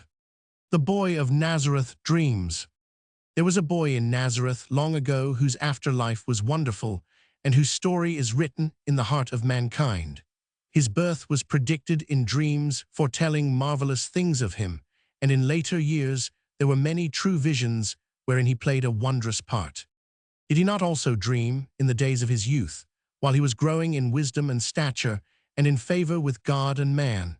It would be strange indeed if his boyhood was not often visited and illumined by those swift flashes of insight and clear unveilings of hidden things, which we call dreams, but which are in truth rays from the fountain light of all our day. The first journey that he made, his earliest visit to a great city, the 3 days and nights when he was lost there surely, these were times when visions must have come to him, full of mystery and wonder, yet clothed in the simple, real forms of this world, which he was learning to know. So I let my reverie follow him on that unrecorded path, remembering where it led him, and imagining, in the form of dreams, what may have met him on his way. 1. The journey to the city. There was not a lad in the country town of Nazareth, nestled high on the bosom of the Galilean hills, who did not often look eagerly southward over the plain toward the dark mountains of Samaria, and think of the great city which lay beyond them, and long for the time when he would be old enough to go with his family on pilgrimage to Jerusalem. That journey would carry him out of childhood. It would mark the beginning of his life as a son of the commandment, a member of the Hebrew nation. Moreover, it would be an adventure, very great and joyous adventure, which youth loves. Palestine, in the days when Augustus Caesar was lord of the world, was an exciting country to travel in. It was full of rovers and soldiers of fortune from many lands. It was troubled by mobs and tumults and rebellions, infested with landlopers and brigands. Jerusalem itself was not only a great city, it was a boisterous and boiling city, crowded with visitors from all parts of the world, merchants and travelers, princes and beggars, citizens of Rome and children of the desert. There were strange sights to be seen there, and all kinds of things were sold in the markets. So while the heart of young Nazareth longed for it, the heart of older Nazareth was not without anxieties and apprehensions in regard to the first pilgrimage. This was doubly true in the home of the boy of whom I speak. He was the firstborn, the darling of his parents, a lad beloved by all who knew him. His mother hung on him with mystical joy and hope. He was the apple of her eye. Deep in her soul, she kept the memory of angelic words which had come to her while she carried him under her heartwards, which made her believe that her son would be the morning star of Israel and a light unto the Gentiles. So she cherished the boy and watched over him with tender, unfailing care as her most precious possession, her living, breathing, growing treasure. When he reached the age of 12, he was old enough to go up to the temple and take part in the national feast of the Passover. So she clad him in the garments of youth and made him ready for the 4 days' pilgrimage. It was a camping trip, a wonder walk full of variety, with a spice of danger and a feast of delight. The boy was the joy of the journey. His keen interest in all things seen and heard was like a refreshing spring of water to the older pilgrims. They had so often traveled the same road that they had forgotten that it might be new every morning. His unwearying vigor and gladness as he ran down the hillsides, or scrambled among the rocks far above the path, or roamed through the fields filling his hands with flowers, was like a merry song that cheered the long miles of the way. He was glad to be alive, and it made the others glad to look at him. There were 60 or 70 kinsfolk and neighbors, plain rustic men and women, in the little company that set out from Nazareth. The men carried arms to protect the caravan from robbers or marauders. As they wound slowly down the steep, stony road to the plain of Esdraelon, the boy ran ahead, making short cuts, turning aside to find a partridge's nest among the bushes, jumping from rock to rock like a young gazelle, or poising on the edge of some cliff in sheer delight of his own sure-footedness. His body was outlined against the sky, his blue eyes like those of his mother, who was a maid of Bethlehem, sparkled with the joy of living. His long hair was lifted and tossed by the wind of April. But his mother's look followed him anxiously, and her heart often leaped in her throat. "My son," she said, as they took their noon meal in the valley at the foot of dark Mount Gilboa, "you must be more careful. Your feet might slip."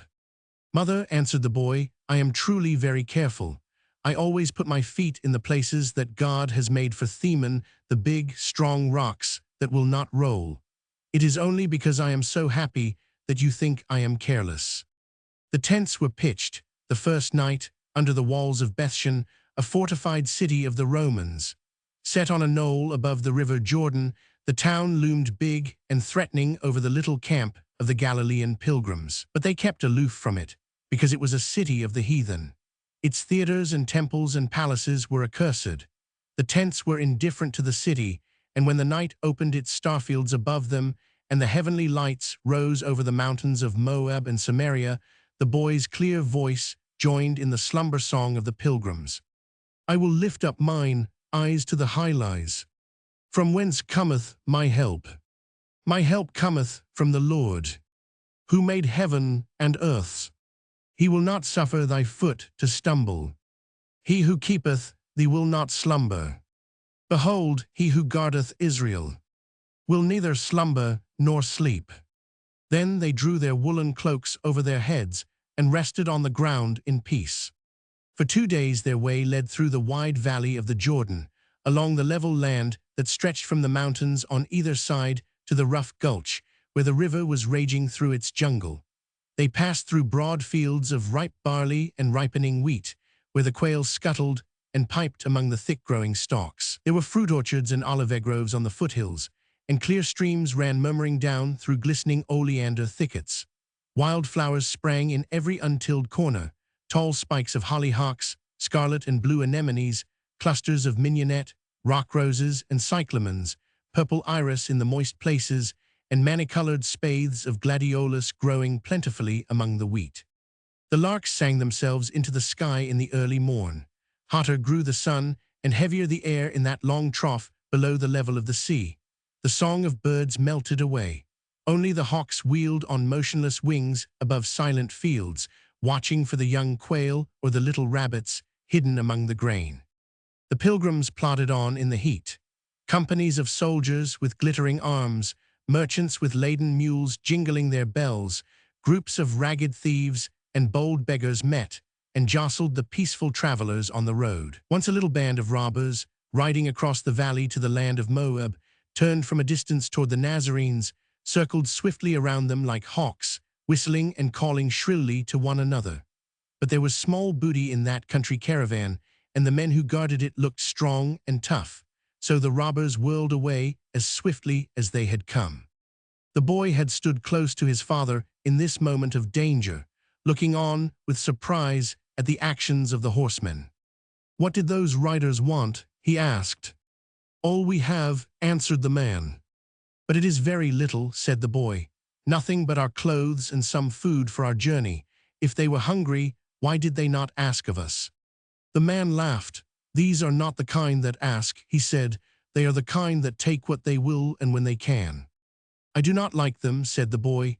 "Their horses were beautiful, but their faces were hateful, like a jackal that I saw in the gully behind Nazareth one night. His eyes were burning red as fire. Those men had fires inside of them." For the rest of that afternoon, he walked more quietly and with thoughtful looks, as if he were pondering the case of men who looked like jackals and had flames within them. At sunset, when the camp was made outside the gates of the new city of Archelaus, on a hillock among the cornfields, he came to his mother with his hands full of the long lavender and rose and pale blue spathes of the gladiolus lilies. "Look, mother," he cried, "are they not fine like the clothes of a king?" "What do you know of kings?" she answered, smiling. "These are only wild lilies of the field, but a great king, like Solomon, has robes of thick silk and jewels on his neck and his fingers and a big crown of gold on his head." "But that must be very heavy," said the boy, tossing his head lightly. "It must tire him to wear a crowning and such thick robes. Besides, I think the lilies are really prettier. They look just as if they were glad to grow in the field." The third night they camped among the palm groves and heavy-odored gardens of Jericho, where Herod's splendid palace rose above the trees. The fourth day they climbed the wild, steep, robber-haunted road from the Jordan Valley to the highlands of Judea, and so came at sundown to their campground among friends and neighbors on the closely tented slope of the Mount of Olives, over against Jerusalem. What an evening that was for the boy! His first sight of the holy city, the city of the great king, the city lifted up and exalted on the sides of the north, beautiful for situation, the joy of the whole earth. He had dreamed of her glory as he listened at his mother's knee to the wonder tales of David and Solomon and the brave adventures of the fighting Maccabees. He had prayed for the peace of Jerusalem every night as he kneeled by his bed and lifted his hands toward the holy place. He had tried 1,000 times to picture her strength and her splendor, her marvels and mysteries, her multitude of houses and her vast bulwarks, as he strayed among the humble cottages of Nazareth or sat in the low doorway of his own home. Now his dream had come true. He looked into the face of Jerusalem, just across the deep, narrow valley of the Kidron, where the shadows of the evening were rising among the tombs. The huge battlemented walls, encircling the double mounts of Zion and Moriah, vast huddle of white houses, covering hill and hollow with their flat roofs, and standing so close together that the streets were hidden among them towers, the colonnades, the terracely dark bulk of the Roman-castled marble pillars, and glittering roof of the temple in its broad court on the hilltopit, was a city of stone and ivory and gold, rising clear against the soft saffron and rose and violet of the sunset sky. The boy sat with his mother on the hillside while the light waned, and the lamps began to twinkle in the city, the stars to glow in the deepening blue. He questioned her eagerly. "What is that black tower? Why does the big roof shine so bright? Where was King David's house? Where are we going tomorrow?" "Tomorrow," she answered, "you will see. But now it is the sleep time. Let us sing the psalm that we used to sing at night in Nazareth, but very softly, not to disturb the others, for you know this psalm is not one of the songs of the pilgrimage." So the mother and her child sang together with low voices. "In peace will I both lay me down and sleep. For thou, Lord, makest me dwell in safety." The tune and the words quieted the boy. It was like a bit of home in a far land. To the gilded temple.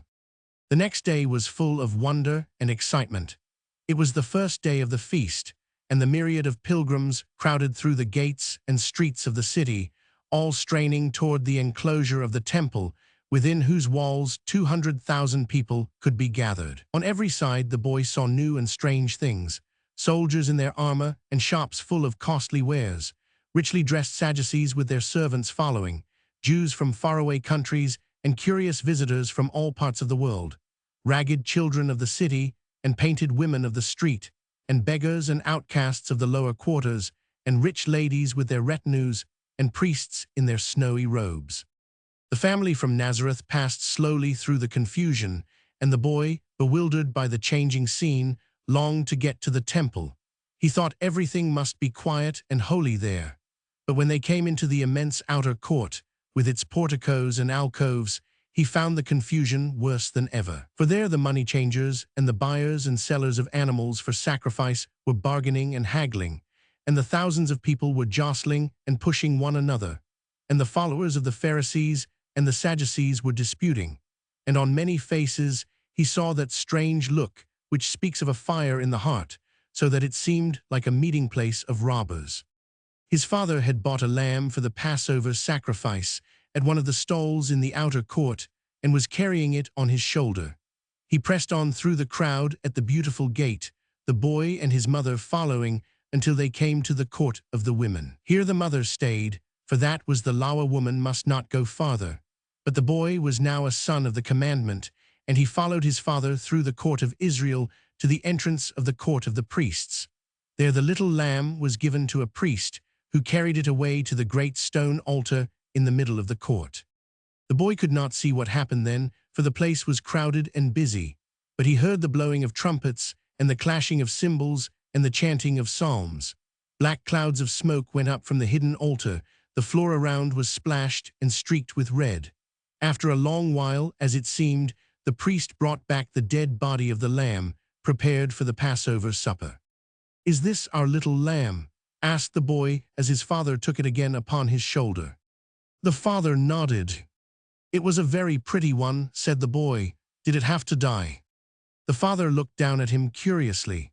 "Surely," he said, "it had to be offered on the altar so that we can keep our feast according to the law of Moses tonight." "But why," persisted the boy, "must all the lambs be killed in the temple? Does God like that? How many do you suppose were brought to the altar today?" "Tens of thousands," answered the father. "It is a great many," said the boy, sighing. "I wish one was enough." He was silent and thoughtful as they made their way through the court of the women and found the mother and went back to the camp on the hillside. That night the family ate their paschal feast, with their loins girded as if they were going on a journey, in memory of the long-ago flight of the Israelites from Egypt. There was the roasted lamb, with bitter herbs and flat cakes of bread made without yeast. A cup of wine was passed around the table 4 times. The boy asked his father the meaning of all these things, and the father repeated the story of the saving of the firstborn sons of Israel in that far-off night of terror and death when they came out of Egypt. While the supper was going on, hymns were sung, and when it was ended, they all chanted together, "Oh, give thanks to the Lord, for he is good. For his loving kindness endureth forever." So the boy lay down under his striped woolen cloak of blue and white and drifted towards sleep, glad that he was a son of Israel, but sorry when he thought of the thousands of little lambs and the altar floor splashed with red. He wondered if some day God would not give them another way to keep that feast. The next day of the festival was a Sabbath, on which no work could be done, but the daily sacrifice of the temple and all the services and songs and benedictions in its courts continued as usual, and there was a greater crowd than ever within its walls. As the boy went thither with his parents, they came to a place where a little house was beginning to burn, set on fire by an overturned lamp. The poor people stood by, wringing their hands and watching the flames. "Why do they not try to save their house?" cried the boy. The father shook his head. "They can do nothing," he answered. "They follow the teaching of the Pharisees, who say that it is unlawful to put out a fire on the Sabbath because it is a labor." A little later, the boy saw a cripple with a crutch, sitting in the door of a cottage, looking very sad and lonely. "Why does he not go with the others?" asked the boy, "and hear the music at the temple? That would make him happier. Cannot he walk?" "Yes," answered the father, "he can hop along pretty well with his crutch on other days, but not on the Sabbath, for he would have to carry his crutch, and that would be labor." All the time he was in the temple, watching the procession of priests and Levites and listening to the music, the boy was thinking what the Sabbath meant, and whether it really rested people and made them happier. The third day of the festival was the offering of the first fruits of the New Year's harvest. That was a joyous day. A sheaf of ripe barley was reaped and carried into the temple and presented before the high altar with incense and music. The priests blessed the people, and the people shouted and sang for gladness. The boy's heart bounded in his breast as he joined in the song and thought of the bright summer begun, and the birds building their nests, and the flowers clothing the hills with beautiful colors, and the wide fields of golden grain waving in the wind. He was happy all day as he walked through the busy streets with his parents, buying some things that were needed for the home in Nazareth. And he was happy at night when he lay down under an olivet tree beside the tent, for the air was warm and gentle, and he fell asleep under the tree, dreaming of what he would see and do tomorrow. 3. How the boy was lost. Now comes the secret of the way he was lost, away so simple that the wonder is that no one has ever dreamed of it before. The 3 important days of the Passover were ended, and the time had come when those pilgrims who wished to return to their homes might leave Jerusalem without offense, though it was more commendable to remain through the full 7 days. The people from Nazareth were anxious to be gone. They had a long road to travel. Their harvests were waiting. While the boy, tired out, was sleeping under the tree, the question of going home was talked out and decided.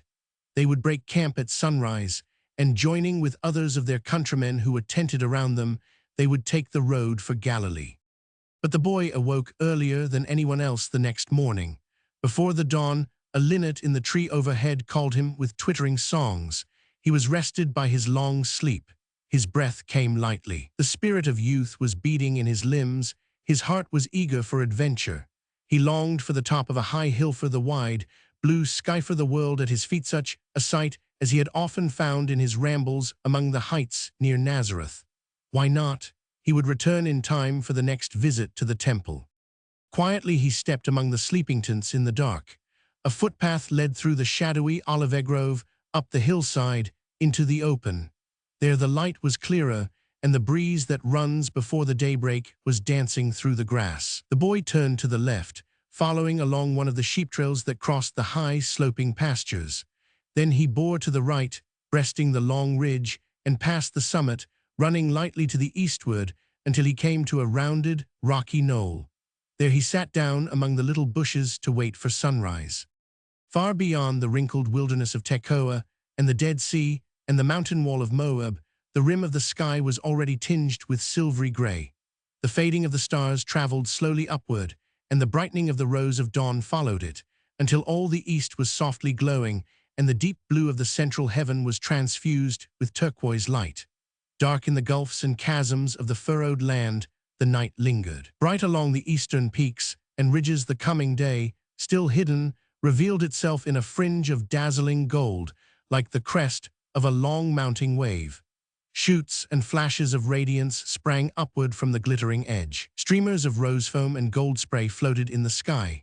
Then over the barrier of the hills, the sun surged royal crescent, half-disk, full orband overlooked the world.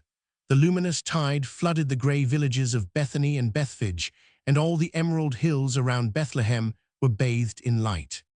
The boy sat entranced, watching the miracle by which God makes his sun to shine upon the good and the evil. How strange it was that God should do that, bestow an equal light upon those who obeyed him and those who broke his law. Yet it was splendid, it was king-like to give in that way, with both hands. No, it was father-like, and that was what the boy had learned from his mother, that God, who made and ruled all things, was his father. It was the name she had taught him to use in his prayers. Not in the great prayers he learned from the book name there was Adonai, the Lord, the Almighty, but in the little prayers that he said by himself, it was my Father. It made the boy feel strangely happy and strong to say that.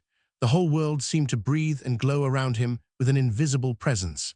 For such a father, for the sake of his love and favor, the boy felt he could do anything. More than that, his mother had told him of something special that the Father had for him to do in the world. In the evenings during the journey, and when they were going home together from the temple, she had repeated to him some of the words that the angel voices had spoken to her heart, and some of the sayings of wise men from the East who came to visit him when he was a baby. She could not understand all the mystery of it, She did not see how it was going to be brought to pass. He was a child of poverty and lowliness, not rich, nor learned, nor powerful. But with God all things were possible. The choosing and calling of the Eternal Father were more than everything else. It was fixed in her heart that somehow her boy was sent to do a great work for Israel. He was the Son of God, set apart to save his people and bring back the glory of Zion. He was to fulfill the promises made in olden time and bring in the wonderful reign of the Messiah in the world, perhaps as a forerunner and messenger of the great King, or perhaps himself. She did not know. But she believed in her boy with her whole soul, and she was sure that his father would show him what to do. These sayings, coming amid the excitements of his first journey, his visit to the temple, his earliest sight of the splendor and confusion and misery of the great city, had sunken all the more deeply into the boy's mind. Excitement does not blur the impressions of youth. It sharpens them, makes them more 508. Half-covered and hardly noticed at the time, they spring up into life when the quiet hour comes. So the boy remembered his mother's words while he lay watching the sunrise. It would be great to make them come true, to help everybody to feel what he felt there on the hilltop, that big, free feeling of peace and confidence and not being afraid. To make those robbers in the Jordan Valley see how they were breaking the rule of the world and burning out their own hearts. To cleanse the temple from the things that filled it with confusion and pain and drive away the brawling buyers and sellers who were spoiling his father's great house. To go among those poor and wretched and sorrowful folks who swarmed in Jerusalem and teach them that God was their Father too, and that they must not sin and quarrel anymore. To find a better way than the priests and the Pharisees of making people good. To do great things for Israel, like Moses, like Joshua, like David, or like Daniel, perhaps, who prayed and was not afraid of the lions, or like Elijah and Elisha, who went about speaking to the people and healing them. The soft tread of bare feet among the bushes behind him roused the boy. He sprang up and saw a man with a stern face and long hair and beard looking at him mysteriously. The man was dressed in white, with a leathern girdle round his waist, into which a towel was thrust. A leathern wallet hung from his neck, and he leaned upon a long staff. "Peace be with you, Rabbi," said the boy, reverently bowing at the stranger's feet. But the man looked at him steadily and did not speak. The boy was confused by the silence. The man's eyes troubled him with their secret look, but he was not afraid. "Who are you, sir?" he asked, "and what is your will with me? Perhaps you are a master of the Pharisees or a scribe, but neither are no broad blue fringes on your garments. Are you a priest, then?" The man shook his head, frowning. "I despise the priests," he answered, "and I abhor their bloody and unclean sacrifices. I am Enoch the Essene, a holy one, a perfect keeper of the law. I live with those who have never defiled themselves with the eating of meat, nor with marriage, nor with wine.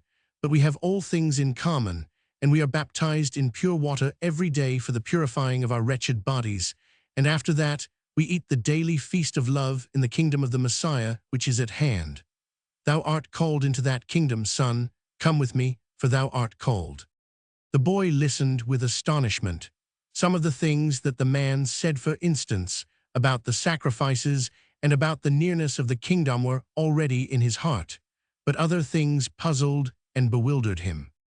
"My mother says that I am called," he answered, "but it is to serve Israel and to help the people." "Where do you live, sir, and what is it that you do for the people?" "We live among the hills of that wilderness," he answered, pointing to the south, in the oasis of En-Gedi. "There are palm trees and springs of water, and we keep ourselves pure, bathing before we eat and offering our food of bread and dates as a sacrifice to God. We all work together, and none of us has anything that he calls his own. We do not go up to the temple nor enter the synagogues. We have forsaken the uncleanness of the world and all the impure ways of men.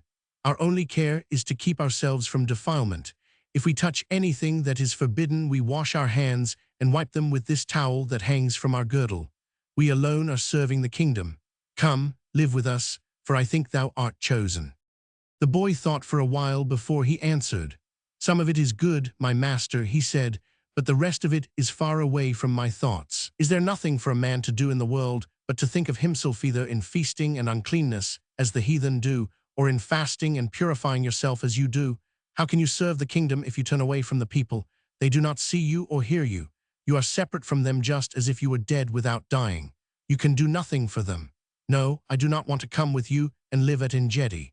I think my father will show me something better to do."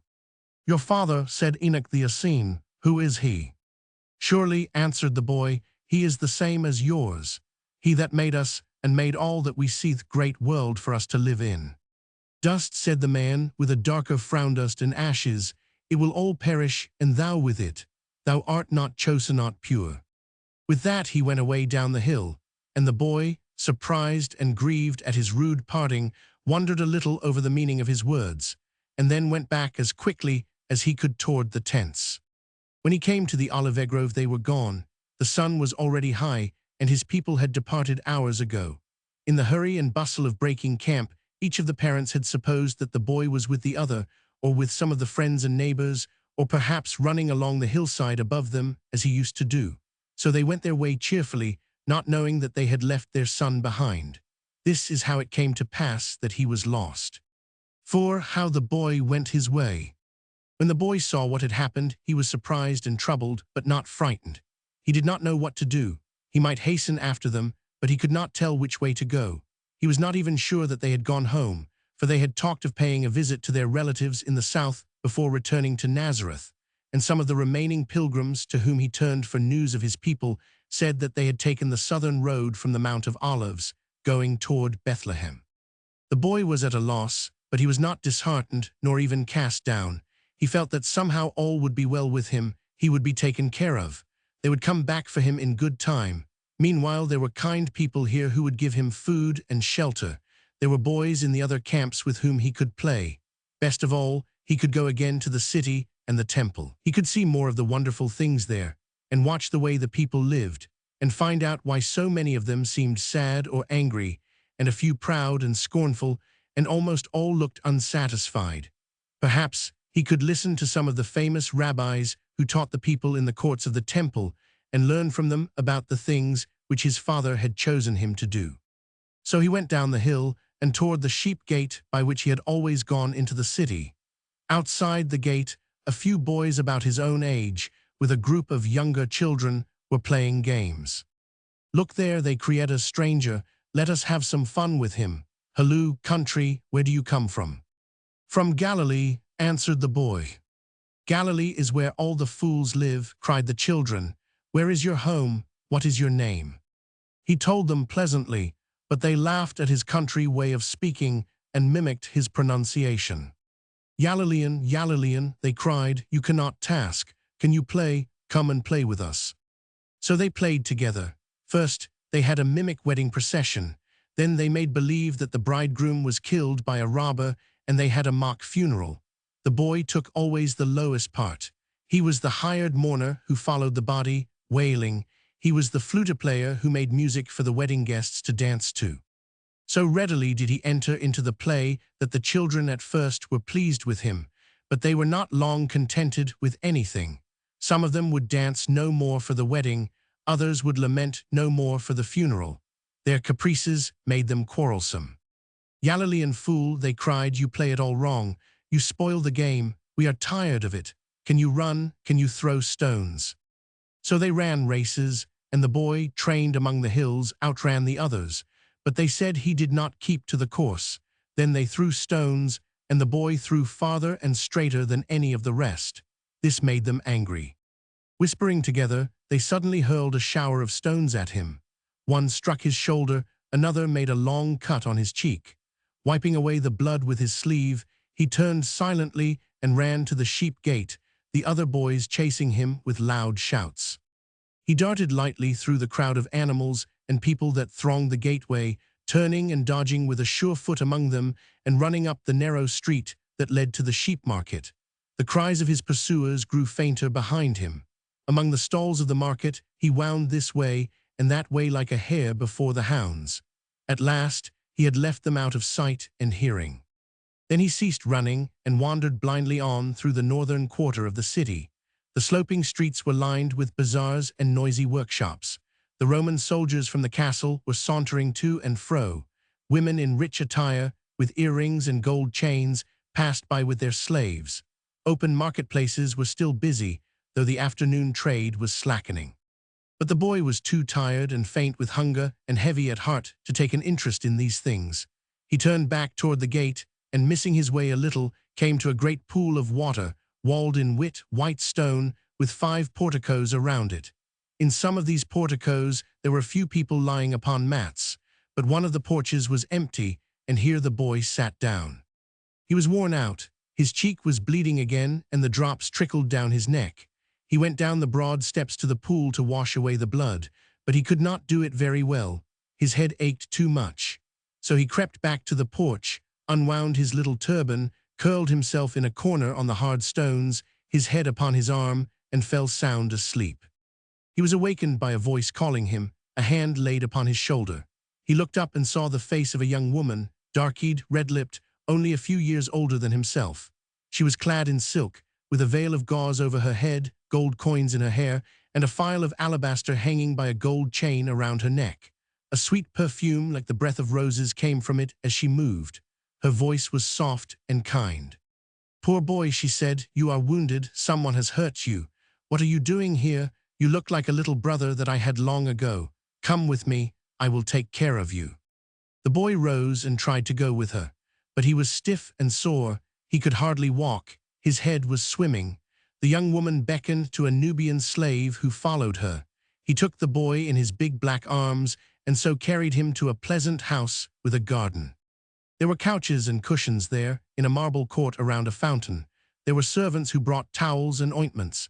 The young woman bathed the boy's wound and his feet. The servants came with food, and she made him eat of the best. His eyes grew bright again, and the color came into his cheeks.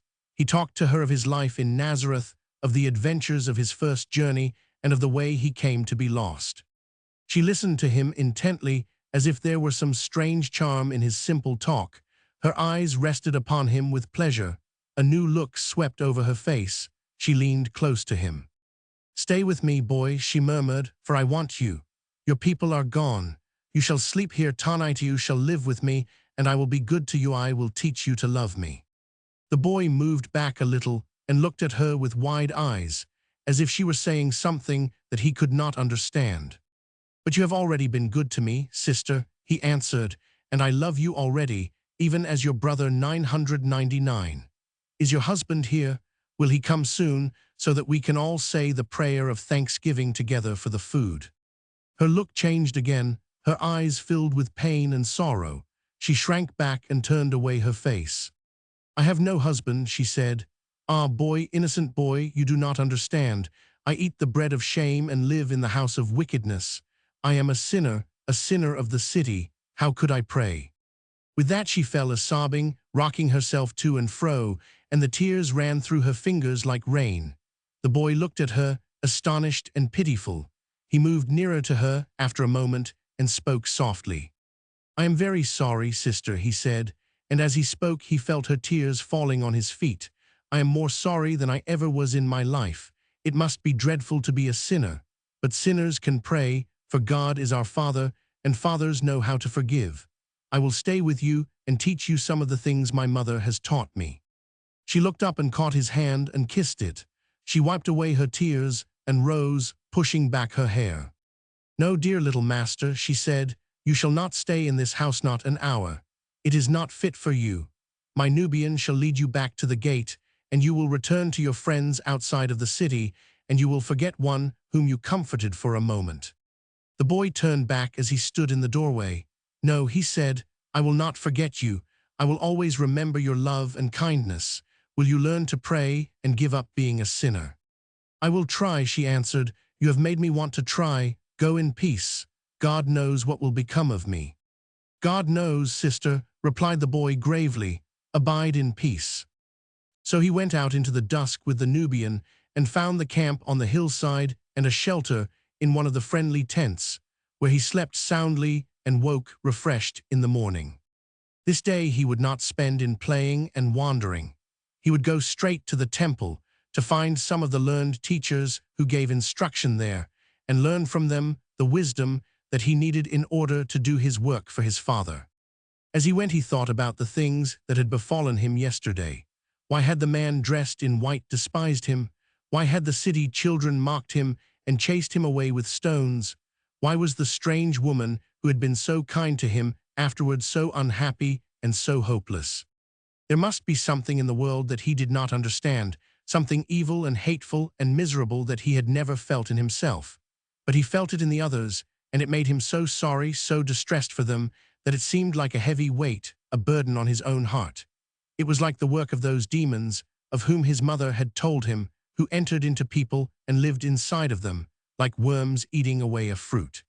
Only these people of whom he was thinking did not seem to have a demon that took hold of them and drove them mad and made them foam at the mouth and cut themselves with stones, like a man he once saw in Galilee. This was something larger and more mysterious, like the hot wind that sometimes blew from the south and made people gloomy and angry, like the rank weeds that grew in certain fields, and if the sheep fed there they dropped and died. The boy felt that he hated this unknown, wicked, unhappy thing more than anything else in the world. He would like to save people from it. He wanted to fight against it, to drive it away. It seemed as if there were a spirit in his heart saying to him, "This is what you must do. You must fight against this evil. You must drive out the darkness. You must be a light. You must save the people. This is your father's work for you to do." But how, he did not know. That was what he wanted to find out, and he went into the temple hoping that the teachers there would tell him. He found the vast court of the Gentiles, as it had been on his first visit, swarming with people. Jews and Syrians and foreigners of many nations were streaming into it through the 8 open gates, meeting and mingling and eddying round in confused currents, bargaining and haggling with the merchants and money changers, crowding together around some group where argument had risen to a violent dispute, drifting away again in search of some new excitement. The morning sacrifice was ended, but the sound of music floated out from the enclosed courts in front of the altar, where the more devout worshippers were gathered.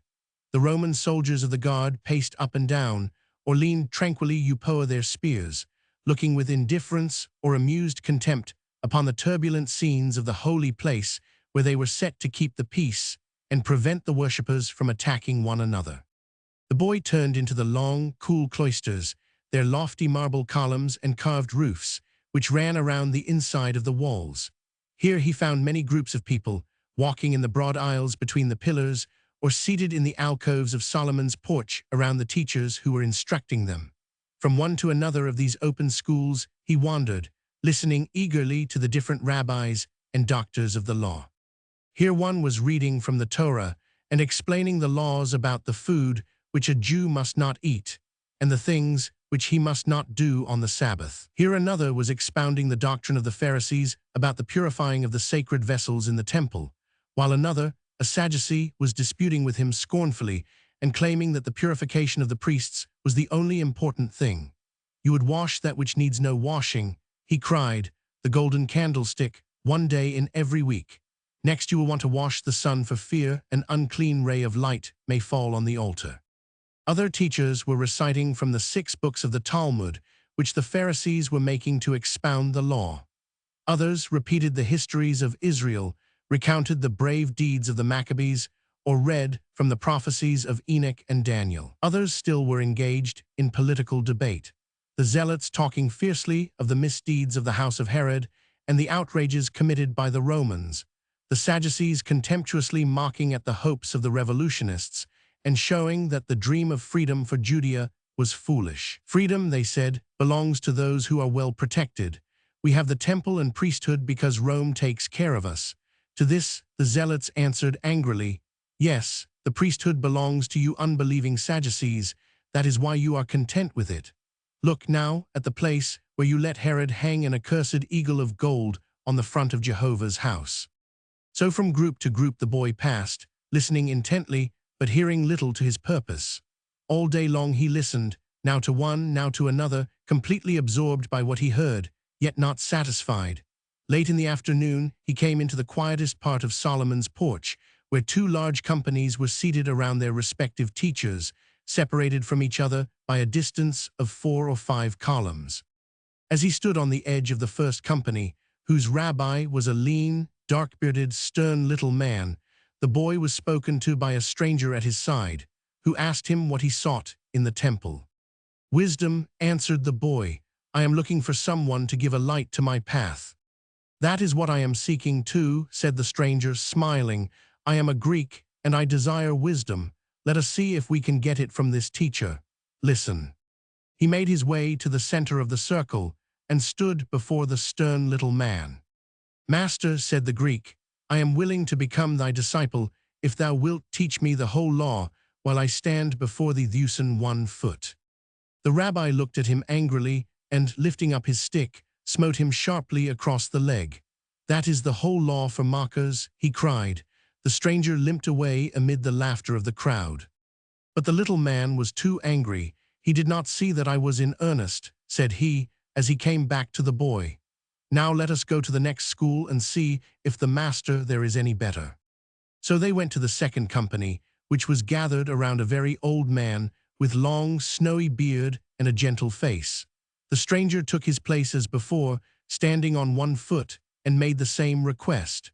The rabbi's eyes twinkled, and his lips were smiling as he answered promptly, "Do nothing to thy neighbor that thou wouldst not have him do to thee. This is the whole law. All the rest follows from this." "Well," said the stranger, returning, "what think you of this teacher and his wisdom? Is it better?" "It is far better," replied the boy eagerly. "It is the best of all I have heard today. I am coming back to hear him tomorrow. Do you know his name?" "I think it is Hillel," answered the Greek, "and he is a learned man, the master of the Sanhedrim. You will do well, young Jew, to listen to such a man. Socrates could not have answered me better. But now the sun is near setting. We must go our ways. Farewell." In the tent of his friends, the boy found welcome and a supper, but no news of his parents. He told his experiences in the temple, and the friends heard him, wondering at his discernment. They were in doubt whether to let him go again the next day, but he begged so earnestly, arguing that they could tell his parents where he was if they should come to the camp seeking him, that finally he won consent. 5. How the boy was found. He was in Solomon's porch long before the schools had begun to assemble. He paced up and down under the triple colonnade, thinking what questions he should ask the master. The company that gathered around Hillel that day was smaller, but there were more scribes and doctors of the law among them, and they were speaking of the kingdom of the Messiah, thing that lay nearest to the boy's heart.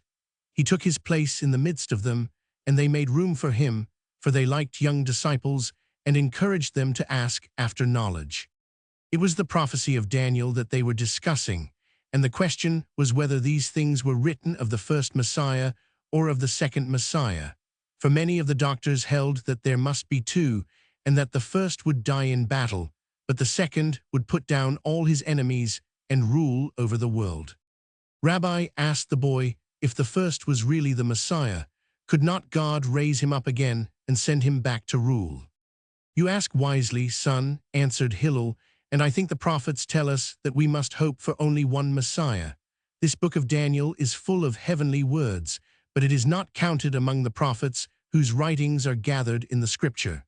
Which of them have you read, and which do you love most, my son?" "Isaiah," said the boy, "because he says God will have mercy with everlasting kindness. But I love Daniel too, because he says they that turn many to righteousness shall shine as the stars forever and ever. But I do not understand what he says about the times and a half-time and the days and the seasons before the coming of Messiah." With this there rose a dispute among the doctors about the meaning of those sayings, and some explained them one way and some another, but Hillel sat silent. At last he said, "It is better to hope and to wait patiently for him than to reckon the day of his coming. For if the reckoning is wrong and he does not come, then men despair and no longer make ready for him." "How does a man make ready for him, Rabbi?" asked the boy. "By prayer, son, and by study of the law, and by good works, and by sacrifices. But when he comes, he will rule over the whole world, and how can all the world come to the temple to sacrifice?" "A way will be provided," answered the old man, "though I do not know how it will be. And there are offerings of the heart as well as of the altar. It is written, I will have mercy and not sacrifice. Will his kingdom be for the poor as well as for the rich, and for the ignorant as well as for the wise? Yes, it will be for the poor and for the rich alike, but it will not be for the ignorant, my son, for he who does not know the law cannot be pious." "But Rabbi," said the boy eagerly, Will he not have mercy on them just because they are ignorant? Will he not pity them as a shepherd pities his sheep when they are silly and go astray? He is not only a shepherd, answered Hillel firmly, but a great king.